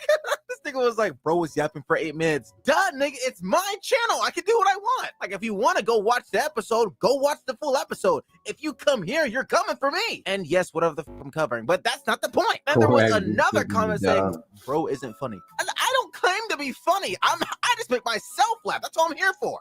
This is the last one. This is the last one. Someone commented, damn, bro really used a VHS for his record, like for his video. What, bro?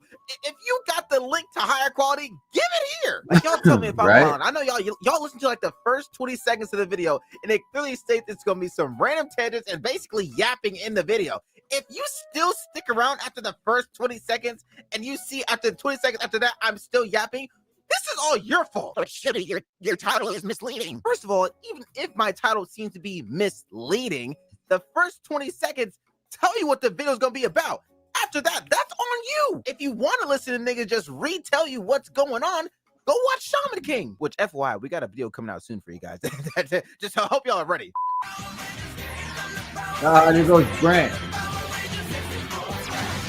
It's our little Brent dancing. Chills. Literal chills. Cast a spell that sent the Crazy work into the underworld. Wait, if he can do that, why didn't he do that earlier? This nigga over here got packed up and turned to a skeet shooter. What? He had a family. I'd be mad as hell if I was on that battlefield. What do you mean you get sent him into the underworld? What? My Jim died earlier.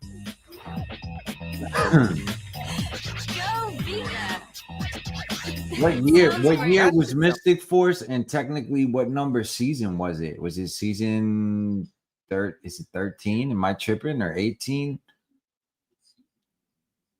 Was it 05? I'm trying to remember. Are we listening to the same sound? And Mystic Force CEO, I'm on to you. Somebody give me the Mystic Force back. There's not even any battery left in this one. And you expect me to believe that she's been listening to this weak-ass function for 4 minutes? You're lying. And what the hell is this shop even selling? Is that the damn memory scanner from Meet the Robinsons? And if you guys want to Meet the Robinsons Chicken Little video, like, you know, on my channel, I'll do that for you guys. And he got a goddamn robot in the store. And is that Avatar Kiyoshi? Oh, battling again, Chip?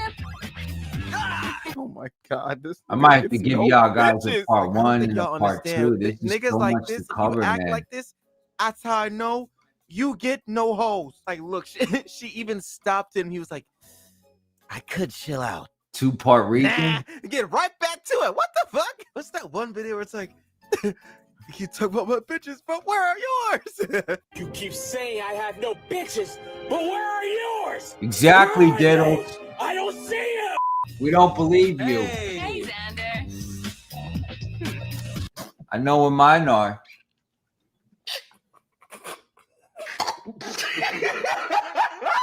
I'm actually very busy. Up here. I like them big ass. Something to do with the video. Technically, have any of y'all ever been in an earthquake before? Like, what does that feel like? Like, I've been hearing stories where like it feels like, you know. All right, y'all get the point. This video is a little too long, and it's taking a little too long. So look, let's run into some Ninjetti leaks. Basically, the Mystic Force and all of this shit is going to leak into this guy. How do y'all feel about this?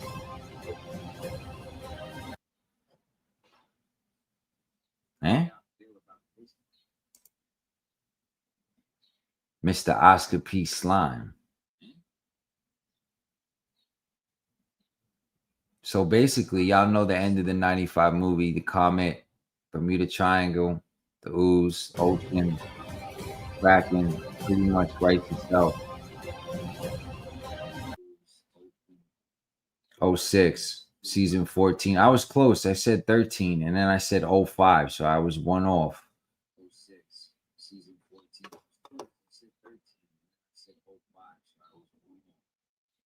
Not bad.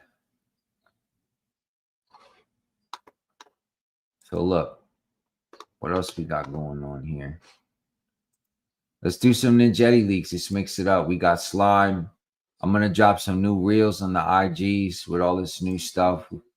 Purple Puma's a new character. We got a couple clips. Me and Cuz will be working on some stuff. So Purple Puma's like our first like Jungle Fury cat. Jungle Fury homage character. I thought it was really cool.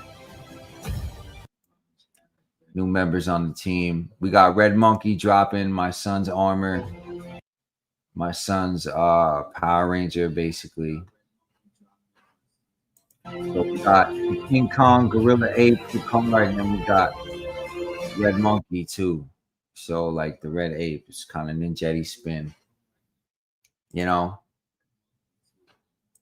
DragonNS. My daughter drew this, so I put it in AI, added some color, made some movies with it. So that's Jenna's Dragon for DragonNS. Some more Red Monkey upgrades, stealth mode. You know, game loadouts, game layouts. We had some fun with this stuff. I didn't get to really make reels with it yet.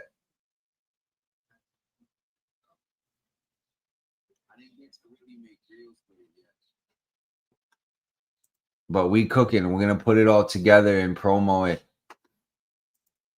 You know? So we still working on the project. Reminds me of Mind Flayer from Dungeons and Dragons. Oh, okay. I have to look it up.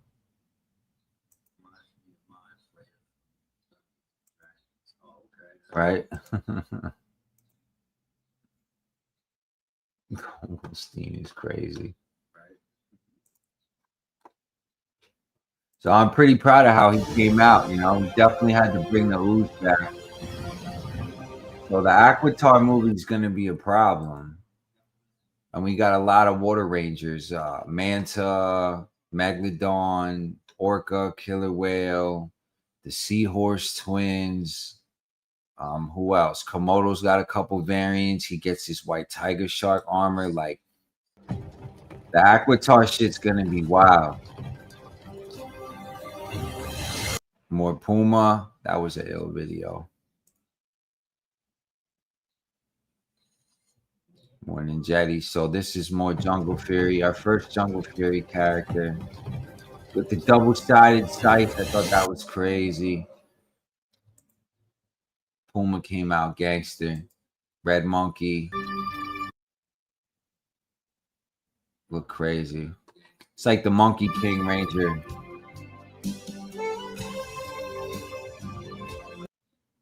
The Red Fire Monkey, you know. I thought that was cool.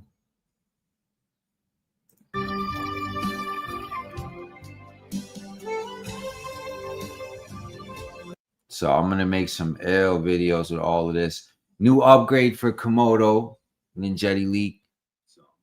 This is the Dragon Flyer mode when he gets his wings and we start doing the Beetleborg reboot and crossover with all the bug stuff starts happening.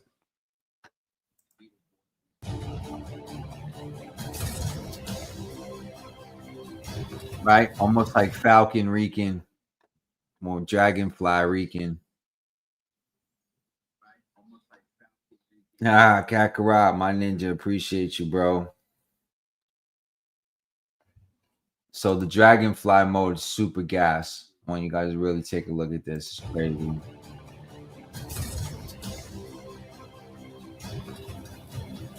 So I'm working with 2 animators right now. I'm working on final suit renditions. stuff like that to really get this animated series something special for y'all. Let me highlight the super chat. You know what I mean? Appreciate y'all. The blue super chat.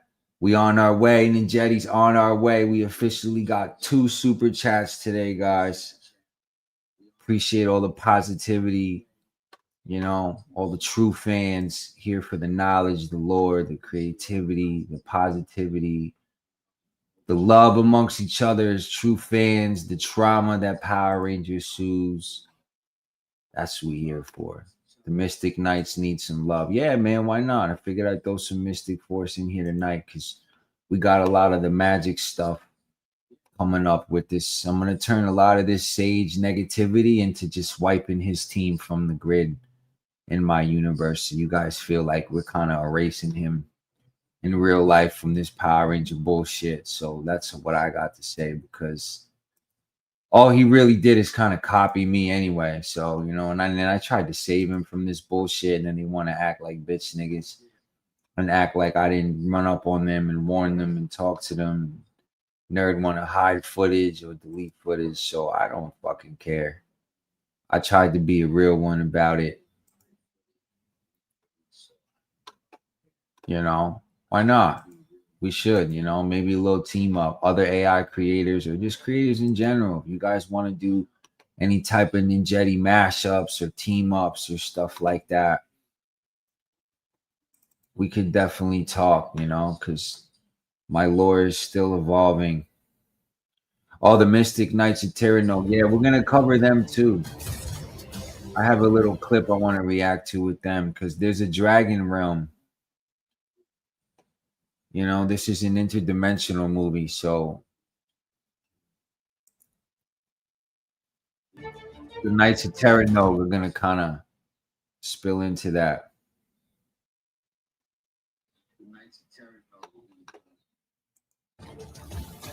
More Puma.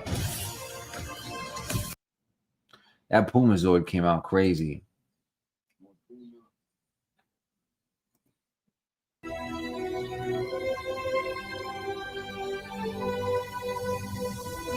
This is just like a quick little Cat Ranger we threw together without giving y'all the T'Challa. Here's like Captain America RiCaN Ronin mode. I thought this was cool. I saw one of the other AI guys playing around with some shield ideas, so I did my own version. I thought this was really cool. Probably throw this suit in the game, something like this. Little nanotech shield. I thought that was a cool idea. Right? Quick Ninjetti leaks. I love making new loadouts and new renditions and stuff like that. So this is Ultra Instinct RiCaN, pretty much one of his peak Ninjetti cloth forms. I love this suit with all the tribal patterning, and this is kind of his time traveling suit. Like all the tribal stuff in his suit represents like the grid and different dimensions, you know, that he's been through and conquered. And I thought that was really cool.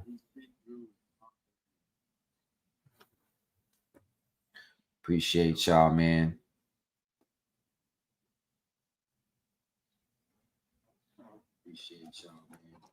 So let's keep moving. This we did some shoe designs. This is the first time we brought back Ninjetti leaks for a while. I haven't really been leaking new stuff. Some White Dragon stuff. I got some stuff for Jenna in the cut. You know, I'm not really talking about. Now, these are cool. I was playing around with some shoe designs. You guys know I'm going to add some shoes to the spot fund. So here's one of the White Tiger Sharks concepts for like a cross trainer. The Shark Jetties. White Tiger Shark Ninjetti Wave Rider ones. I thought this was cool. None of these are finalized designs. These are just stuff we're kind of playing with to see what the fans like, what sticks, what's going to make the spot fun, you know, how much manufacturing is going to cost, who we're going to get them from. You know, Samurai RiCaN. Yeah, Lost Galaxy's going to get another watch too, for sure.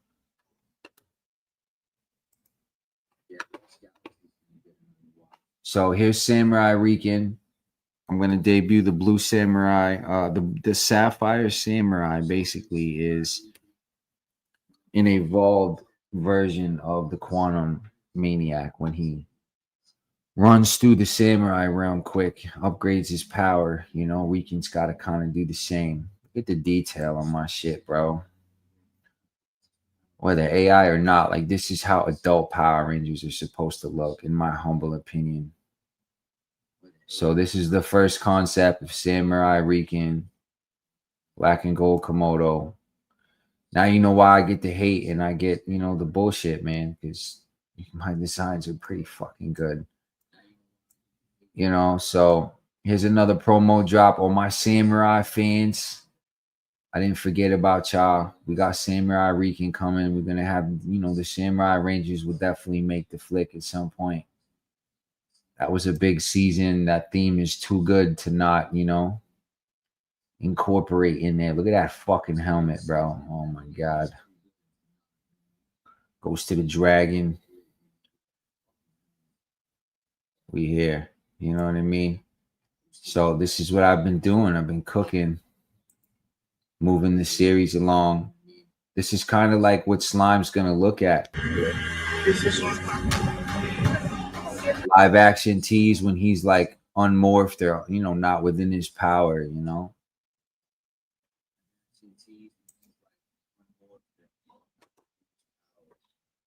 It's crazy. I'm like, what better visual to give y'all for a concept, you know what I'm saying? For Oscar P. So not only do we got, you know, Rita's older sister, Atira, but we got this new reiteration of Ooze, basically, much more evil, mature, more ruthless, savage, based on the Kraken, you know what I mean? Crazy. You know, RiCaN did it first. So when they bite my shit, you know what it is. So before we get into this first character reveal, new character reveal, my first Pink Ranger. I'm super proud. Shout to Foxy. She's a fellow streamer. I stumbled in her stream. You know, I thought she was beautiful, man. She gave me Pink Ranger vibes. I was like, yo, I got a, you know, Ranger series going on with my my covers. Do you mind if I, you know, use your likeness to kind of mock up my covers? And, you know, her name was Foxy, so she was perfect. I felt like it, you know, it chose her. You know, it was kind of already there, like the energy. So I'm like, oh, she's perfect. And I did a couple covers and the armor came out great. So this is my version of basically Kimberly in my universe, with the beautiful Foxy lady modeling for me. Layla Fox, aka Brianna Hart. I thought this was great. I did a couple covers. More slime exclusive cover. I thought this was great. So as you can see, this is the Pink Fox Ranger. This is my Pink Ranger. This will be my version of Kimberly, basically. You see the fox emblem, the gorgeous grill on shorty, right? Pink Fox, Ninjetti Ranger. Look at the aura in the back. I thought that was fucking awesome. This suit translates so awesome. Look at the Zord.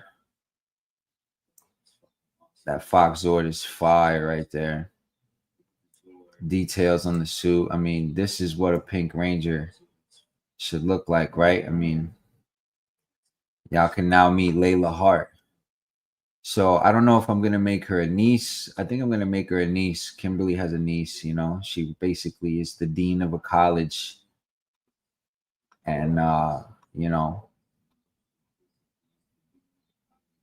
I'll make her niece the gym teacher or some shit, which will be Miss Layla Hart here, a.k.a.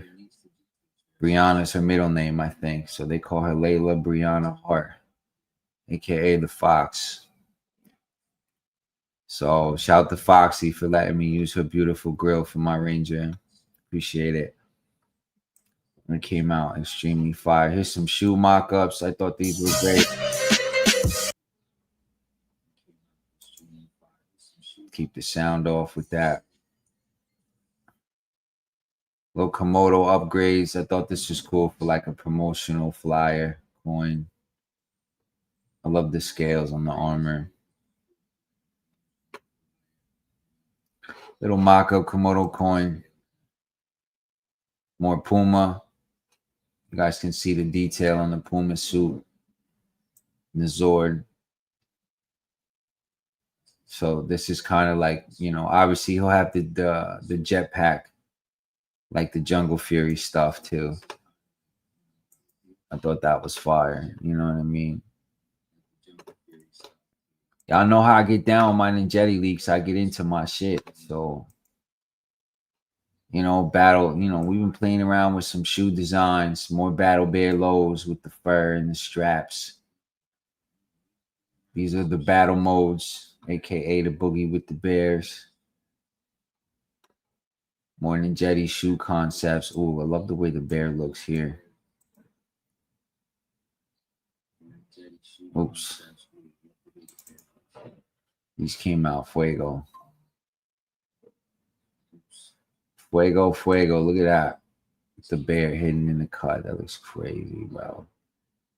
Little bear claw coin up top. These came out really fire.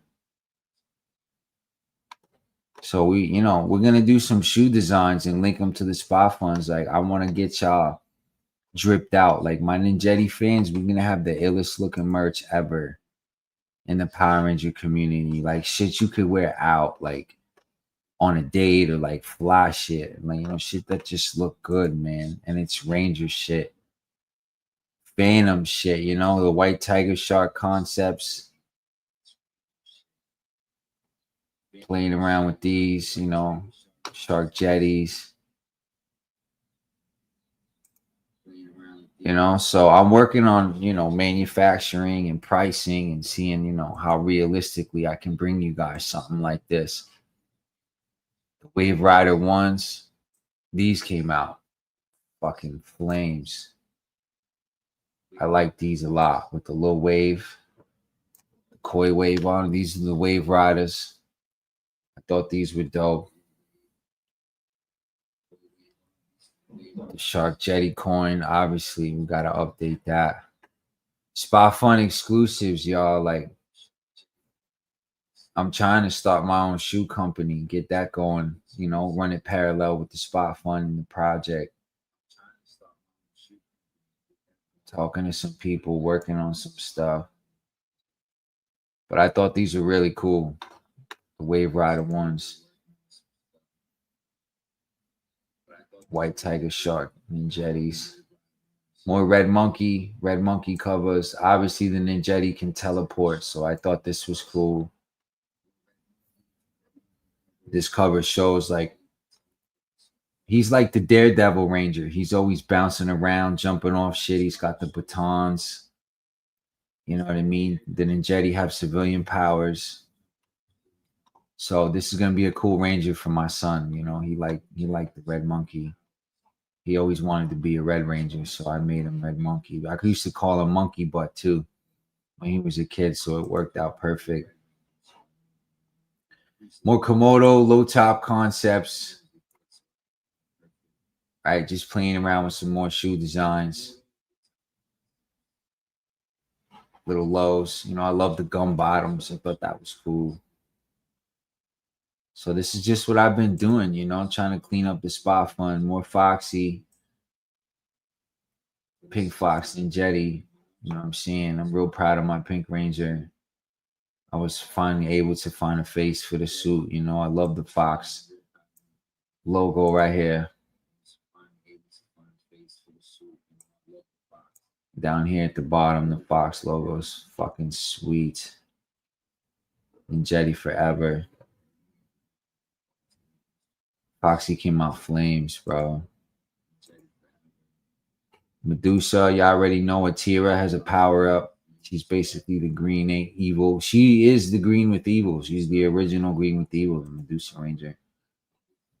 All right, this is very special to me, y'all. We're going to close out the show soon. The Komodo clothing line is officially launching. We're going to do some hoodies, some jackets, you know. I thought this is really cool. All black with the gold tees. I might do some Stitch shit, some Carhartt style jackets. I thought this was so clean.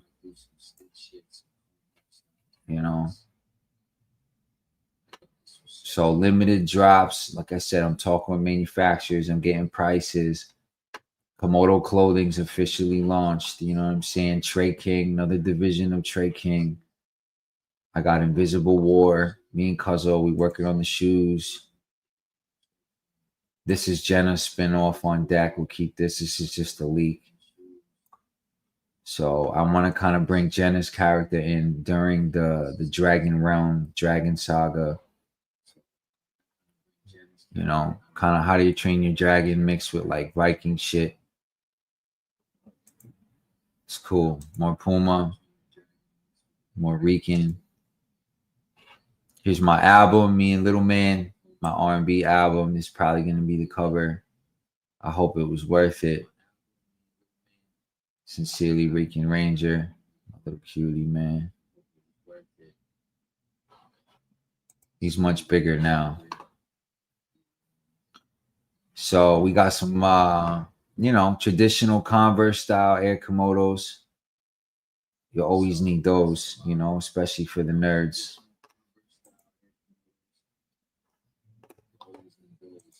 So we'll be working. Those will be cheap to make at some point. More Red Monkey covers. These came out really cool. Some Red Monkey variants to choose from. Really dope. Like his design came out really cool. I love how he can clone himself, the Red Monkey coin.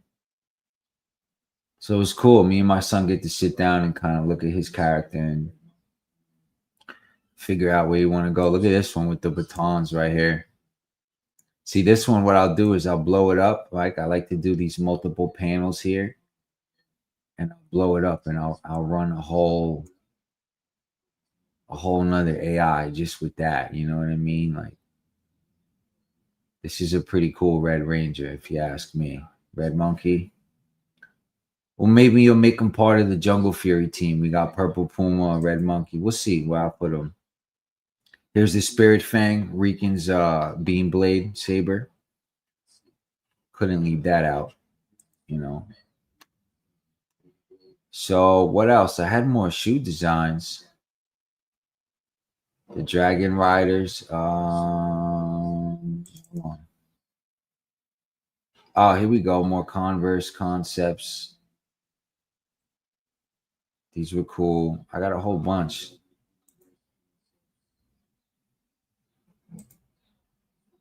Baby RiCan. Here's the Dragon Flyer. I thought this was Flames with the wings. Aerial combat mode. Komodo Dragon Ranger. I mean, you guys are just not fucking with me, man. I've yet to see anyone that's just killing the concepts with their own Ranger like I have been. You know what I mean? Like, when it comes to story, script, like, it's why I'm very protective in how I leak my shit. Because with AI, it's like we're all kind of connected too. So I have to prompt my style, like, within my shit. You know what I mean?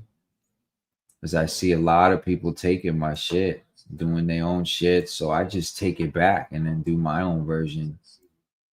This Ultimate Komodo Ronin version. This is going to be a version for the game.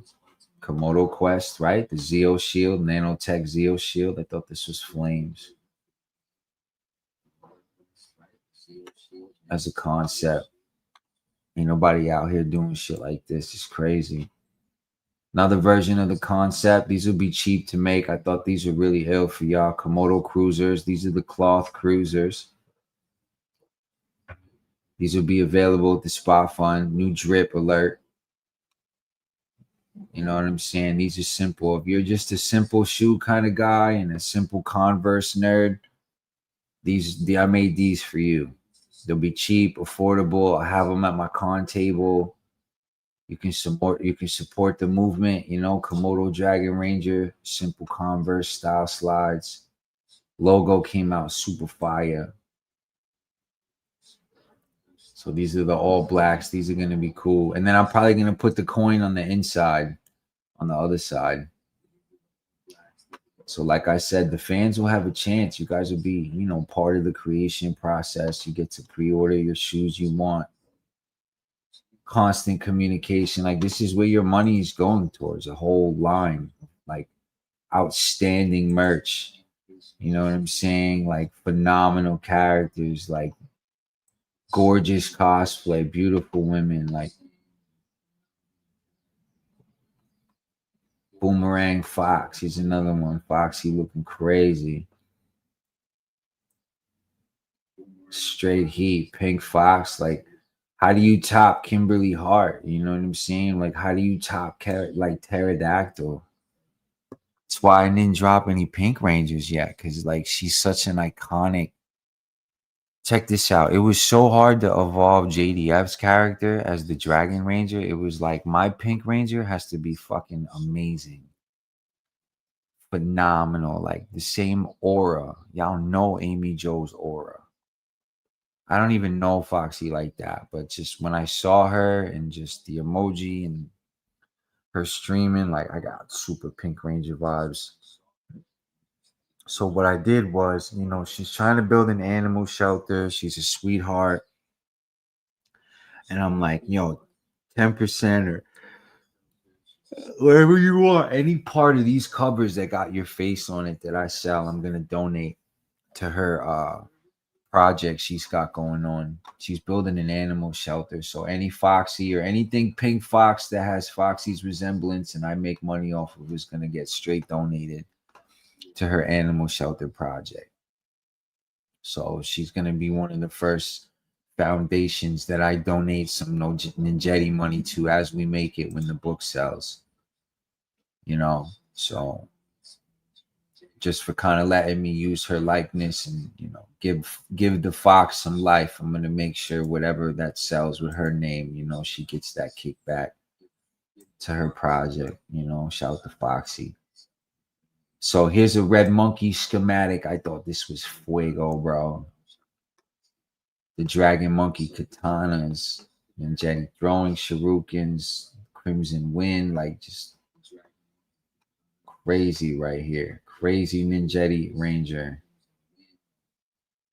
Telling y'all, like y'all not fucking with me. Grappling hooks. He's got the baton, Shinobi gauntlets, stealth visor.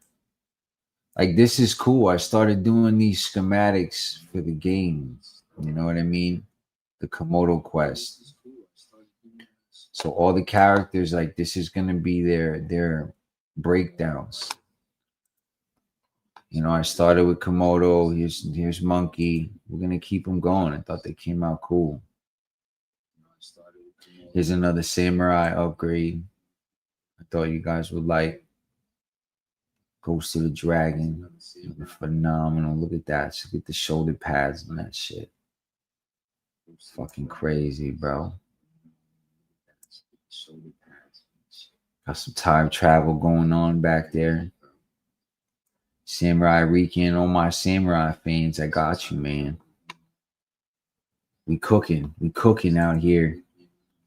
More Battle Bear lows. These are fucking great. All my low top soccer niggas. Boogie with the bear, you know. So these are all concepts and, you know, designs and colorways to go back to the manufacturer. It's getting late, guys. You know, in price, but, you know, we got the Air Komodos, the Battle Bears, the Shark Jetties, the Frog Jetties. I got a couple of shoot design. Komodo got a plasma shotgun, double barrel. There's the Dragon Ranger at his finest. My midget arms, my AI midget arms. So he's another Foxy cover, Pink Fox. Gonna be a phenomenal Ranger. Obviously, she's carrying the tradition. The gym teacher, gymnast, Ranger, you know, like Amy was. So I'm proud, you know, Fox came out good. Here's the, you know, Komodo, the shop I'm going to have in the book. I'm obviously going to be a grease monkey mechanic like yours truly is. So that was a quick Ninjetti leak. You know, I'm pretty proud of my shoe designs. We'll see what sticks, what makes the cut. You know, let me know in the comments which shoe you guys thought was like your favorite flavor. So here's our bad guy for the Samurai era. This is the Sapphire Samurai. Quantum Maniac upgrades his power, you know, gets some Samurai power going on, becomes a problem for RiCaN. Phenomenal. This nigga mean business, you know, Evil Blue. The Evil Blue saga continues with the Sapphire Samurai. So we got the Psychotics that dropped, the Sapphire Samurai. We got Atira, Rita's older sister. I got Oscar P. Slime, Ivan Ooze's predecessor. Divatox, my version of Divatox hasn't dropped yet. Dark Sector. We got Undead Zed. You guys don't even understand. Like, we're not playing. So, but, you know, on a side note, y'all tell me where this motherfucker gets to call everybody out for all this weirdo essay shit. And I'm so sick of all this like creeper fucking vibes and all this diddler and GriDDLeR shit going on. Like, you tell me, make it make sense where someone who has all this gets to call anyone out. Was accused of emotional abuse. When I filed for a divorce, I was accused. This is the motherfucker that my pictures were trafficked in his Discord, my kids' pictures. They stalked my baby mothers. They called CPS. They constantly sexually harassed me with AI videos, making me gay, putting me in women's clothing, sexually harassing me constantly when I've done nothing to these people. They just didn't like what I had to say, how I left the community, and did everything they could to shit on me and my project. And here we are. Listen to this shit. Of extreme cruelty. He posted this shit. She made a Facebook post. Not only did he post this shit, but he also has to submit hard drive footage. Can't know where his daughter lives because of all this allegations. And is out here roasting and toasting everybody, video after video, because he's mad as fuck. He has to pay all these weirdo allegations and court fees for the rest of his life. Meanwhile, while silencing his ex, she can't say a goddamn word about anything. This motherfucker can't even know where his daughters live. And he's out here making everyone's life on the internet fucking miserable because he's a miserable fuck. So all he wants to do is run through Power Rangers, stirring up shit. Then makes fun of everyone because they watch him when he's doing nothing but talking shit on everyone. Of course we're going to watch you, motherfucker. You're a cyber stalking, crime staging federale, nigga. Of course you want to know what you're going to say. We want our names out your fucking mouth. And if you keep fucking with Power Rangers in my career, in my flick, in my movie, then there's going to be a civil fucking, what do they call that? Civil conspiracy lawsuit. That's, you know, we kind of, you know, you kind of stalked my kids. You took pictures of my house. You got all this shit going on, allegedly. Like, at what point is it for entertainment purposes only? And then you trying to put niggas in jail? Like, what's really good, Henrold?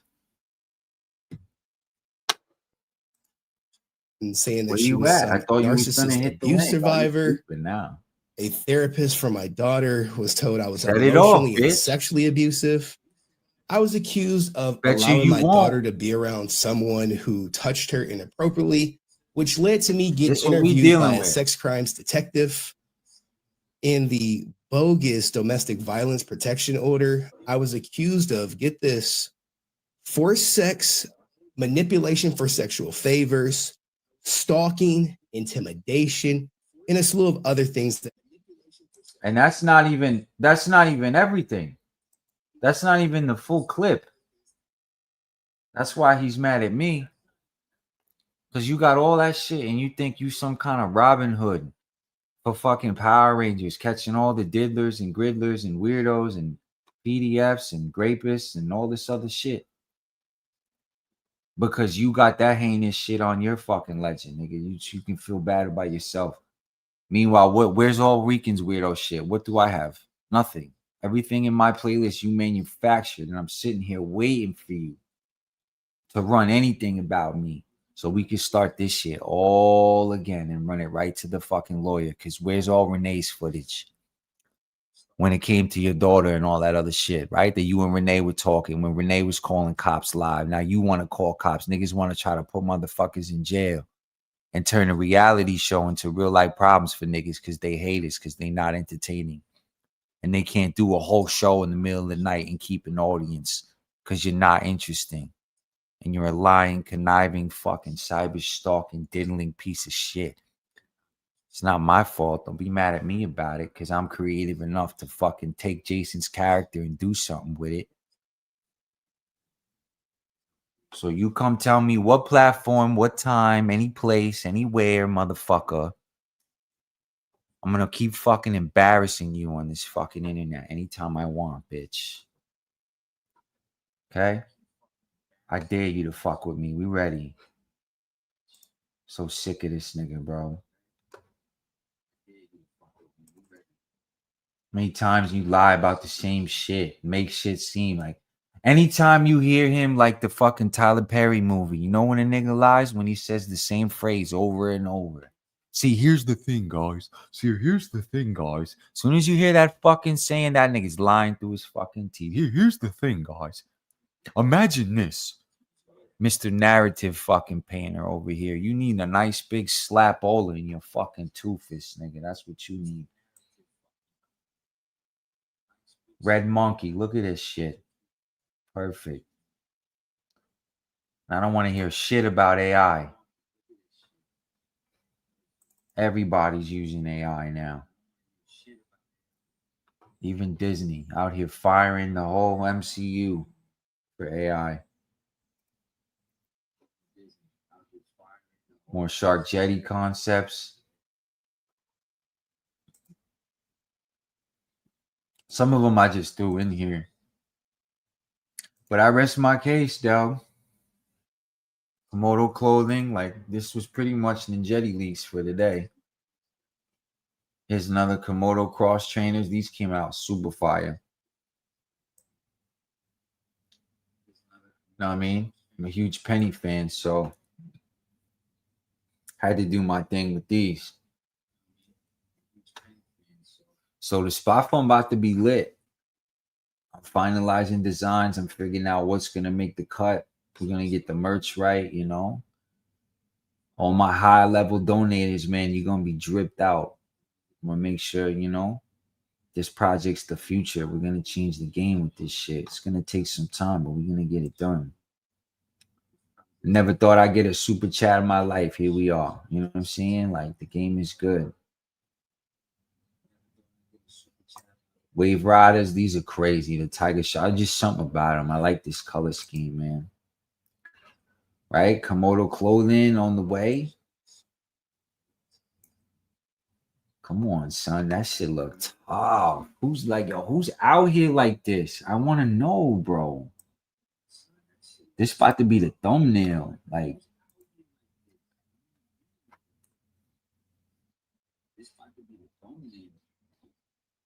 this is crazy work right here. Y'all ready for this? Look at these hoodies, bro. Tees, hoodies. Look at the zippers on the jacket, the fitteds, nigga.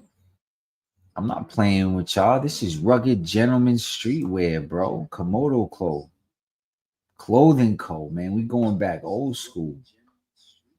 Back to our roots, man. This is Ranger gear, real Ranger gear, nigga. Not playing. This iconic Ninjetti suit on the right. These are one of my best suits ever made. This is old. This is one of the first I've made that hasn't been topped. Tell me that doesn't scream Ranger armor plus cloth together. Like, this is the perfect blend of Ninjetti right here. This is what we are. I am the Komodo Dragon Ranger. This is the epitome. This is peak right here. Who doing shit like this? Okay? See this? I'm the new Lacoste of Power Rangers. How'd I do? Komodo's here to stay. You know what I mean? So donators, pre-orders, let's go, bro. 50 grand is light work. We still got to get Johnny at least half of that. Right? We out here. I'm really proud of that banner. That came out fly. That's the banner we're going to hang over the cons right there. Blue Sapphire Samurai.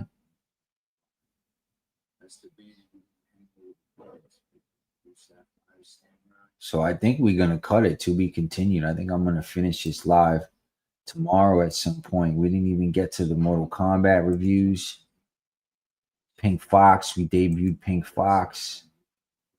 Look at these. These are like the cross trainer versions. These are the glow in the dark joints, the LA Gears. Yo, I thought these were wild. I'm like, who would wear these crazy shits? Some of them are not going to make this platform, but I just wanted to show y'all because they're cool. But I'm getting good at this designing shit, you know? So now I'm learning the manufacturing system, what I'm actually going to get made, what I'm going to bring to you guys. So, like, you know, you'll be able to track all your donations, pre-order everything you want before it comes. Full RDF mode, nigga. We're not playing. Okay? We're going to save this shit, I promise. So let's do a quick palette. Let's close it out with the MK stuff. And then we'll take it home. Little palette cleanse real quick. Anybody seen the MK movie? Let me know. Now's the time. We're going to get into it. Start talking. Where are our brothers? Tell us exactly where Mikey and Donnie went. Too late. They already crossed into the Nether Realm. Tonight's fight is Michelangelo versus Rain. Michelangelo is fast, unpredictable, and dangerous with the nunchaku. Shout the multiverse. Rain is a deadly warrior who controls water like a weapon. Now let the mayhem begin. Fair use. Let's get it. Rain, take the orange reptile. Smoke, take purple reptile. Break them apart before their brothers find them. The orange one will drown before he understands fear. The other will vanish before he can think his way out.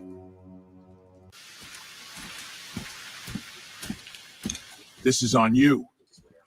We should have stayed together. No, this is on both of us. Blaming me won't save them. Then move faster. It was ass? Yeah, that's what I heard. This place feels like it's breathing. Stay close. Nothing here is built to let us leave. Donnie, something's moving under us.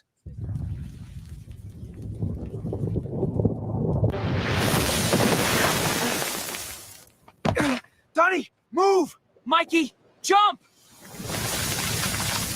Don! Donnie! Donnie!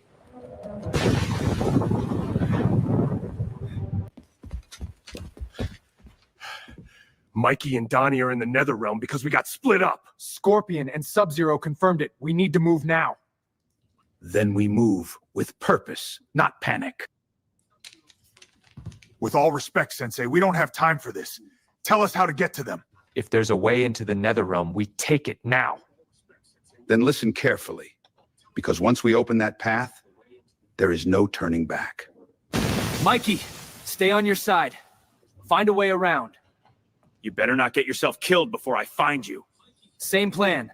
Survive first, reunite second. Like, all this AI shit's gonna get better. You know what I'm saying? Like, the AI animation is accelerating at a rate that's getting crazy. So I'm gearing up to give you guys an animated trailer soon.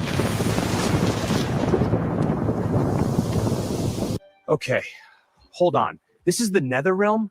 I was expecting fire, bones, endless screaming. Not this. This is actually beautiful. Which probably means something here is about to try to kill me. Great. Creepy ruin, evil sky, and now you. You were separated because you were meant for me.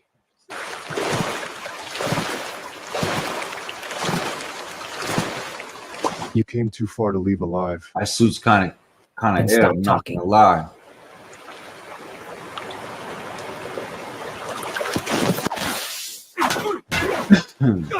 Okay.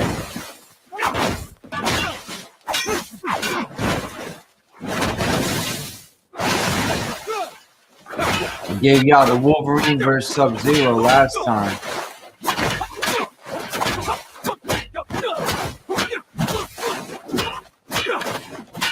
This is where I gotta see AI really improve, is the fight choreography.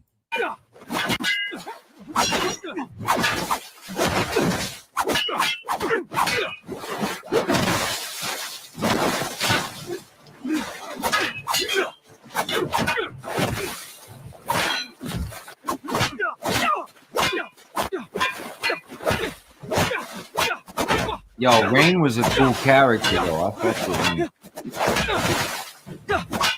Smoke was my favorite one though. Smoke was my dude.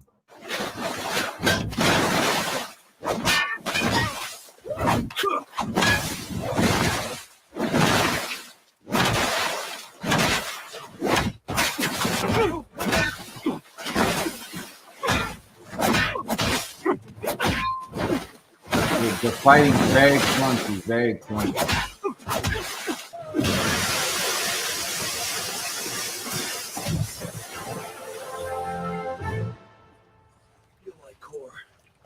Yeah. Your brothers are not coming for you. Good. Then I get to shut you up myself. Just so you guys know, they You just still think this is your fight? submitted a full AI movie to the Cannes Film Festival. It is now.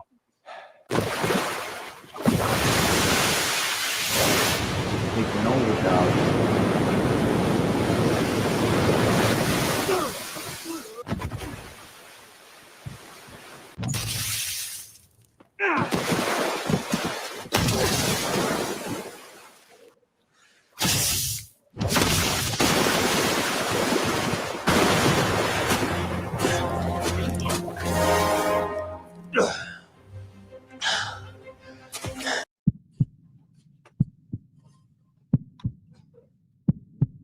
You are brave and just as stupid as the rest of your brothers.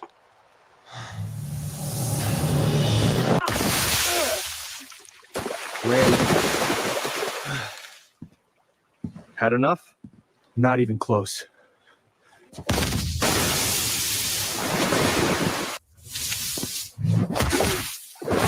Damn, cold-blooded.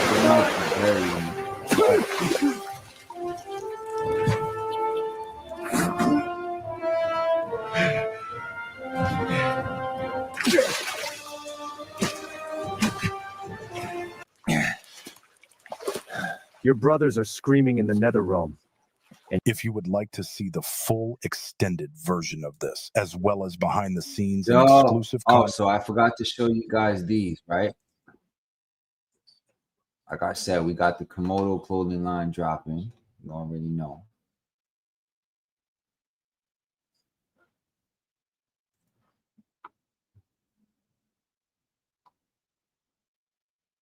Hold on. Let's catch up here because these came out crazy. All right, like I said, more jacket variants. Think of like Carhartt meets like Kenneth Cole and the cost. You know what I'm saying? Like the Komodo line is going to be crazy work. This is going to be cool and fun to do, you know? So I took one of my favorite shoes of all time, the GPs. We're going to try to do some, you know, some exclusive Komodo 95 zooms. You know what I mean? Homage, the Amulet Assassins. I would love to get these made and wear them in the movie, you know. Obviously, with amulets in his shoes, he can fucking, this would help with his flight, you know. So I thought these was cool. I was playing around with this idea. The color contrast, the black, the gold, the amulet, the dragon coin on the side, like beautiful. And I know this is a wild design, but it's like futuristic. Like what other design fits the amulets perfectly? I thought that was really cool. So those are the amulet assassins. What else? I feel like there's a couple things I missed. Here's an important variant. We got the noir variant. Well, obviously, that's how RiCaN's gonna look within the series, the animated series. You know what I'm saying?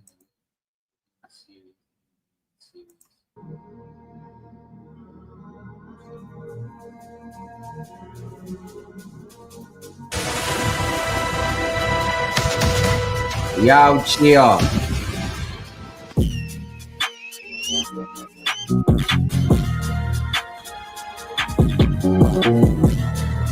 Goes to the dragon, baby. Let's get it.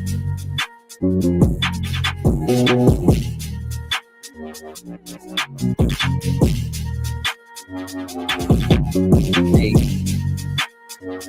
GPT, SPD, homage, RiCaN, let's get it. Shout to Jacob.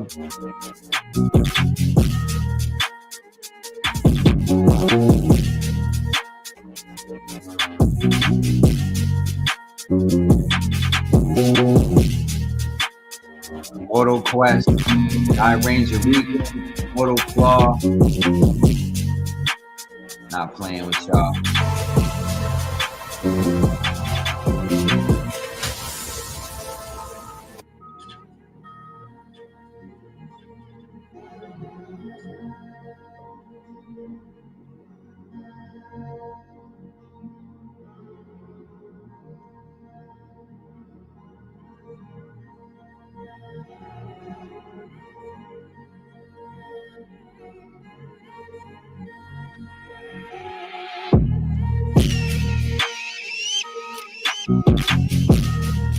The psychotics are coming.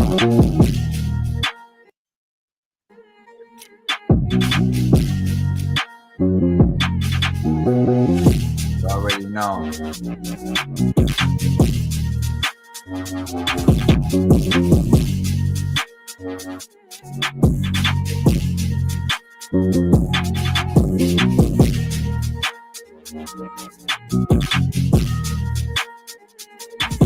Stop playing with y'all, man.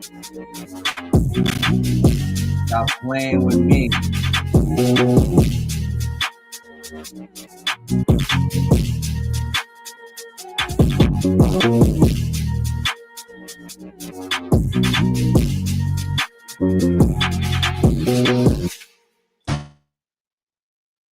Yeah. Let's get it.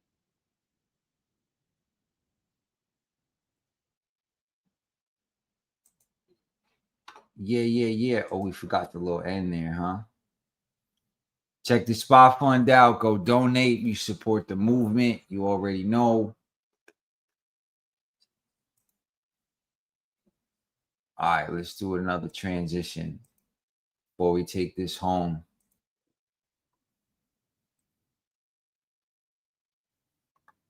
We rounding third, y'all. We're going to take this home. You're all nighter tonight with your boy RiCaN.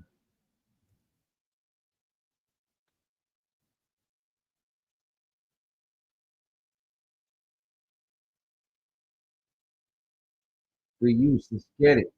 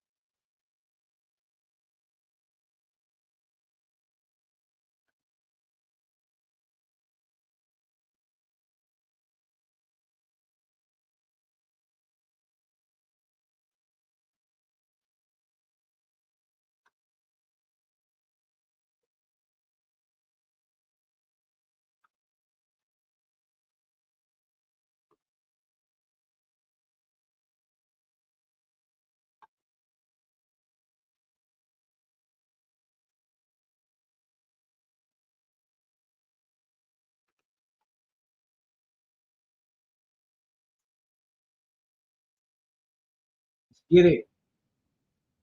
Y'all ready?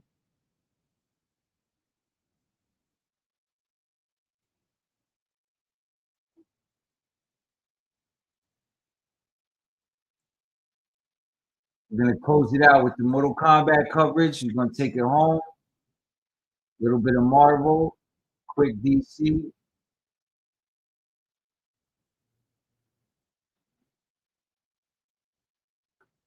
Couple few small more clips. We out of here.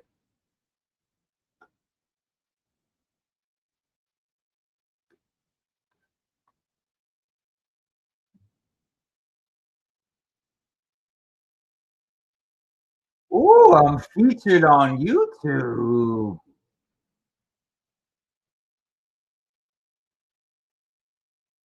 Look at that. Okay. It says featured next to my name.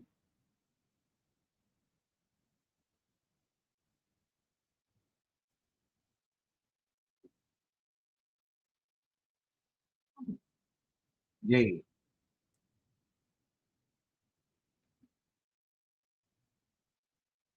All right, y'all.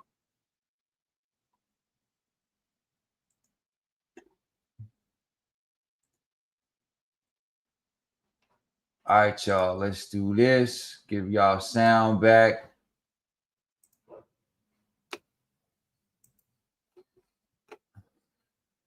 Ten Toes Down, out now. Our latest record. Music, what's good? Give y'all a quick recap. What's going on? Tell me why you switched up. I was 10 toes down. I've been working. When the world try to break you down. And I'm sitting in the silence trying to make R&B AO got R&B records coming. Got an R&B album coming. sense. How you flip the script on me, who's your angel now? Got the soundtrack coming. I gave you real, you gave half of that. I move with love, you just master it. Now I'm done guessing, now I'm done stressing. You lost a rider, count your blessings. Hey. I swear, she wasn't into the prayer. But now that you got me here, I see what's going on. I hear that shit loud and clear. Wait, with no culture, I'm down. Tell him to come hit the link. I'm manifesting that she know she not around. I'm 10 toes RiCaN's here for everybody, y'all. Tell me why you switched up. I was 10 toes down. Held you close when the world tried to break you down. Now I'm sitting in the discriminate, man. make sense how you flip the script on me, who's your angel now? I gave you real, you gave half of that. I feel like that would be a good show. Now I'm done guessing, now I'm done stressing. You lost a rider, count your blessings. Wait, so let me get this straight. Doing the same thing every damn day is the definition, girl, of insanity. I don't play. That's why eventually shorty can't stand me, man. Accountability is freaking ridiculous. This shit is absurd, baby girl. Put your lip on this, so that's my word. Yeah. Shout out to J Music. This is a fun record. Sustainability. Oh man, you kidding me? I was way gone before she was getting rid of me, trying to belittle me, stimulating conversation, turning and hating. I wish you the best on your personal journey, but unfortunately, shorty made your ass just ain't word. So that's my word. How you act is fucking absurd. Tell me why you switch up. I was 10 toes down. Held you close when the world tried to break you down. Now I'm sitting in the silence trying to make sense how you flipped the script on me, who's your angel now? I gave you real, you gave half of that. I move with love, you just mastered it. Now I'm done guessing, I'm done stressing. You lost the rider, count your blessings. All right, y'all. So let's jump back into this evaluation here with MK, right?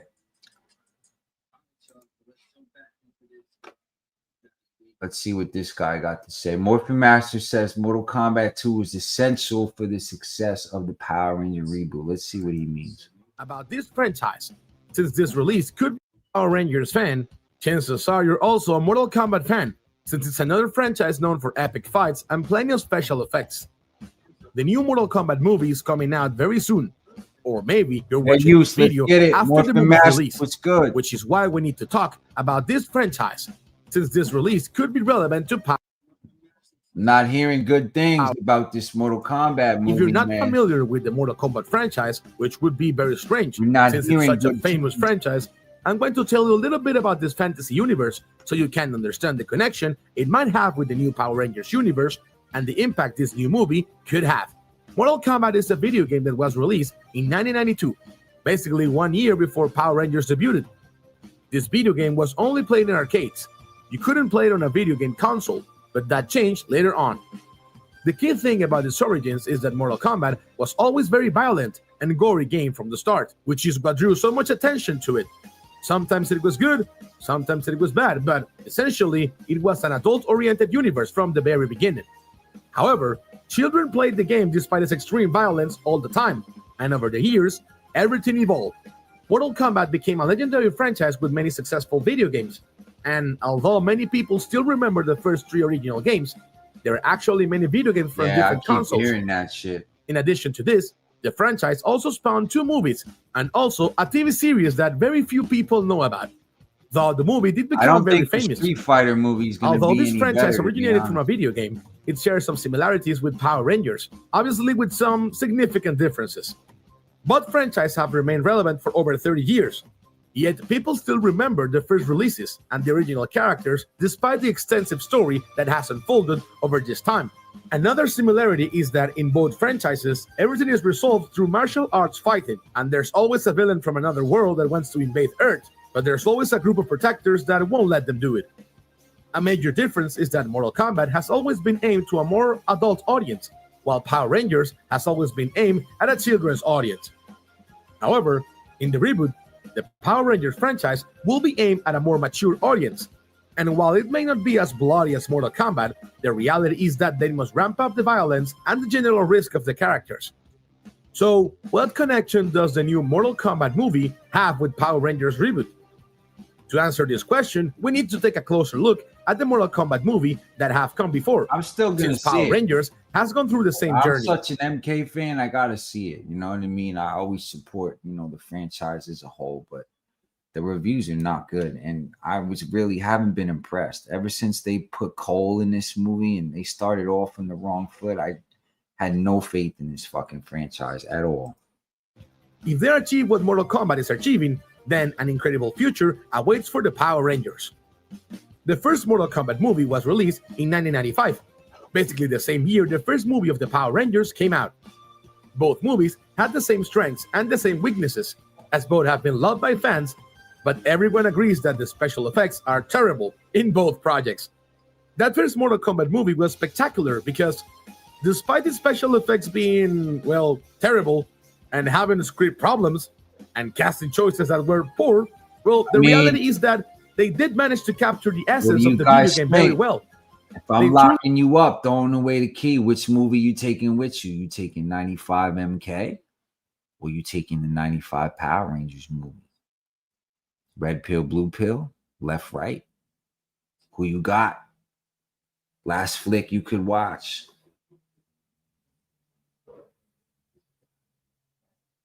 '95 Power Ranger movie, 95 MK movie. Who you got? Fully managed to capture the essence of the video game and gave us a movie I didn't like would the remember character. for many years because we finally got to see those characters in live action. So if we break this down simply, we can say that the strengths were the essence and understanding the spirit of the video game had, while the weaknesses were the special effects and the script. Later on, they released a second movie, but it wasn't as successful as the first one. However, there are many fans of the franchise who do remember it because, despite having more issues than the first movie, it actually captured the essence of the franchise very well too. I love them both. It's hard to pick. We saw a lot of new characters, fatalities, and plenty of music, and maybe that's why it's so memorable. However, the special effects were awful. Many of the actors' performances were terrible, and the script didn't make sense in a lot of scenes. These are things that have improved in the new movie. And if you don't know anything about the new projects, then let me explain a little bit about that part. So we're definitely going to do like... the new Mortal Kombat movie was released. Basically, a reboot that has no connection to the 90s film. We're gonna do a serious like MK breakdown. I did a whole MK episode. I enjoyed it. I want to do another one. I want to do a real MK versus Street Fighter episode and then throw a little bit of Tekken in there. You know, once the Street Fighter movie drops, I'm gonna do MK versus Street Fighter, y'all, for an episode, long ass, and just go, you know, long ass episode and just go back and forth between the both of them. This is essentially what's going to happen with Power Rangers, as there will be a reboot, and it's very likely it won't have any connection to what we've seen from the old universe. Saturday morning, y'all. These new Mortal Kombat movies are bloodier, with much more violence and some pretty good special effects, even though the first movie had a budget of only $55 million. That first movie premiered in theaters and on HBO Max simultaneously, which obviously slowed down the earnings quite a bit, since it only generated $84 million. We must remember that at the time, we were in the midst of the pandemic, so many people stopped going to the movies or simply couldn't, which is why they released it also on HBO Max. Something very interesting that happened with that first project is that the creators didn't fully stick to the essence of the franchise, as they made some changes. And the worst part was they decided to create a new character. The worst part of the new character is that they made it the protagonist of the movie. And if you're not a fan of the franchise, then this maybe didn't bother you at all. But for the fans, it was a huge blow. That's why many fans were asking for that character to be erased in the second movie. And I'm using the word erased, but you know exactly what I mean. On social media, it said that the producers have listened to the audience. And in the second movie, they managed to fix all the mistakes they made in the first project.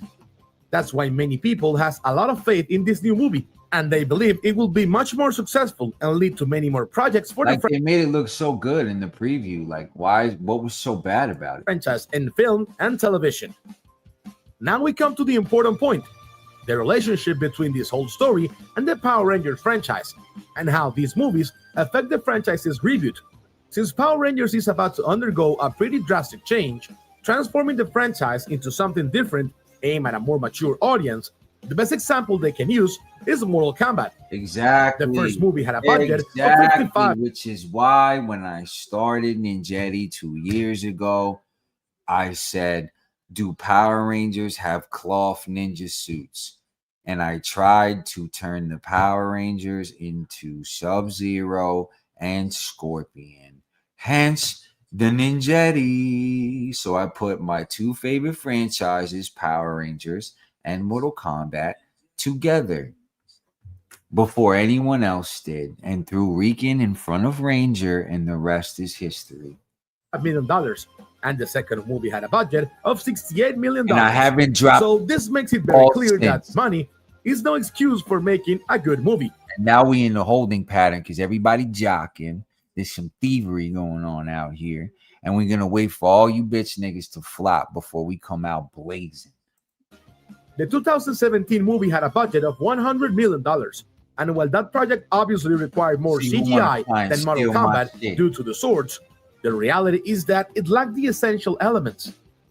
One thing we've consistently seen in all the Mortal Kombat movies is that they always captured the essence of the franchise very well. And this was the same approach used in the 1995 Power Rangers movie. This is exactly what caused the 2017 movie to fail, since it lacked that essence. It was just a movie about young people wearing weird costumes of different colors. And sadly, that isn't Power Rangers.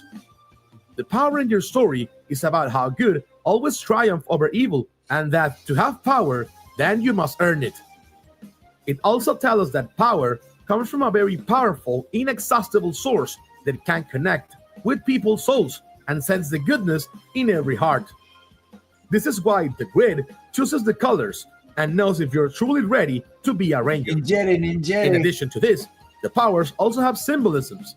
They come from the forces of nature, whether from animals, magic, grid, weather, or sometimes even humanity itself.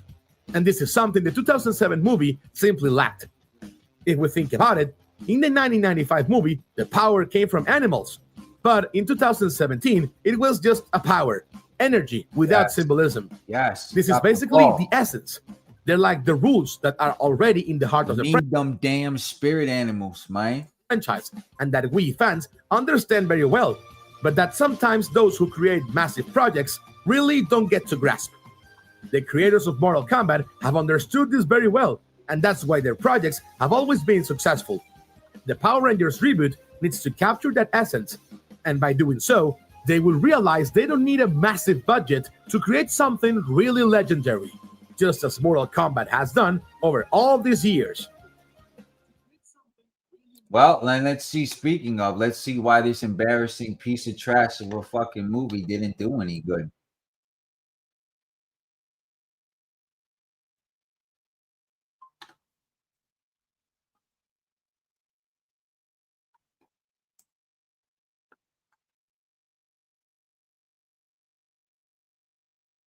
Like, what happened here? We know the cast was, you know, not horrible. We obviously know the Zords was a big fucking mix-up. Like, how many times we got to dissect this fucking movie? We dropped the ball big time.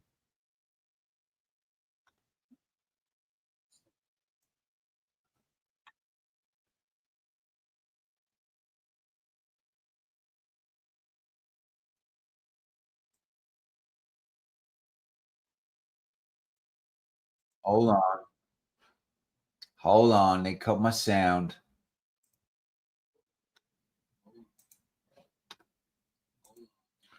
Let's get the sound back. Hold on.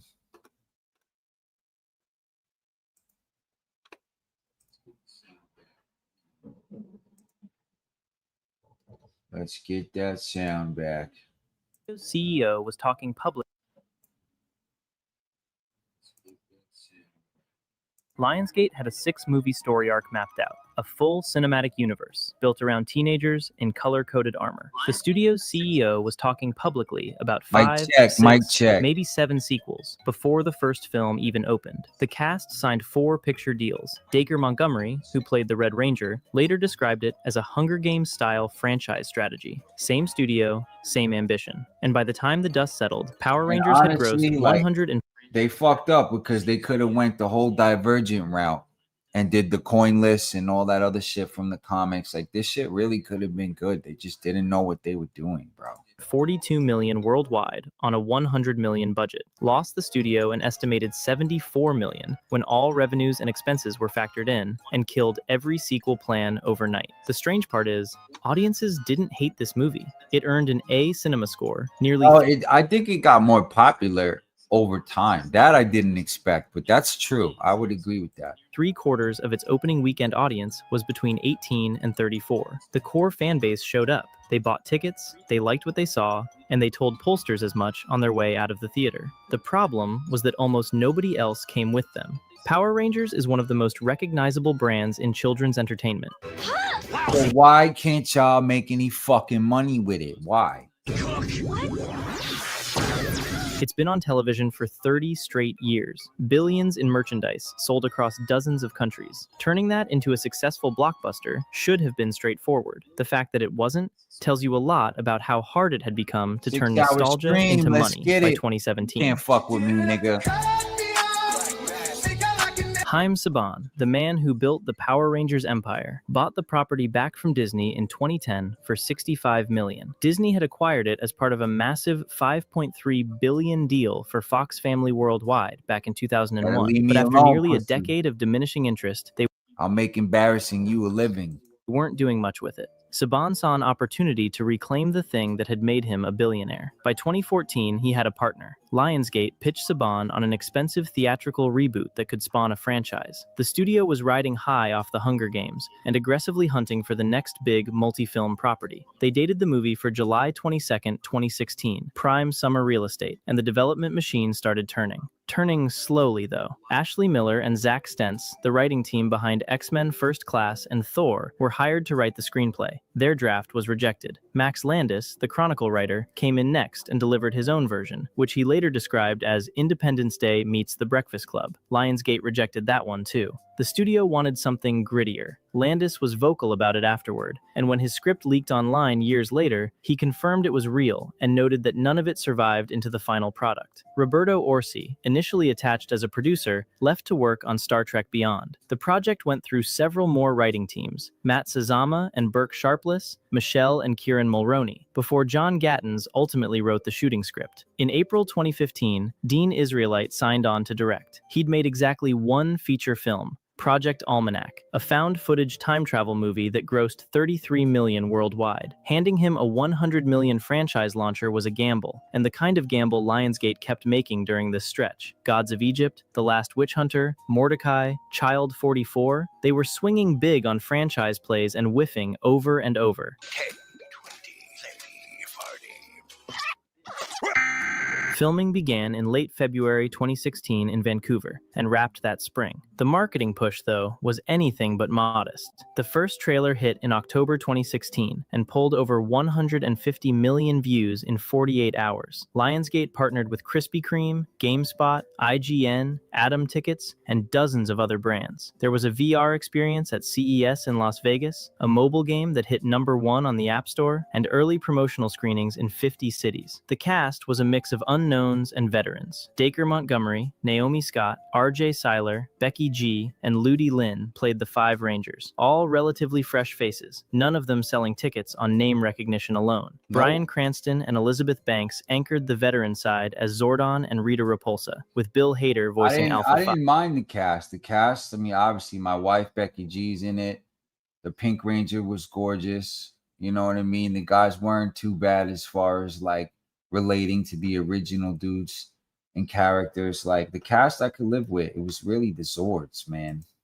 5. They brought weight to the project, but whether this movie worked was always going to come down to whether people still cared about Power Rangers enough to show up. And the movie Israelite made was, on purpose, a coming-of-age drama wearing a superhero costume. The Rangers don't morph until deep into the second act. The Zords and Megazord barely appear before the climax. The first half plays more like a teen ensemble piece about 5 misfit kids bonding in detention and discovering alien artifacts in a quarry. One Ranger is on the autism spectrum. Another is grappling with her sexual orientation. The Red Ranger is under house arrest for a drunk driving incident. It was aiming for something closer to Chronicle or The Breakfast Club than Transformers. That ambition was real. Whether the execution matched it is a different conversation.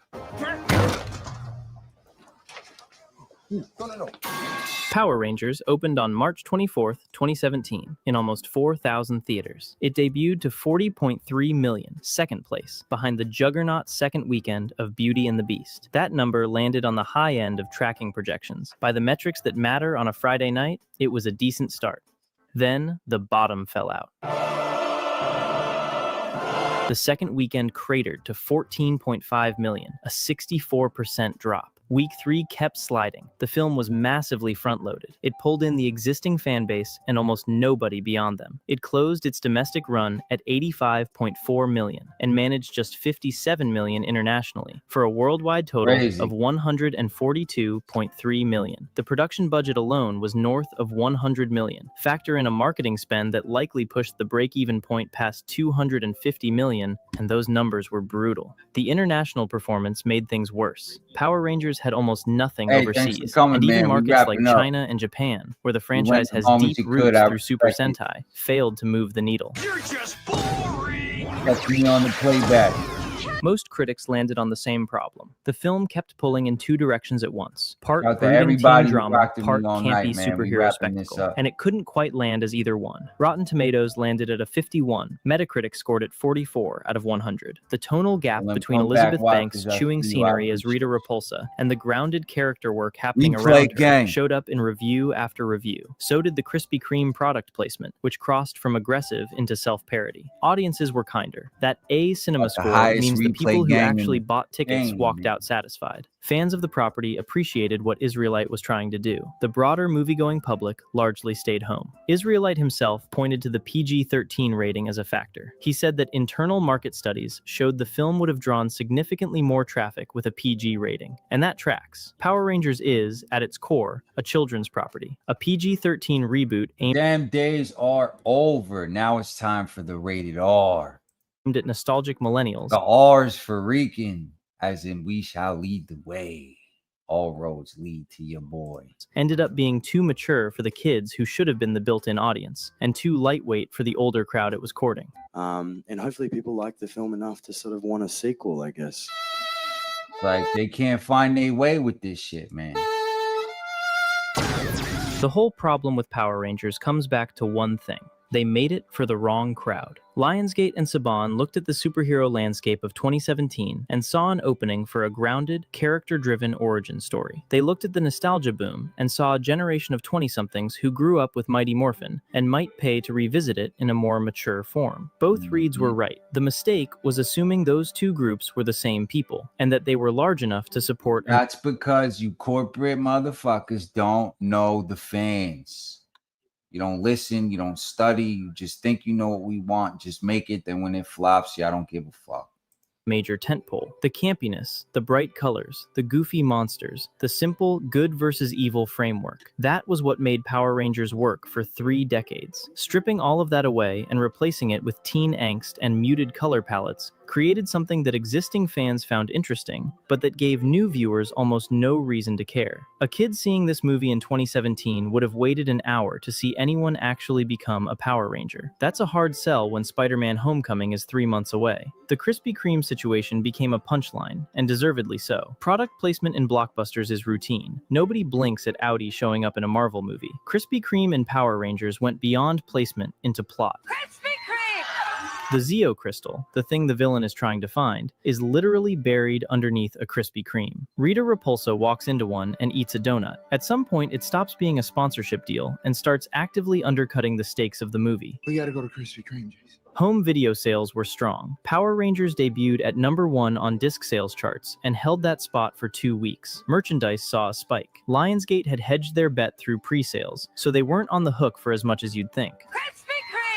The studio walked away bruised. The franchise ambitions were dead, and that was the end of it. Krispy Kreme. Krispy Kreme. Krispy Kreme. We gotta go to Krispy Kreme. You Krispy Kreme motherfuckers. Within months, Saban started letting the trademark for the film's logo lapse. By May 2018, Saban sold the entire Power Rangers property to Hasbro for $522 million in cash and stock. Hasbro 522. We can raise that, guys. Come on, hit that spot. Announced plans for a sequel, then pivoted to a full reboot, then brought in Jonathan Entwistle to build a connected universe across film and television for Netflix. That fell apart in 2024. Where do you get these guys?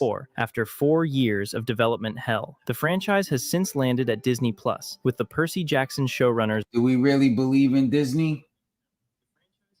I don't know. Jonathan Steinberg and Dan Schatz attached to write and produce a new live-action series expected to begin filming in 2026. For the first time in Power Rangers history, the show will be produced entirely without Japanese Super Sentai footage, a clean break from 30 years of tradition. Meanwhile, the 2017 film has quietly picked up something close to a cult following. Fans who go back to it tend to praise the cast chemistry and how earnestly Israelite tried to give these teenagers real depth. R.J. Kyler's performance as Billy, an autistic superhero in a major studio blockbuster, something that was almost unheard of at the time, is routinely cited as a highlight. Dacre Montgomery went on to Stranger Things. Naomi Scott landed Aladdin and Charlie's Angels. The cast was better than the material around them, and the material was more ambitious than the franchise probably needed it to be. The gap between what Power Rangers tried to be and what the market wanted it to be, that's the whole story. A reboot that aged up a children's property and then couldn't figure out how to sell it to either generation. A studio that planned 7 movies before the first one earned a sequel. On paper, every choice had logic behind it. In practice, they produced a film that pleased the people who saw it and failed to convince anyone else to buy a ticket. The 4-picture deal Dacre Montgomery signed became a single film and a cautionary tale. And somewhere, underneath a Krispy Kreme, the Zeo crystal is still waiting. Krispy Kreme!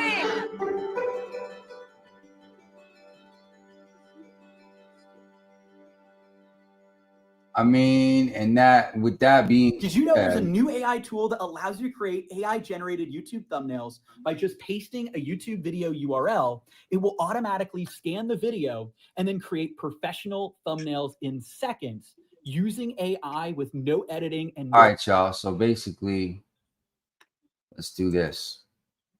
My bad. I was trying to get the switch up going.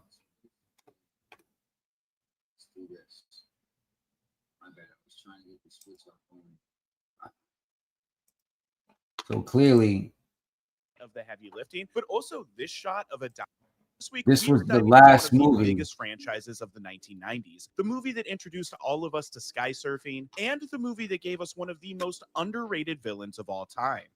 The ooze is back.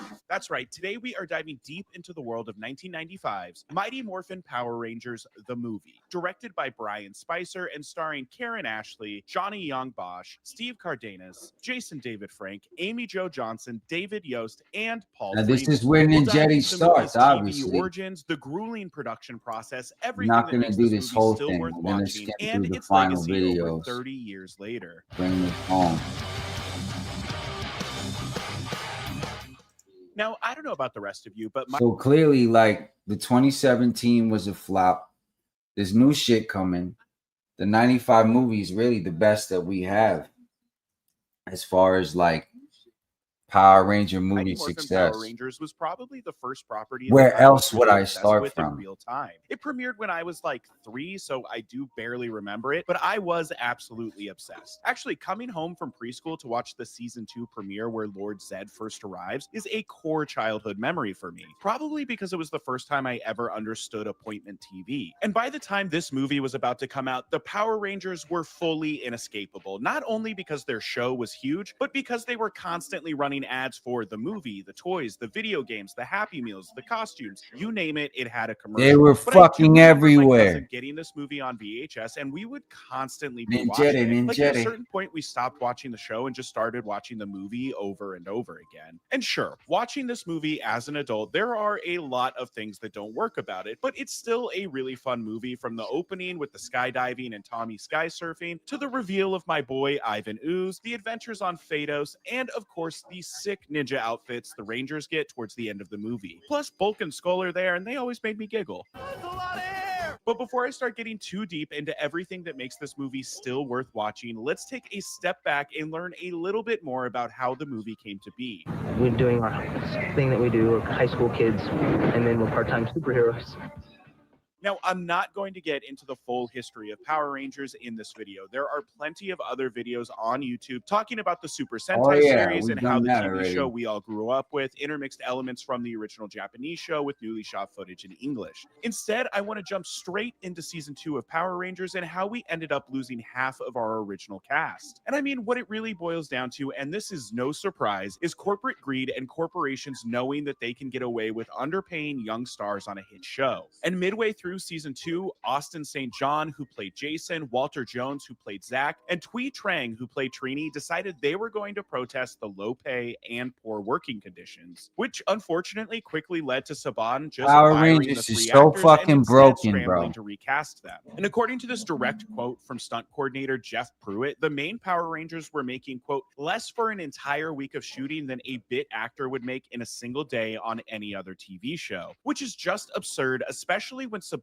is claiming to have made $1 billion off the franchise in the first year of running episodes. And in November of 1994, St. John's, Jones, and Trang would star in their final episodes of Power Rangers, which also introduced their replacements, Steve Cardenas as Rocky, Karen Ashley as Aisha, and Johnny Young Bosch as Adam. And all 3 of the new actors would start just a few days after That's what we sending y'all motherfuckers to the peace conference. Keep acting up. being hired. Their parents even all had to send their clothes to them via FedEx because they had to be in LA to start filming immediately. And then they all found out that 6 weeks after starting on the show, they'd be flying to Australia to film the movie. As for the movie itself, Fox and Saban decided about halfway through filming season 2 that they wanted a movie, and instead of having people come in and pitch and hiring just one writer, they instead decided to hire 3 writers to each write their own script, and then they'd pick the one they liked best and move forward with it. And once they had all 3 scripts, they decided that they really didn't like any of them, but writer John Camps had come the closest to capturing the tone that they'd been envisioning for the movie. But then, after a few more drafts with Camps, they weren't really liking what he was turning in, which is when they brought back in Arn Olsen to take over. It sounds like Camps was responsible for the idea of taking the Rangers out of Angel Grove and to another planet, and he also came up with the first iteration of Ivan Ooze, and then Olsen was brought in to basically turn those ideas into something a bit more cohesive, which is why he was given credit as screenwriter and Camps was only given a story by credit. This is also right around the same time where director Brian Spicer comes aboard the project, taking over for Steve Wang, who left the project citing the dreadful creative differences. And in October of 1994, with the script, director, cast, and budget of $15 million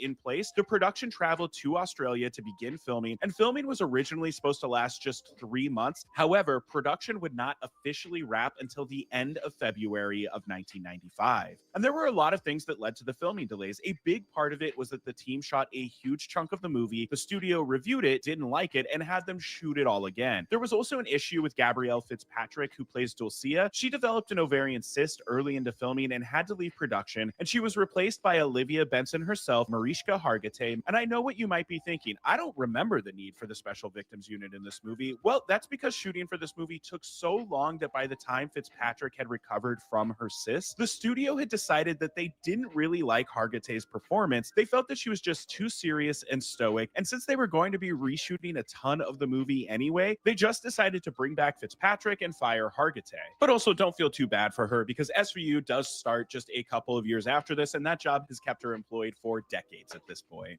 Anyway, there were actually so many delays in filming that Fox and Saban decided that with the downtime, they'd write and shoot 2 3-part episodes for the show. And those would be crazy. That's where all the same rats and costumes they use from the movie and shit like that. Are you gonna cover the saga, the Sage shit?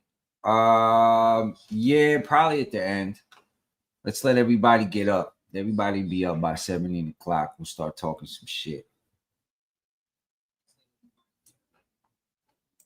be The Wedding and The Return of the Green Ranger, which would both premiere as part of season 2. Might come back to Filming it. I for might the movie do my would own end in February of 1995, and then the movie would go into post-production, which required a lot more visual effects work than the show typically did. I love the did. drama, let me tell you. More on the effects of this movie in just a bit. Y'all just want me to body these niggas. On June 30th, 1995, Mighty Morphin Power Rangers, the movie, was released into theaters. And on its opening weekend, it would only place 4th at the box office behind the opening weekend of Apollo 13 and the 2nd and 3rd weekends of Pocahontas and Batman Forever, respectively. However, even though this movie placed 4th, it ended up making $13.1 million against its $15 million budget, and it would go on to make a worldwide total of $66.4 million, making the movie a big hit for the studio. And even box office numbers aside, you know the merchandising for this movie made it profitable alone.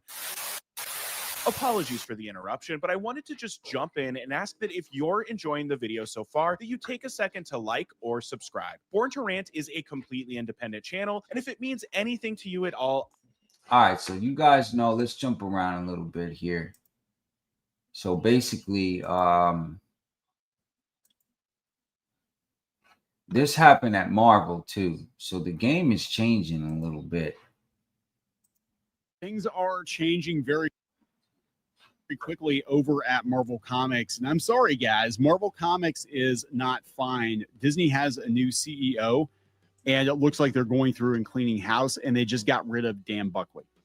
Dan Buckley, who's been in charge of Marvel for quite a while now, and a lot of people are blaming him for the utter state of Marvel Comics. And I think Disney is done. Disney is done messing around. I think Josh D'Amaro's done messing around. And what's weird, though, is they're bringing people in to manage Marvel Comics that are not comic book people. Like, this is where the game is at. So I am really starting to think that... It's wild. Now I want to dibble-dabble into my comic origin a little bit. Like, shit's changing. They're firing people at Marvel on the actual comic tip now.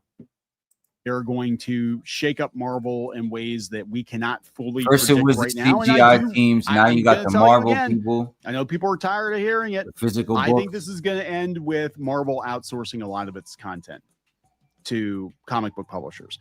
There's a rumor floating around that I know you guys want a lot of RiCan content, but what I do that's so saturated, and there's a lot of people like the playing field has to level out a little bit. My book's not coming out for another 6 months because of this shit. You know what I mean? And then White Dragon was announced. So it's like, it's going to be a good summer. We got a lot of shit coming out, bro. Let's see who reigns supreme at the end. Let's see if RiCan can stay at the top of the hill conceptually and creatively. Robert Kirkman maybe I think I is can. kind of circling Marvel to get a hold of some of the licenses over there. I think Skybound would actually do a very, very good job. This nigga can't do 8-hour streams like me. No way. We'll see what happens. Very interesting development. I have to give a hat tip to Gabe who sent this over. I missed this. I was actually busy working on putting out some other forest fires. I'm Marvel the definition of content, nigga. On fire, man. Marvel. That's why y'all all want to grift and try to groom my content behind your fucking paywalls. Is not in a good way. We have everybody got a channel now. It's fucking hilarious. A bunch of their editors leaving. We have a bunch of people getting gone from Marvel. David Gabriel's gone, and now they're getting rid of Dan Buckley, who people thought was like going to go down with the ship. Like this guy was going to be there forever. So how long until CB Cebulski gets gone? I think that's going to be pretty soon.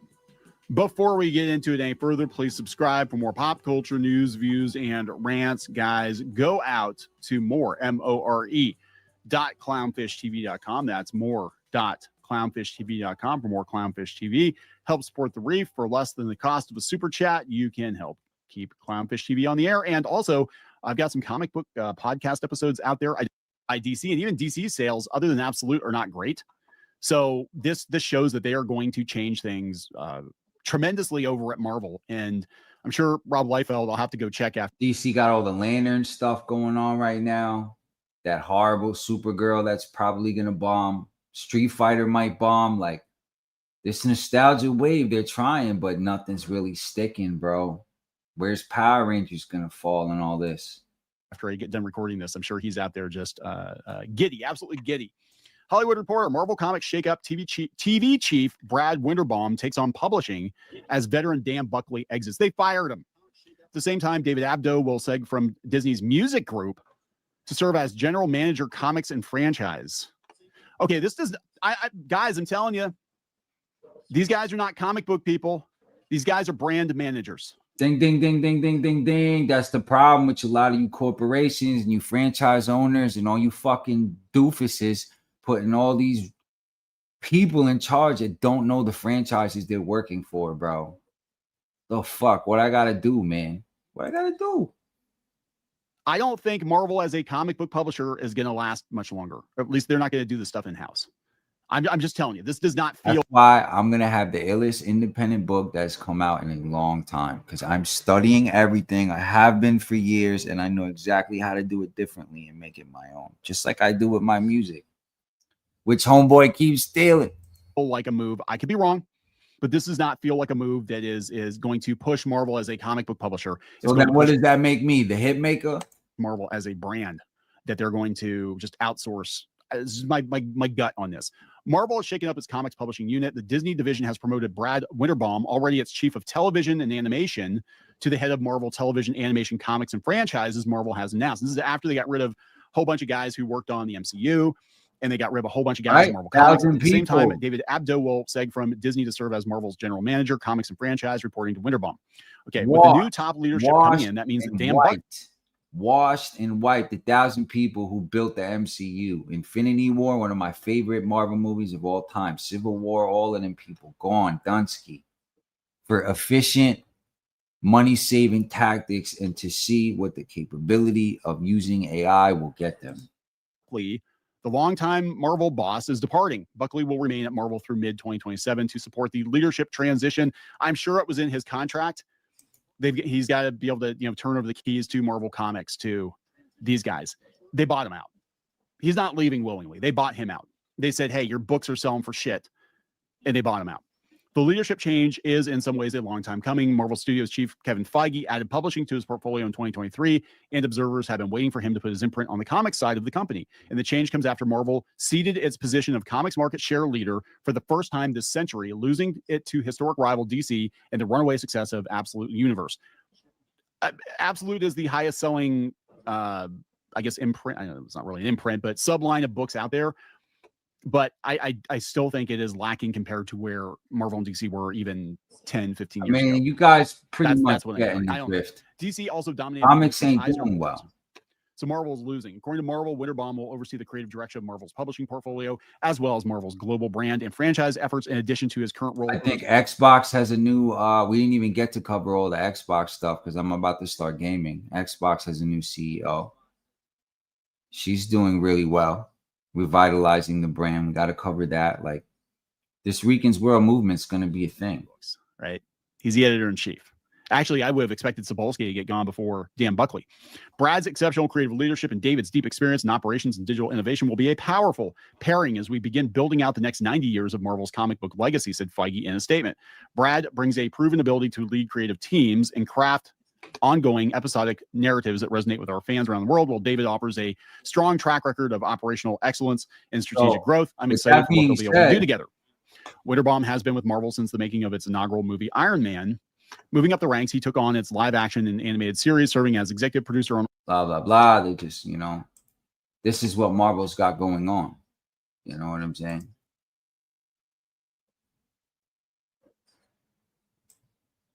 So.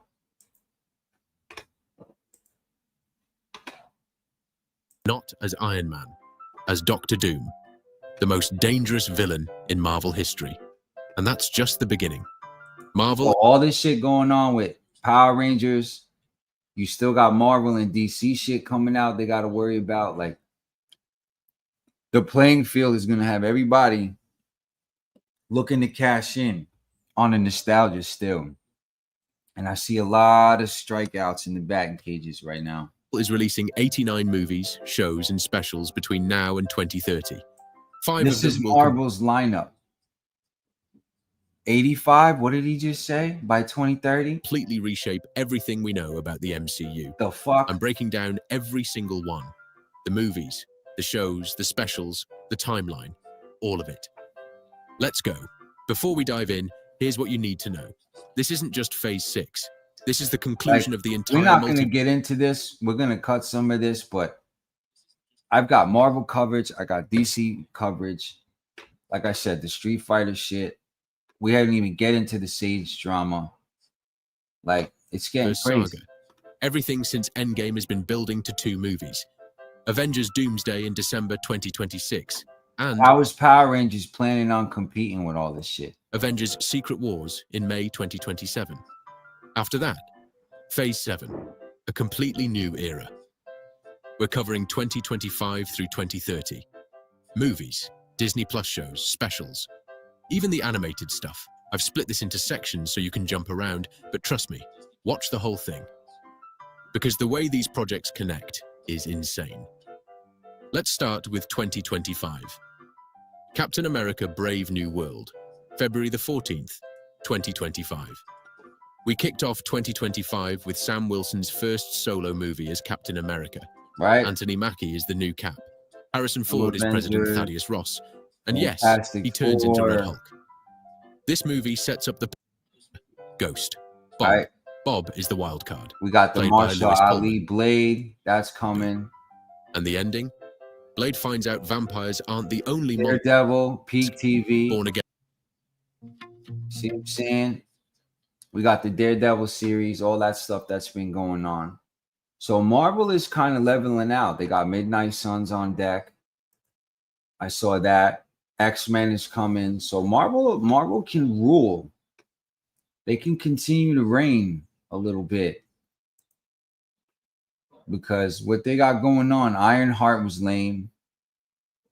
Not feeling Ironheart. This Agatha Harkness shit, I kind of skipped. Eyes of Wakanda.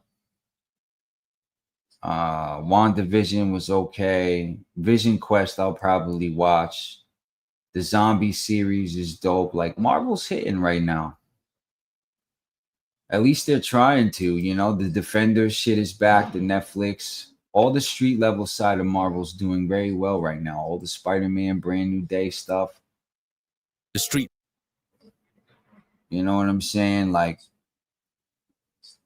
I'm a Marvel junkie too. I know a lot about this shit. I've been reading comics for a long time. The Punisher's got a special coming. Johnny Berthol's back. That's good news. You know what I'm saying? So I'm going to enjoy watching the MCU get its footing again. You know what I'm saying? Spider-Man, you know, brand new day. Shang-Chi's coming back. So Marvel's late and slide like lineup is slate and lineup is looking pretty good. You got Doomsday. Downey's coming back. I'm not sure what's gonna happen with Kang. The Russo brothers are back. They're back. The cast is massive. The new Avengers from Thunderbolts, the Fantastic Four, like and characters this from the is old gonna be Fox a X-Men huge universe crossing movie. over. X-Men's coming. The multiverse is fully open. Doomsday, Realities are Secret colliding, Wars, and Doom is walking through it all. It's gonna be crazy with Doom as the center. Calendar. I'm looking forward to Shang-Chi Secret 2, Wars. February 2027. Before Secret Wars, we Shang-Chi get Shang-Chi's 2. return. We got the Simu Liu War is back. Machine series. Don Cheadle finally gets his own story. Armor Wars follows Armor James Wars. Rhodes. Yep, Armor War Wars. Machine. I didn't see As he Wonder discovers Man. Tony Stark's technology. I didn't see Wonder Man yet. I heard Wonder Man was all right.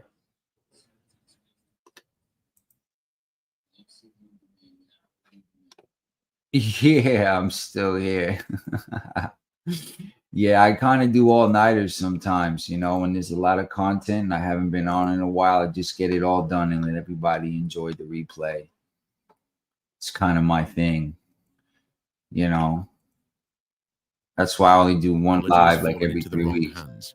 Someone is Because using it's like 3 lives in one. tech to build weapons, armors, dangerous things, and Rhodey has to track them down, stop them. We're almost before done they though. cause We're gonna try to catastrophic wrap damage. up by 7, This was 7:30. originally announced as a movie. Then I it became swear a I'm series. almost done. Then Young Avengers, Wiccan, right? This is a Speed, quick Marvel America recap. Chavez, I just want and to they're show you finally coming guys together. We don't have a where release the date yet, but competition is 2020. at because we did so much Power Ranger coverage. It's like we haven't even really covered what the fuck Marvel's been doing because they're gearing up to take over. Eternals 2's coming. Midnight Suns is coming. Like, they're going to have opportunities to really get back to their previous, excuse me, glory. So it's like, what are we really doing? The competition's not getting any easier. They say time heals all wounds. I mean, you guys really want me to close it out with Where the I drama. come from. I got a little lag on the damn clickage here.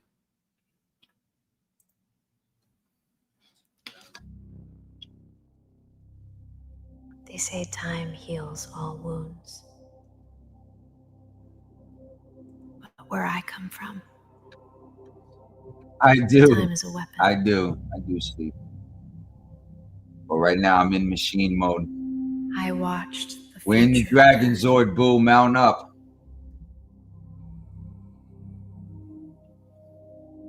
I watched him fall.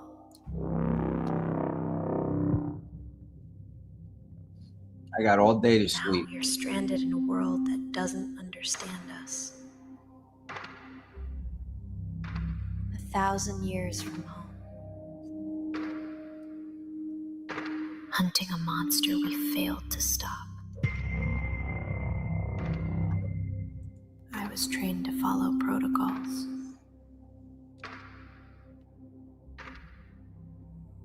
To never engage with the past. There is no going back.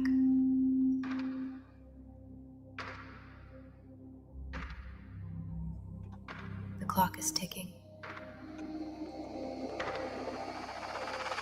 And I won't lose anyone else.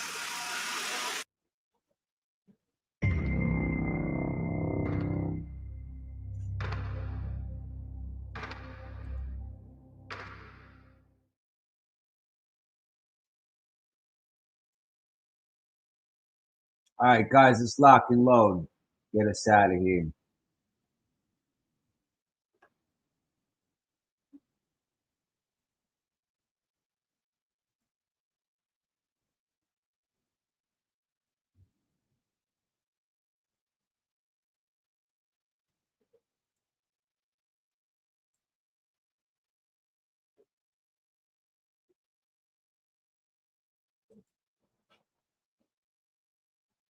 Hold on, sound cut out.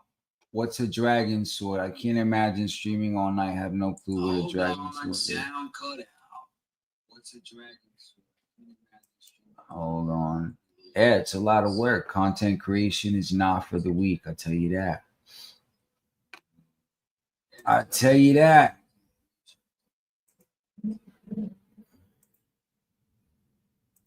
Let's bring that back.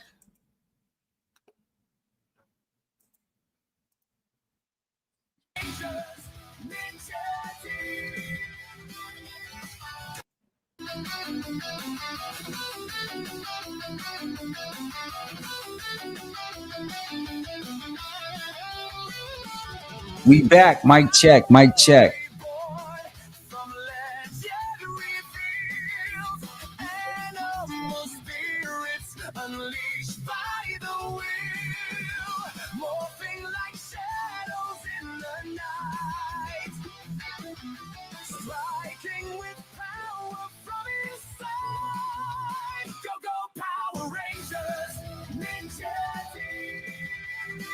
Ninjetti. That's just crazy.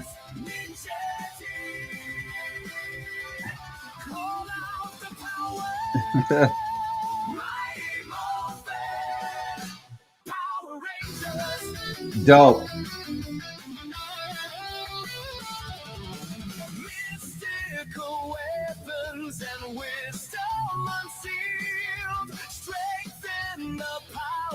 All right, let me give them what they want.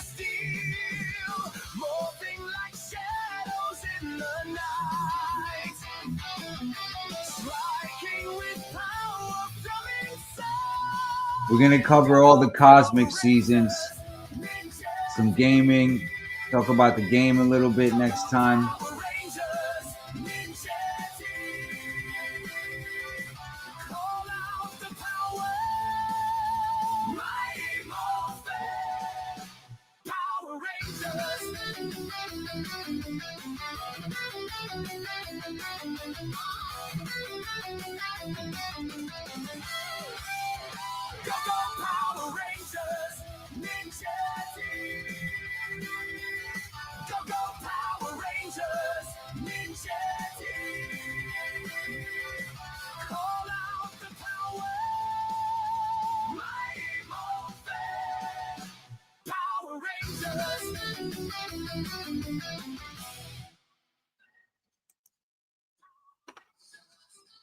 All right, y'all.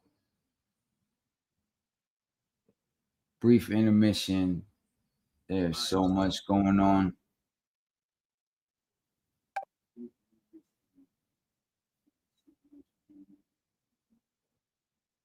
Thank you. Appreciate it.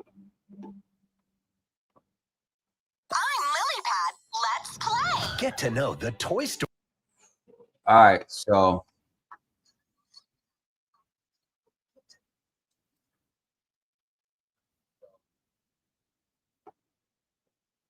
hold on.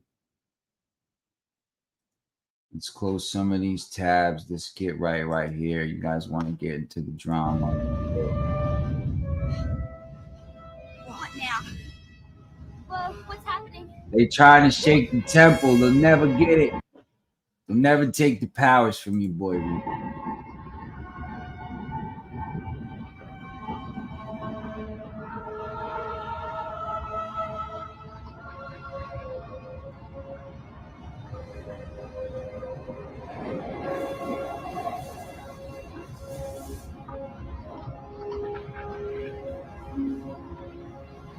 The power awaits. We shall rise. The temple must not fall. The era of Komodo is upon us. Great power. The sacred animals. Power Rangers. My ninja voice, huh? Behold the spirit animals. The Ninjetti power is yours. I'm a fucking frog.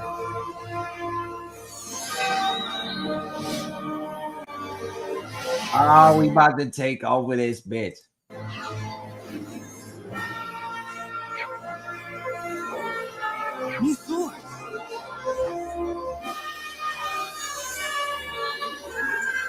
Oh, y'all thought we was playing? Y'all niggas thought we was playing? Yeah, motherfucking Falcon, nigga. Our markers are online. We got the power. All right. Hang on, Zordon. We're on our way. Let's do it. Yeah, we shall rise. Let's go pick up RiCaN's. Yes, sir. Let's get it. Let's get it. Let's get it.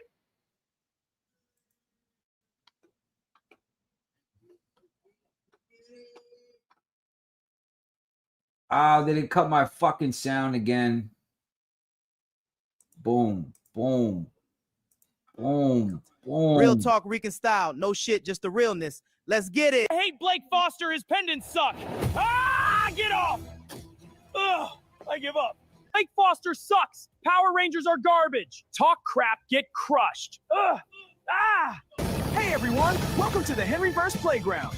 Let's have some fun with Diddlesaur's You guys want some drama? That's what we doing. Now you're in trouble. Here comes the King Komodo. King Komodo. King Komodo. Now you're in trouble. Here comes King Komodo. Ninja from the dojo. Dragon walk through jungle. Ready to rumble. Stand tall. Never stumble.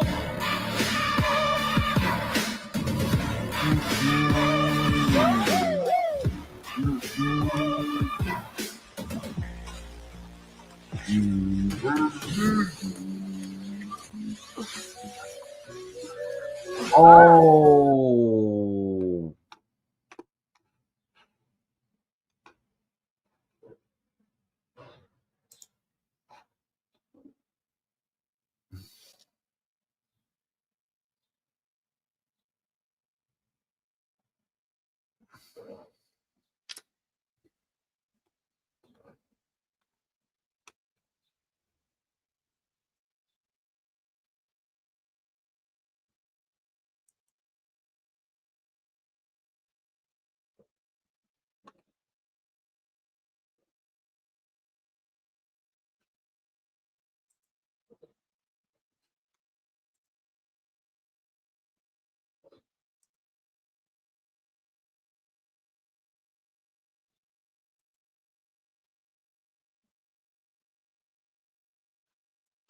All right, hold on, y'all. Let me check some. Are we still here? Or did they cut my shit? Still here.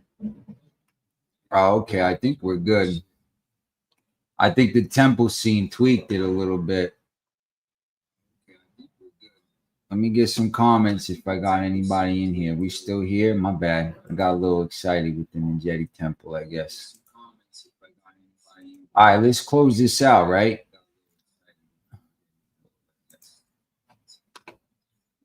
Let's close this out.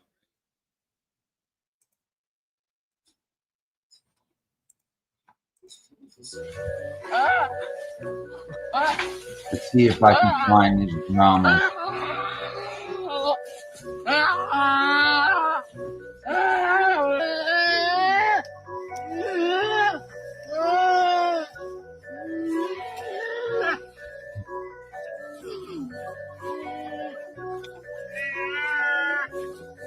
Oh, I think it was, wasn't it a Nerd Talk podcast? What you got to say? We ride around your weight. Might pop out where you stay. Now you come outside then. Now you won't come outside then. Now you won't pop outside and play. You won't pop outside and play. I heard you talking out your face. Now what you got to say? We take a ride around your weight. Might pop out where you stay. Now you come outside then. Now you won't come outside then. got y'all.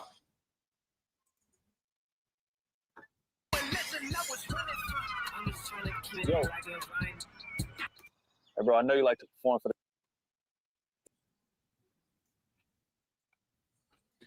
Let's get it, y'all. I guess this is the big drama, right? I guess Sage tried to prove his innocence. I seen a little bit of what's going on. And then I seen the X was on Henrold's. So, I mean, I don't know what you guys really want me to react to or what you want me to say. I don't fuck with the nigga. I don't fuck with a lot of these motherfuckers. Nerd's a two-face. He switch up all the time. He go from hating ass nigga to fan. He go from both sides. He got allegations too. All these motherfuckers got allegations. Ion's like the only one, and he rolled with me.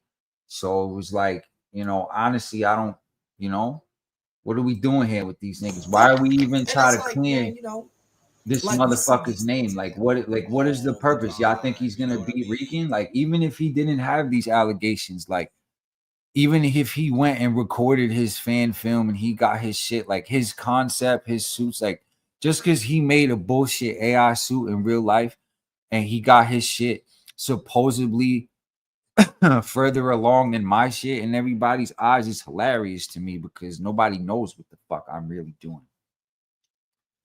And last time I checked, Boom ain't biting Mythos Force, they biting me. They putting out 3 books, doing Triforian releases. They doing old ass Green Ranger books. Like they dropping Yellow Rangers. Like every time RiCaN make a move, so does Boom. So we ain't really worried about Sage, bro.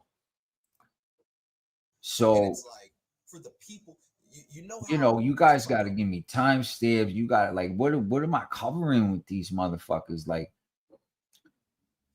Like Ion's just going around roasting all of y'all. You know what I'm saying? He flipped on me. Like what the fuck is there to talk about? Sage ain't saving shit. I told y'all this. I ran up on fucking Nerd and I said this. He ain't saving shit. Even if he recorded this shit, he did just be another fucking flop fan film, my nigga. Like a fan film is not the wave. It's not what we doing. You know what I'm saying? Who cares about these certain things, right? We doing an animated series. We know they don't. We got a book. Just pop culture in general and see how long certain things take to come out. And then when it does come out, we don't see any of those people get held accountable. Like, I'm sorry. Like, to me, the only thing that's saving Sage is basically turning him into a villain and wiping his team from the grid, which I'm going to do for fun. What else do we do with this? He's a registered sex offender. End of story. Okay? And I knew that when I went on Nerds. And I'm like, I tried to talk to him. I tried to keep him away from the fucking circus. And he didn't listen to me. And everybody tried to gang up on RiCaN.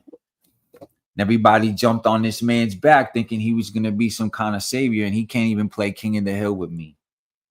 Next question. So I saw Ion and Voice of the Heroes going at it. I watched a little bit of this. And what you guys got to understand is that Henry loves every fucking minute of it because he's the original diddler. So to have somebody else who has worse and more heinous allegations than he does takes the heat off him. So you guys have to understand that the fucking diddler gets off at people saying his name, people being upset at him, finding out this fake ass private investigative shit with people disguised as cyber stalking. So I don't care what he does to Sage as long as he don't do shit to me. Just don't lie on me. That's all the fuck I care about. If Henry's out here exposing fucking all these weirdos and all these shits just to kind of make himself feel better about his things, I don't give a fuck. It's his channel. He can do whatever. He could lie and do whatever the fuck he want to do to everybody else, but you're not gonna lie on me, nigga. I wouldn't even mention his name if he just took his shit down and never talked about me again. But he's not going to do that. You know he's not going to do that. You guys ain't going to let him do that because RiCaN's too popping out here. So if we going to do it, what do you want me to say about these niggas? Sage is a copycat. He's still trying to say this shit in AI. All the white dragoness shit I showed today, my daughter drew that picture. All I did is put it in AI for coloring. Does that mean it's not AI? Like, explain to me the logic of this nigga. To sit here and tell me his suit in this project is not AI. And it's not even good. It's basic as fuck. I'm like Iron Man. Like, my version of RiCaN in the Komodo Ranger has, like, I have almost fucking 25 suits for that nigga. I can fight you 20 times with a different suit, Sage. Like, you're not fucking with my Zord. You're not fucking with my lead ranger. I've got like 3 or 4 teams. I've got ancients that'll stomp you out. You're like a clone of my rejects, bro. Your universe doesn't even make sense. I said all this, not even to start beef or drama, just to be like, you're grifting. And then when all these allegations and all this shit came out, it was like, see, I didn't have to do shit because I ran up on them on Nerd Show and they deleted the footage. It was so fucking embarrassing, clearly. Because when I ran up on him, he was like, up. He didn't know what to say. Well, you talk so fast. It's a lot to observe. Yeah, nigga, I run this motherfucker. Nice to meet you. That's why he got me blocked. Him, all his niggas. I'm not scared of none of these motherfuckers because nobody doing nothing other than running this shit. And I went over to you and your fucking team and Nerd, and I said, let me have words with this nigga before all this shit pops off and gets out of hand. And what do? Nerd lets me come on the show. I do 45 minutes with this motherfucker, and then it disappears. And I get sucked into all this fucking drama with Angel Zest and all that shit that was going on. Now I'm doing whole streams defending myself from Sage and friends when I was right the whole time. This is what happens in this community. Y'all jump from lily pad to lily pad, drama to drama, channel to channel, without even really knowing these fucking people. Now RiCaN is almost 2 years battle tested, and there still ain't no dirty Susio shit in my ledger. Nobody touched their kids off crazy. Nobody got no crazy ass shit. And they've been trying for 2 years to take me down, put me in jail, stalk my kids.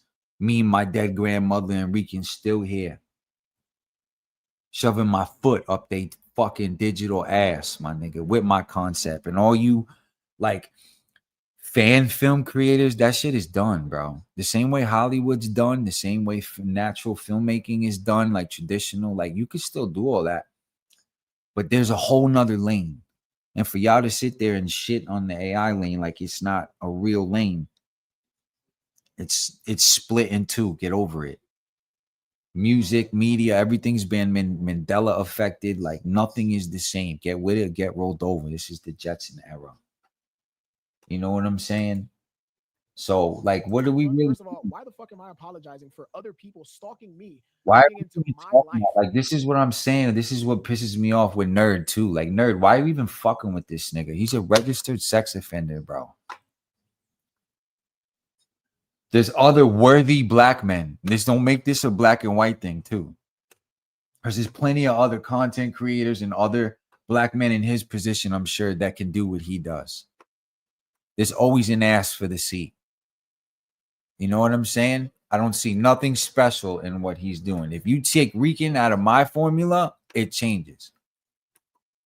Go find another RiCaN Ranger, another Puerto Rican doing and structuring what I'm doing. His shit is generic and mid as fuck. I'm sorry. I'm sorry. And all he does is sell hype to you guys. And now look, the hype was not real. Was it worth it? Now you got Voice of the Heroes spazzing and pulling accounts and yelling at Ion niggas. He's cussing behind cameras. Like, this is all shit I was doing a year and a half ago. Now everybody want to be RiCaN now. Like, nah, get the fuck out of here. This whole shit is lame. Henry's community's lame. A lot of you fan film creators are lame. A lot of your podcasts are lame. Everything's oversaturated. I'm ready for the liquidation of y'all niggas. I'm ready for the real creatives, the people who can really do this shit and hold the crowd and entertain a fucking stream with double-digit people for fucking 6 hours in the middle of the night. Don't tell me RiCaN don't got what it fucking takes. This is my closing thought. What do you want me to say about these niggas, bro? Same shit, different day. 6 hours, clean. What do you want me to say about these niggas? I seen it. You guys didn't see Ion and them cussing and screaming at each other? And trying to make me seem like a fucking person I'm not. Why the fuck am I apologizing to? We don't know who you are. Like, you're doing a kid's show, right? You're like, I'm doing the adult version. So where do you fit now, Sage? Because I'm the rated R king of the Phantoms. I'm Lord Ninjetti. I'm doing adult Rangers. I got it from here. We got no place for you over here. We run this. You got to take us out. Canonically, our universe makes sense. I have the Peak Ranger, Komodo Dragon, my nigga. Godzilla Ranger. We got the King Kong Ranger. We got the Ancients. We've been had a Phoenix. We've been had a Pegasus. You see what I'm saying? Rhino, elephant. We got it all, bro. I would love to do a verses like they do the musical verses, but let's start doing universe verses with a lot of you universe creators. Rangerverse too. You another bitch. Starting a channel, thinking you doing something, talking shit on RiCan, then want to do his whole fucking movement. I can't stand y'all niggas. I'll come up here, I'll body any one of y'all. Universe, come bring your cannon, come bring your bullshit AI. Everybody was hating, and now they all doing the same shit. All y'all niggas is corny. I'll do Komodo versus anybody, bro. We do it live on YouTube. I make the spectacle out of any of you niggas. Old, new. Even Aaron, your suit is washed. White Dragon is washed. Oh, everything is washed, bro. I'm waiting. I'm not saying shit else about my book. I'm not giving y'all nothing else because this community's toxic and y'all don't know how to fucking behave. Y'all want to stalk people, act like bullies when y'all all a bunch of fucking dweebs, half chromosome retards, thinking y'all could cancel anybody and do anything other than sit here and bitch on the internet. And then go into Comic-Cons and take pictures of people, slide it in Discords. Like, this is going to get fucking fun, turning you guys into content at the cons. We're going to see how far this rabbit hole goes with this fake-ass drama, because we with it. We with it. Where does it go from here? After talking shit, after this shit we've all been through, collective as a community, we got Iron up here threatening people again. No, you a bitch. No, you a bitch. Like the gerbils screaming at each other in the meme. Like, this is what, like, who cares, bro? We've been through all that. Aren't y'all tired of this shit already? Y'all know the song. Do y'all ever get tired of being bitch ass niggas? Like, what do you want me to say? He's talking about Henry because this man just came out his mouth and said, Henry is stalking me. They're following me, and then they're putting hashtag Resilient Army on it. But then once we start talking about that, Like, this is like, there's not even worth putting this shit. Niggas don't want no smoke with me. Y'all don't come on my show because y'all don't want to get embarrassed. I'll just talk shit from a distance. So I'm going to continue to talk about the book.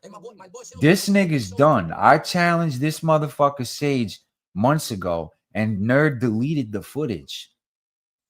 If I'm lying, I'm flying, bro. I'm telling you. I have screenshots with Nerd. That's why I had words with him. Then he want to take screenshots of me while I'm going through medical stuff. Getting gastric screenings for cancer and going through shit at the doctor. I have immune system disorders. My mother has lupus. Y'all know this. Trying to realign my immune system with the stress I've been going through for the past year. You know what I'm saying? Like, what the fuck is going on with y'all niggas? This is real life. And then, so wait, hold on. So that's first of all. I don't know. This internet shit is not real, bro. Sage is done. Stop it. Sage, just shut the fuck up, my nigga. You were just crying on the internet saying you were going to kill yourself like 3 months ago. Literally crying. Saying you were going to kill yourself, my nigga. You've revealed the bitch in you already. And then when Nerd deleted the footage, you won't face me. You block me. Like, what the fuck, nigga? We don't got to fight, nigga. You can't, like, debate Power Rangers. You're making a Power Ranger film, right? Put your universe against Komodo and the Phantoms. And I'll wipe you from the grid respectfully because sexual deviants don't belong here. I don't care how fucking old you were. I have daughters. I'm 40 years old. Go and try to find any type of weirdo shit on. How come I ain't got no paperwork in 40 years? You niggas is weird. You know what I'm saying? Henry, Nerd, you all have papers. Fuck you niggas. That's why y'all all try to sabotage me and do shit to me and make videos and do all this shit and try to bring me down to y'all level because y'all really all dirtballs and dirtbags. Whether you were young or old, I don't got none of that shit. So respectfully, keep me away from all these niggas. I don't give a fuck. And I can fight. What it do? Do something about it. I'm going to see Sage at cons and he ain't going to do shit to me. I guarantee it. I never disrespected the nigga. I said how I felt. You a public figure. You a fellow Power Ranger creator. Not anymore, you not. Because this shit ain't going nowhere, in my humble opinion. And anytime you step to Komodo, you going down. That's why you won't. And you blocked me and ran away and nerd deleted the footage. Next question. What do you guys want me to cover with these niggas? He is a registered sex offender. It's over for you. You can try to sue me all you want. That's what the paper says, bro. We don't play with that. There's 6 girls. You got half a softball team. Okay?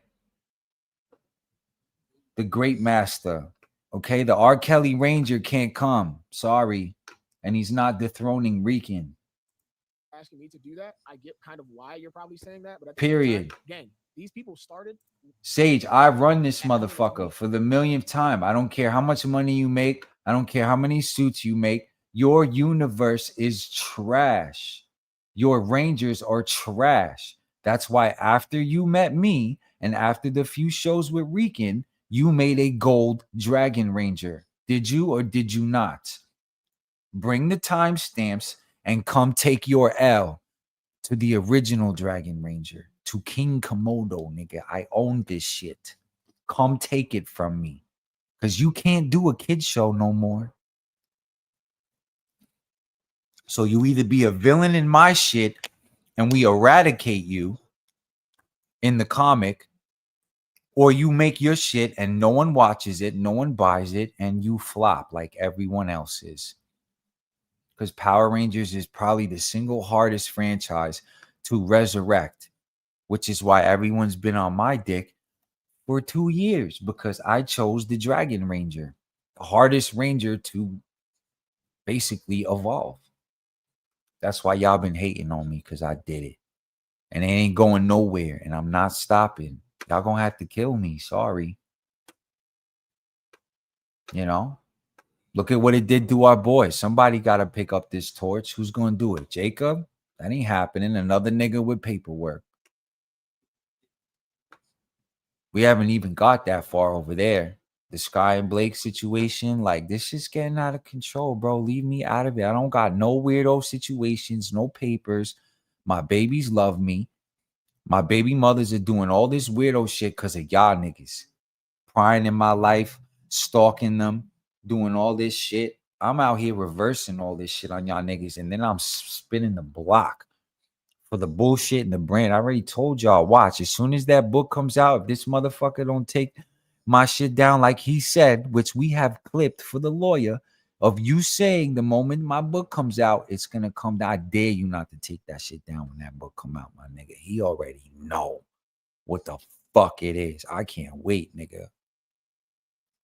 How dare you? You motherfuckers put his nasty ass face on my dead grandmother and made it dance, nigga. It's a wrap for y'all. Forever. I'm gonna expose you, nigga. Okay? That's your last lifeline. You better take my motherfucking shit down, or we're just getting started. Look at Dust. You want to be Dust number 2, nigga? This nigga's stupid, bro. All y'all niggas is stupid, bro.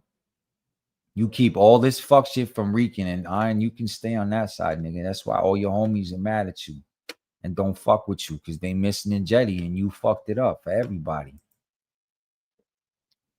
So just be the cockroach you've been acting like, nigga. That's it. We're not friends. You said it. We're not friends. This was business. You got close to me to get hype and relevance, and now you ain't got none no more. Your shit ain't popping either. None of y'all shows or podcasts are doing no type of numbers. And I'm not even promoting my channel. And I'm doing half the views at all your top niggas. And I'm more interesting and more entertaining than all of y'all. So we on cruise control. Next question. Can I go to bed now? The first person to start it was the Nick Angel dude. He came at me. And I Young Sage who? Everyone that has said anything about me has I've been called this nigga out. This mythos shit ain't going nowhere. We're gonna like bottom of our boot. Komodo, we got the King Kong Rangers, Sakar, we got Buru the Bull, Blue Rhino, Croc, my nigga. Who you want? Who you want, bro? Who you gonna win with? Pegasus? Anubis? Get the fuck out of this nigga making OP retarded ass ranges. Forget the fuck. I don't even want to hear about this nigga no more. He has me blocked because he knows what it is. It's King Komodo, nigga. In streaming context, have we ever talked? This is the second time I've spoken to you. Thank you. But do we talk outside of this? You know why I'm better? Because I haven't griffed the fan base. I leave my piggy bank up on the internet and I let the haters kick me while I'm down. Because I know the truth defends itself like a lion. Once all this shit is done, Ghost of the Dragon will be the only thing standing. Mark my words. Where's Phantom Force? All this Aaron Cooney now? Now Aaron Cooney is a you-know-what? Supposedly.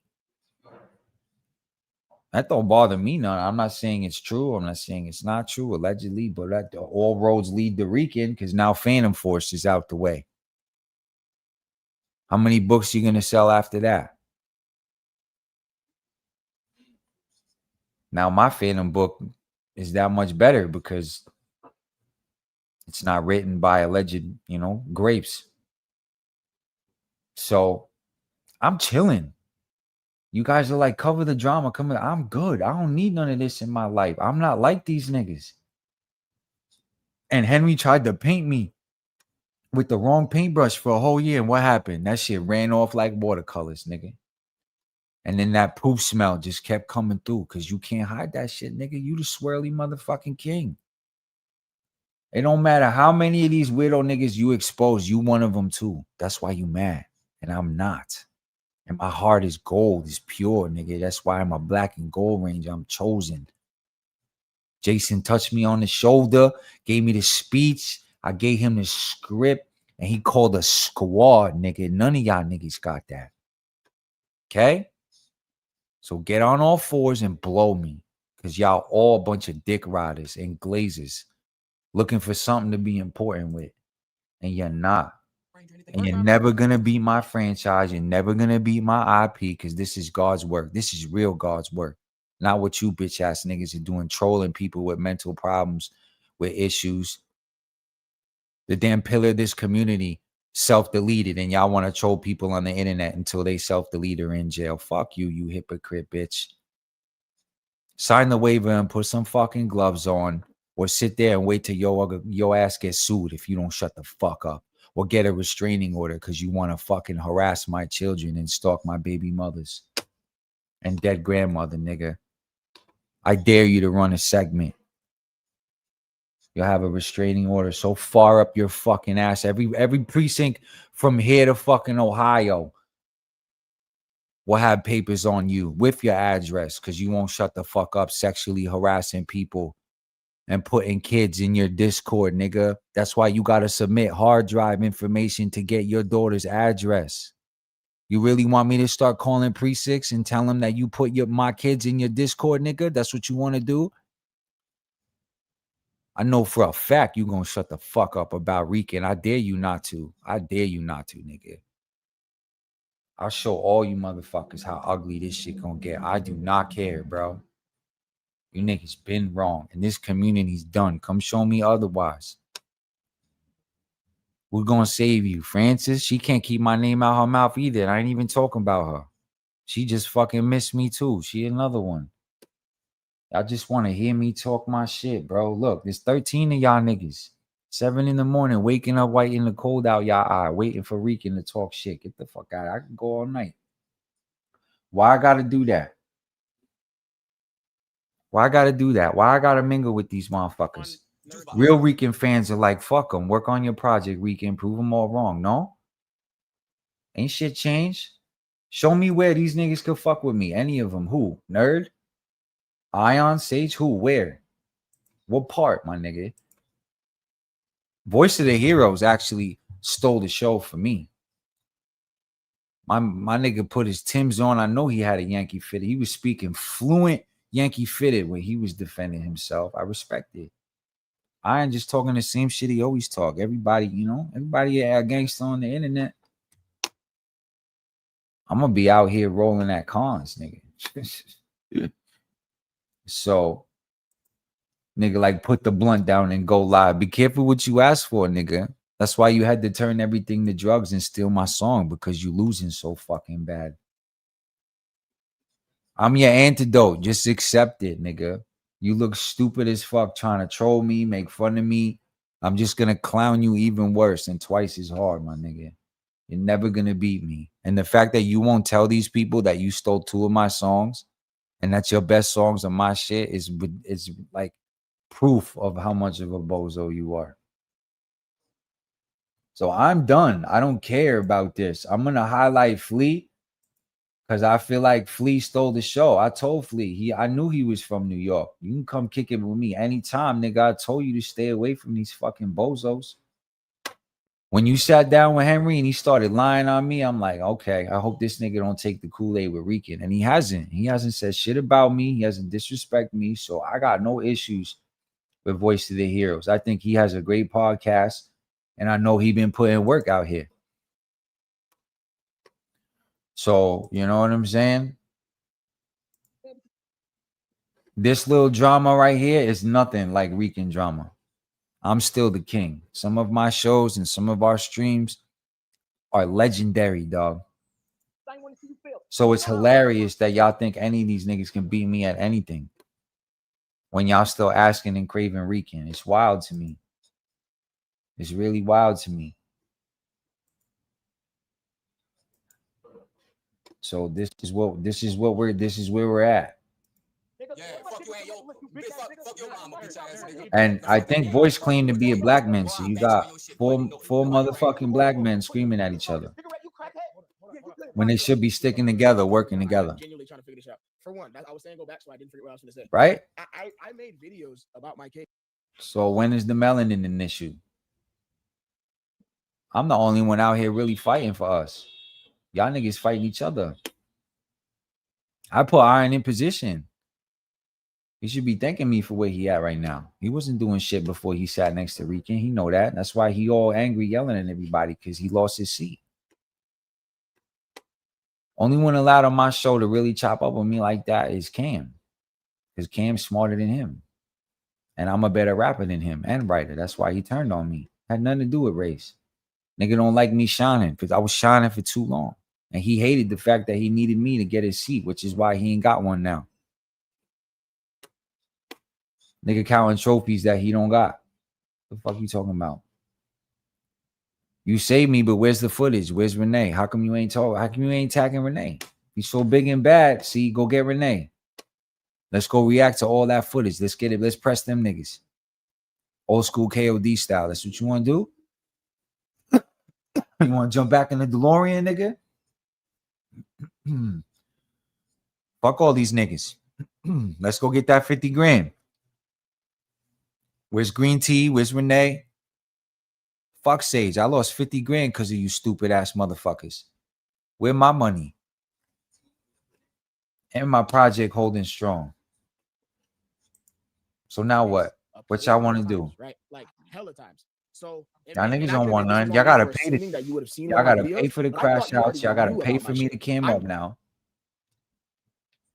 Y'all niggas don't want none. Y'all gotta pay. I'm not playing with y'all. That's why that nigga want to come up here 15 minutes into my show and then disappear. He don't want no fucking smoke. I made that bitch ass nigga change the name of his fucking father channel. I thought you were the resilient father, nigga. What happened? You didn't want me to get my hands off that and fucking roast your ass worse than Kevin Hart, nigga, right? You Mr. Peanut now. We'll dry roast you anytime we want, nigga. Mr. Allegations out here fucking targeting allegations. We know what you doing. You trying to bring everybody down with you, motherfucker. You better stay away from me and hit Control-Alt-Delete. You PDF motherfucker. All you niggas. Stay away from my family, my kids. Keep my name out your mouth. Talking about these fake cases Sage putting on niggas. I could put real cases on you niggas. And Friddles ain't gonna do shit. Because she know what happened. And she know the truth. I dare y'all niggas to play with me. Her baby daddy ain't gonna touch nobody. Nobody did nothing to her. So what am I supposed to be scared of? Where all these real niggas at? Only one I see is when I stand in front of the mirror, nigga. I don't know what y'all talking about. I'm still waiting for one lie RiCan told. Where? Where's Renee? Didn't she call the cops live? Didn't she do all this extra shit? Now we rolling with Ratatouille and friends. And the Hen Rat Army. Get the fuck out of here. Stay rat resilient, nigga. There's nothing to cover here. We're done. I'm out. It's off to the music. Nobody give a fuck. These niggas is washed up. This shit happening just You know what I'm saying? Drop the numbers on your book, nerd. What's your book do? If my book sells more than you, I get to punch you in the stomach. I told you, I'm trying to make a deal. You're a martial artist, right? That's what I text you about. You want to screenshot me while I'm sick and let Henry make fucking thumbnails with it, so you don't think there's consequences for them actions? Then they want to keep using you to validate some bullshit crack rumor. Like, then you got this nigga yelling at me like he gonna do something. Like, I'm good on y'all niggas. We chilling. Y'all don't know shit about what I'm doing. Y'all don't know nothing about what's going on. And my project is coming. I'm chilling. I'm chilling like a villain, dog. So with that being said, I'm going to take us out to some music. And we're going to do our thing. And I'm Dunsky. It's been a pleasure. RiCaN's shall return. You already know at some point. Chaos has a signature. I think Let me load up my songs. The command center reduced to silence. Great show. I appreciate everybody rocking with me, man. Where no hero should ever stand. Way better turnout than I thought. Today you achieved something wonderful. And like I said, I run this motherfucker, so I'll do lives whenever I want. And if y'all say my name, then y'all better be ready for what come with it. Because if you do, then I know you just want it because you know I bring the clicks and I bring the shits. No poop, man. Tommy, you good, man? You haven't said anything for the last 20 minutes. Yeah, sorry. Guess I kind of drifted off. I think I'm just a little anxious about the first day of school. What? You've been going to school for weeks. But it's the first time I'm going like this. It's gonna take some adjustment, but you're gonna be fine. You can count on me. No doubt. They trust you so easily, they call you friend. Tell me, Tommy, when the moment comes, will you break them? But something lingered. A weight he couldn't explain. A memory that felt real. This spot was ours for a year. You need to start speeding up. As soon as you start paying your tickets. They trust you today, but fear always finds a reason to be born. Y'all have a good night. We out. Love y'all. You know RiCaN's shall return. You already know. Yeah, I'm ready for it. I studied. We shall rise. Long live the grid. All of that. You already know. No widow form shall prosper, you bitch. Billy, please tell me you didn't reorganize your entire study schedule again. It was just one quiz, not a NASA launch. Well, proper preparation increases success probability. So I'd say it's justified. Tommy, you good? You're looking a little green, literally. Yeah, I'm fine. Don't worry about it. I'll catch up with you guys later, all right? Okay, see you soon. Yo, so when we come back, I'm going to cover SPD, a lot of the cosmic stuff to be continued. Is he ready? I just need a couple weeks to organize some shit. We're going to post a lot of the new drops. Unorthodox weapons for an unorthodox war. We out of here. We're going to cover SPD next time.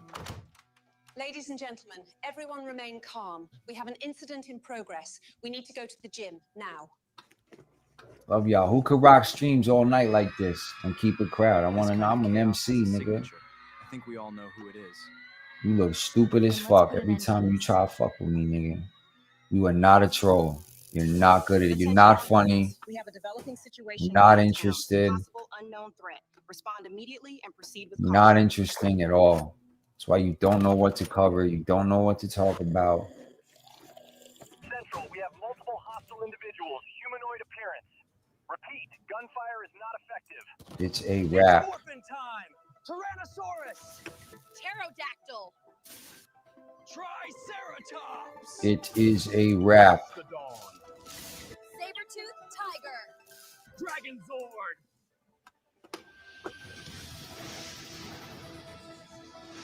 right, team. Stay focused. We hold the fight down here.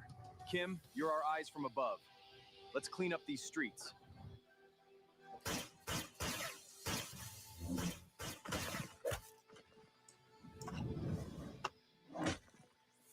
Special delivery coming in. They're everywhere.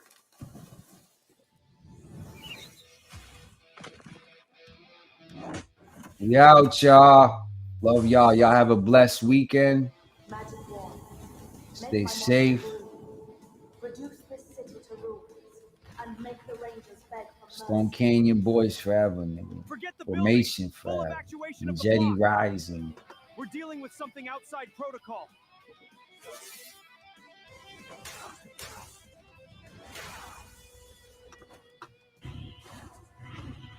Clear them out. We've got bigger problems.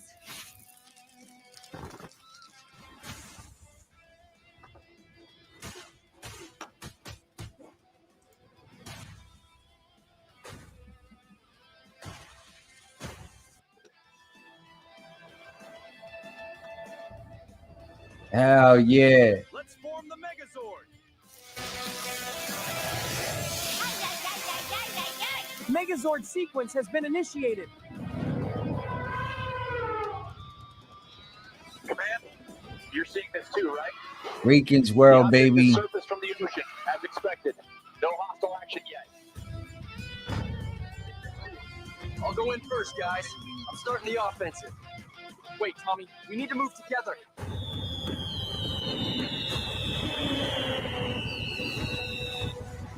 Ah, they fighting This Komodo. monster has a natural armor capable of dispersing blunt force impacts.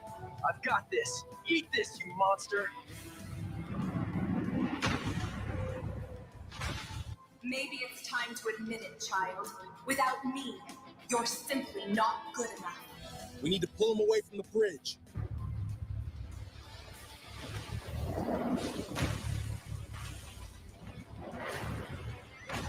Our attacks are not effective against him, and we need to break through that armor. Tommy, he's trapped. Hit him with the tail now. Are you going to attack, Tommy? They're counting on you. Tommy, we're losing it. Attack now.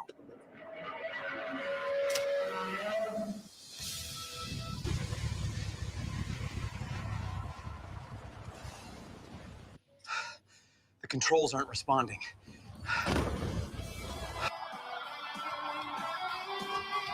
Please, somebody help me. I've got this.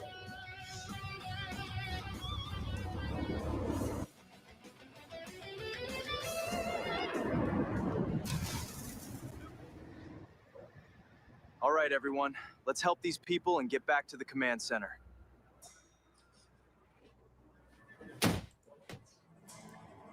They saved us again. I know we should be grateful. But every time they fight, something else falls apart. Look at this place. The bridge is gone. Buildings are damaged. There you are. The Dragonzord controls froze. Maybe Alpha can run some diagnostics. I can't operate it like this. We had a plan, and you put those people on the bridge in danger. As the leader, Jason, make sure everyone understands the plan. Tommy, if you have any doubts, ask. Understood? While Tommy's defection was a significant blow to Rita's forces, it will by no means be her end. Her history with the Green Ranger coin carries weight. We must look at today's facts and prepare for what has already begun. All right, y'all. To be continued. Ninjetti Radio. We are out. Love y'all.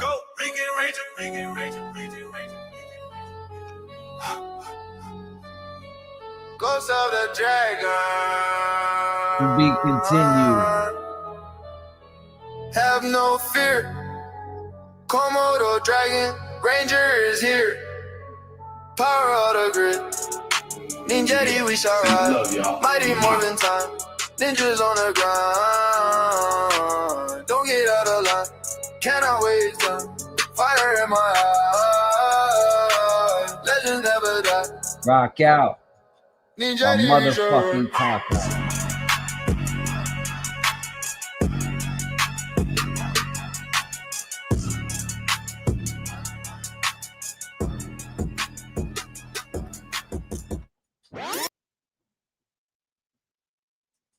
Clown shoes on, ready to play. Bring down the clown, let's seize the day. Marksy, the poop man, takes the stage. Eternal swirlies layers, turn the page. Royal flush, we revealing bold. Trash YouTuber stories, yeah, to be told. Diddle me this, diddle me that. Earth's biggest turd, how about that? Riddles with diddles, tiddles and friddles. Down with diddles, let's pop some riddles.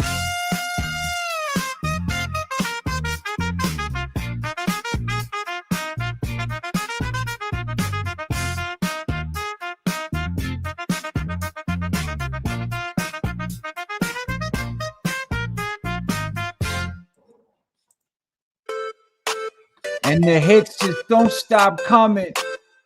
Right, resilient, the biggest rat on YouTube. Cheese on the menu, set the right track. Step on a crack, break your mom's back. She left you in the dumpster, the fuzzy dumpster rat. How could I lose if I'm already chose? Like, if she feeling hot, then I make that bitch froze. And I let get it burn, a bitch. fight every time that I post. Damn. If the party not lit, then I'd rather not go. If she feeling hot, then I make that bitch froze. And I get a bitch tight every time that I post down.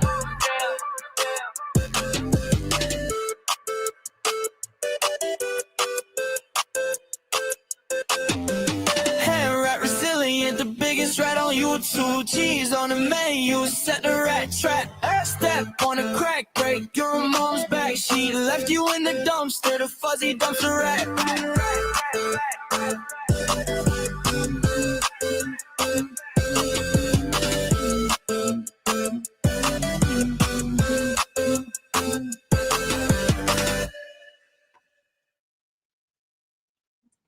And you know, when y'all see them, make sure you ask them, hey, whose song is that, nigga?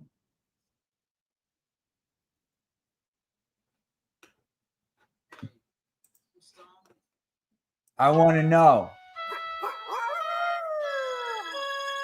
who the king is. Take a good look. The evolution of the dragon is here. Saying my name again is RiCaN's. Damn right. Go ask Henry whose song it is. I see you creeping. Stay off that weed, you must be tweaking.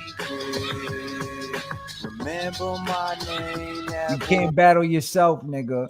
Boy, oh, diddle me this. Eat that by the bits. Why you mad, man? Too many subscripts. Never leaking my script. Too many hits. All that, man. And a bag of chips. Whack ass Discord. You know I did the dips. I bagged you day one. Who you fumbled your bits. Now the whole army. Stay up on my dick. Real life problems. Fuck this internet shit. Mr. Brazilian, I stay toe tapping, keep yapping. All in remembrance of the dragon. You fucking with me? Yo, that shit'll never happen when you start seeing us in double, boy. You in trouble, bringing hell to the kitchen. Devil come out and play. Boy, you better watch him out today. Can't stand the heat. Moving you out the way. The originator, the king, you already know. Yes, RiCaN's. Say my name again, it's RiCaN's. Stalking my You want the project file, nigga? Stay off that weed, I must be tweaking. Remember my name, your boy RiCaN's. Night, y'all. Love y'all, my true Ranger fans, all my RiCaN fans, my diehards, my real ones, my JDF lovers. Legends never die. Formation forever. Komodo season. Let's get it. Ninjetti out.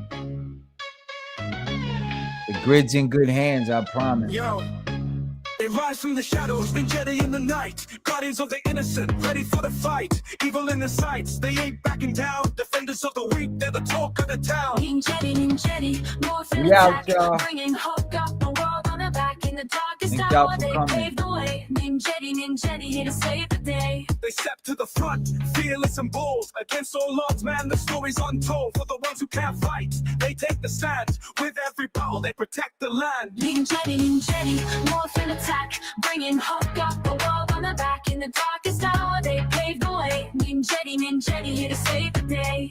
Through the fire, through the storm, they transform, standing tall, making sure the evil's all gone. With every move, they keep the peace. Ninjetti on the block, man, the fight don't cease. Ninjetti, morphin' attack, bringing hope, got the world on their back. In the darkest hour, they paved the way. Ninjetti, here to save the day. Ninjetti, they never fall, defending the weak, answering the call. In the name of justice, they're here to stay. Ninjetti, always leading the way.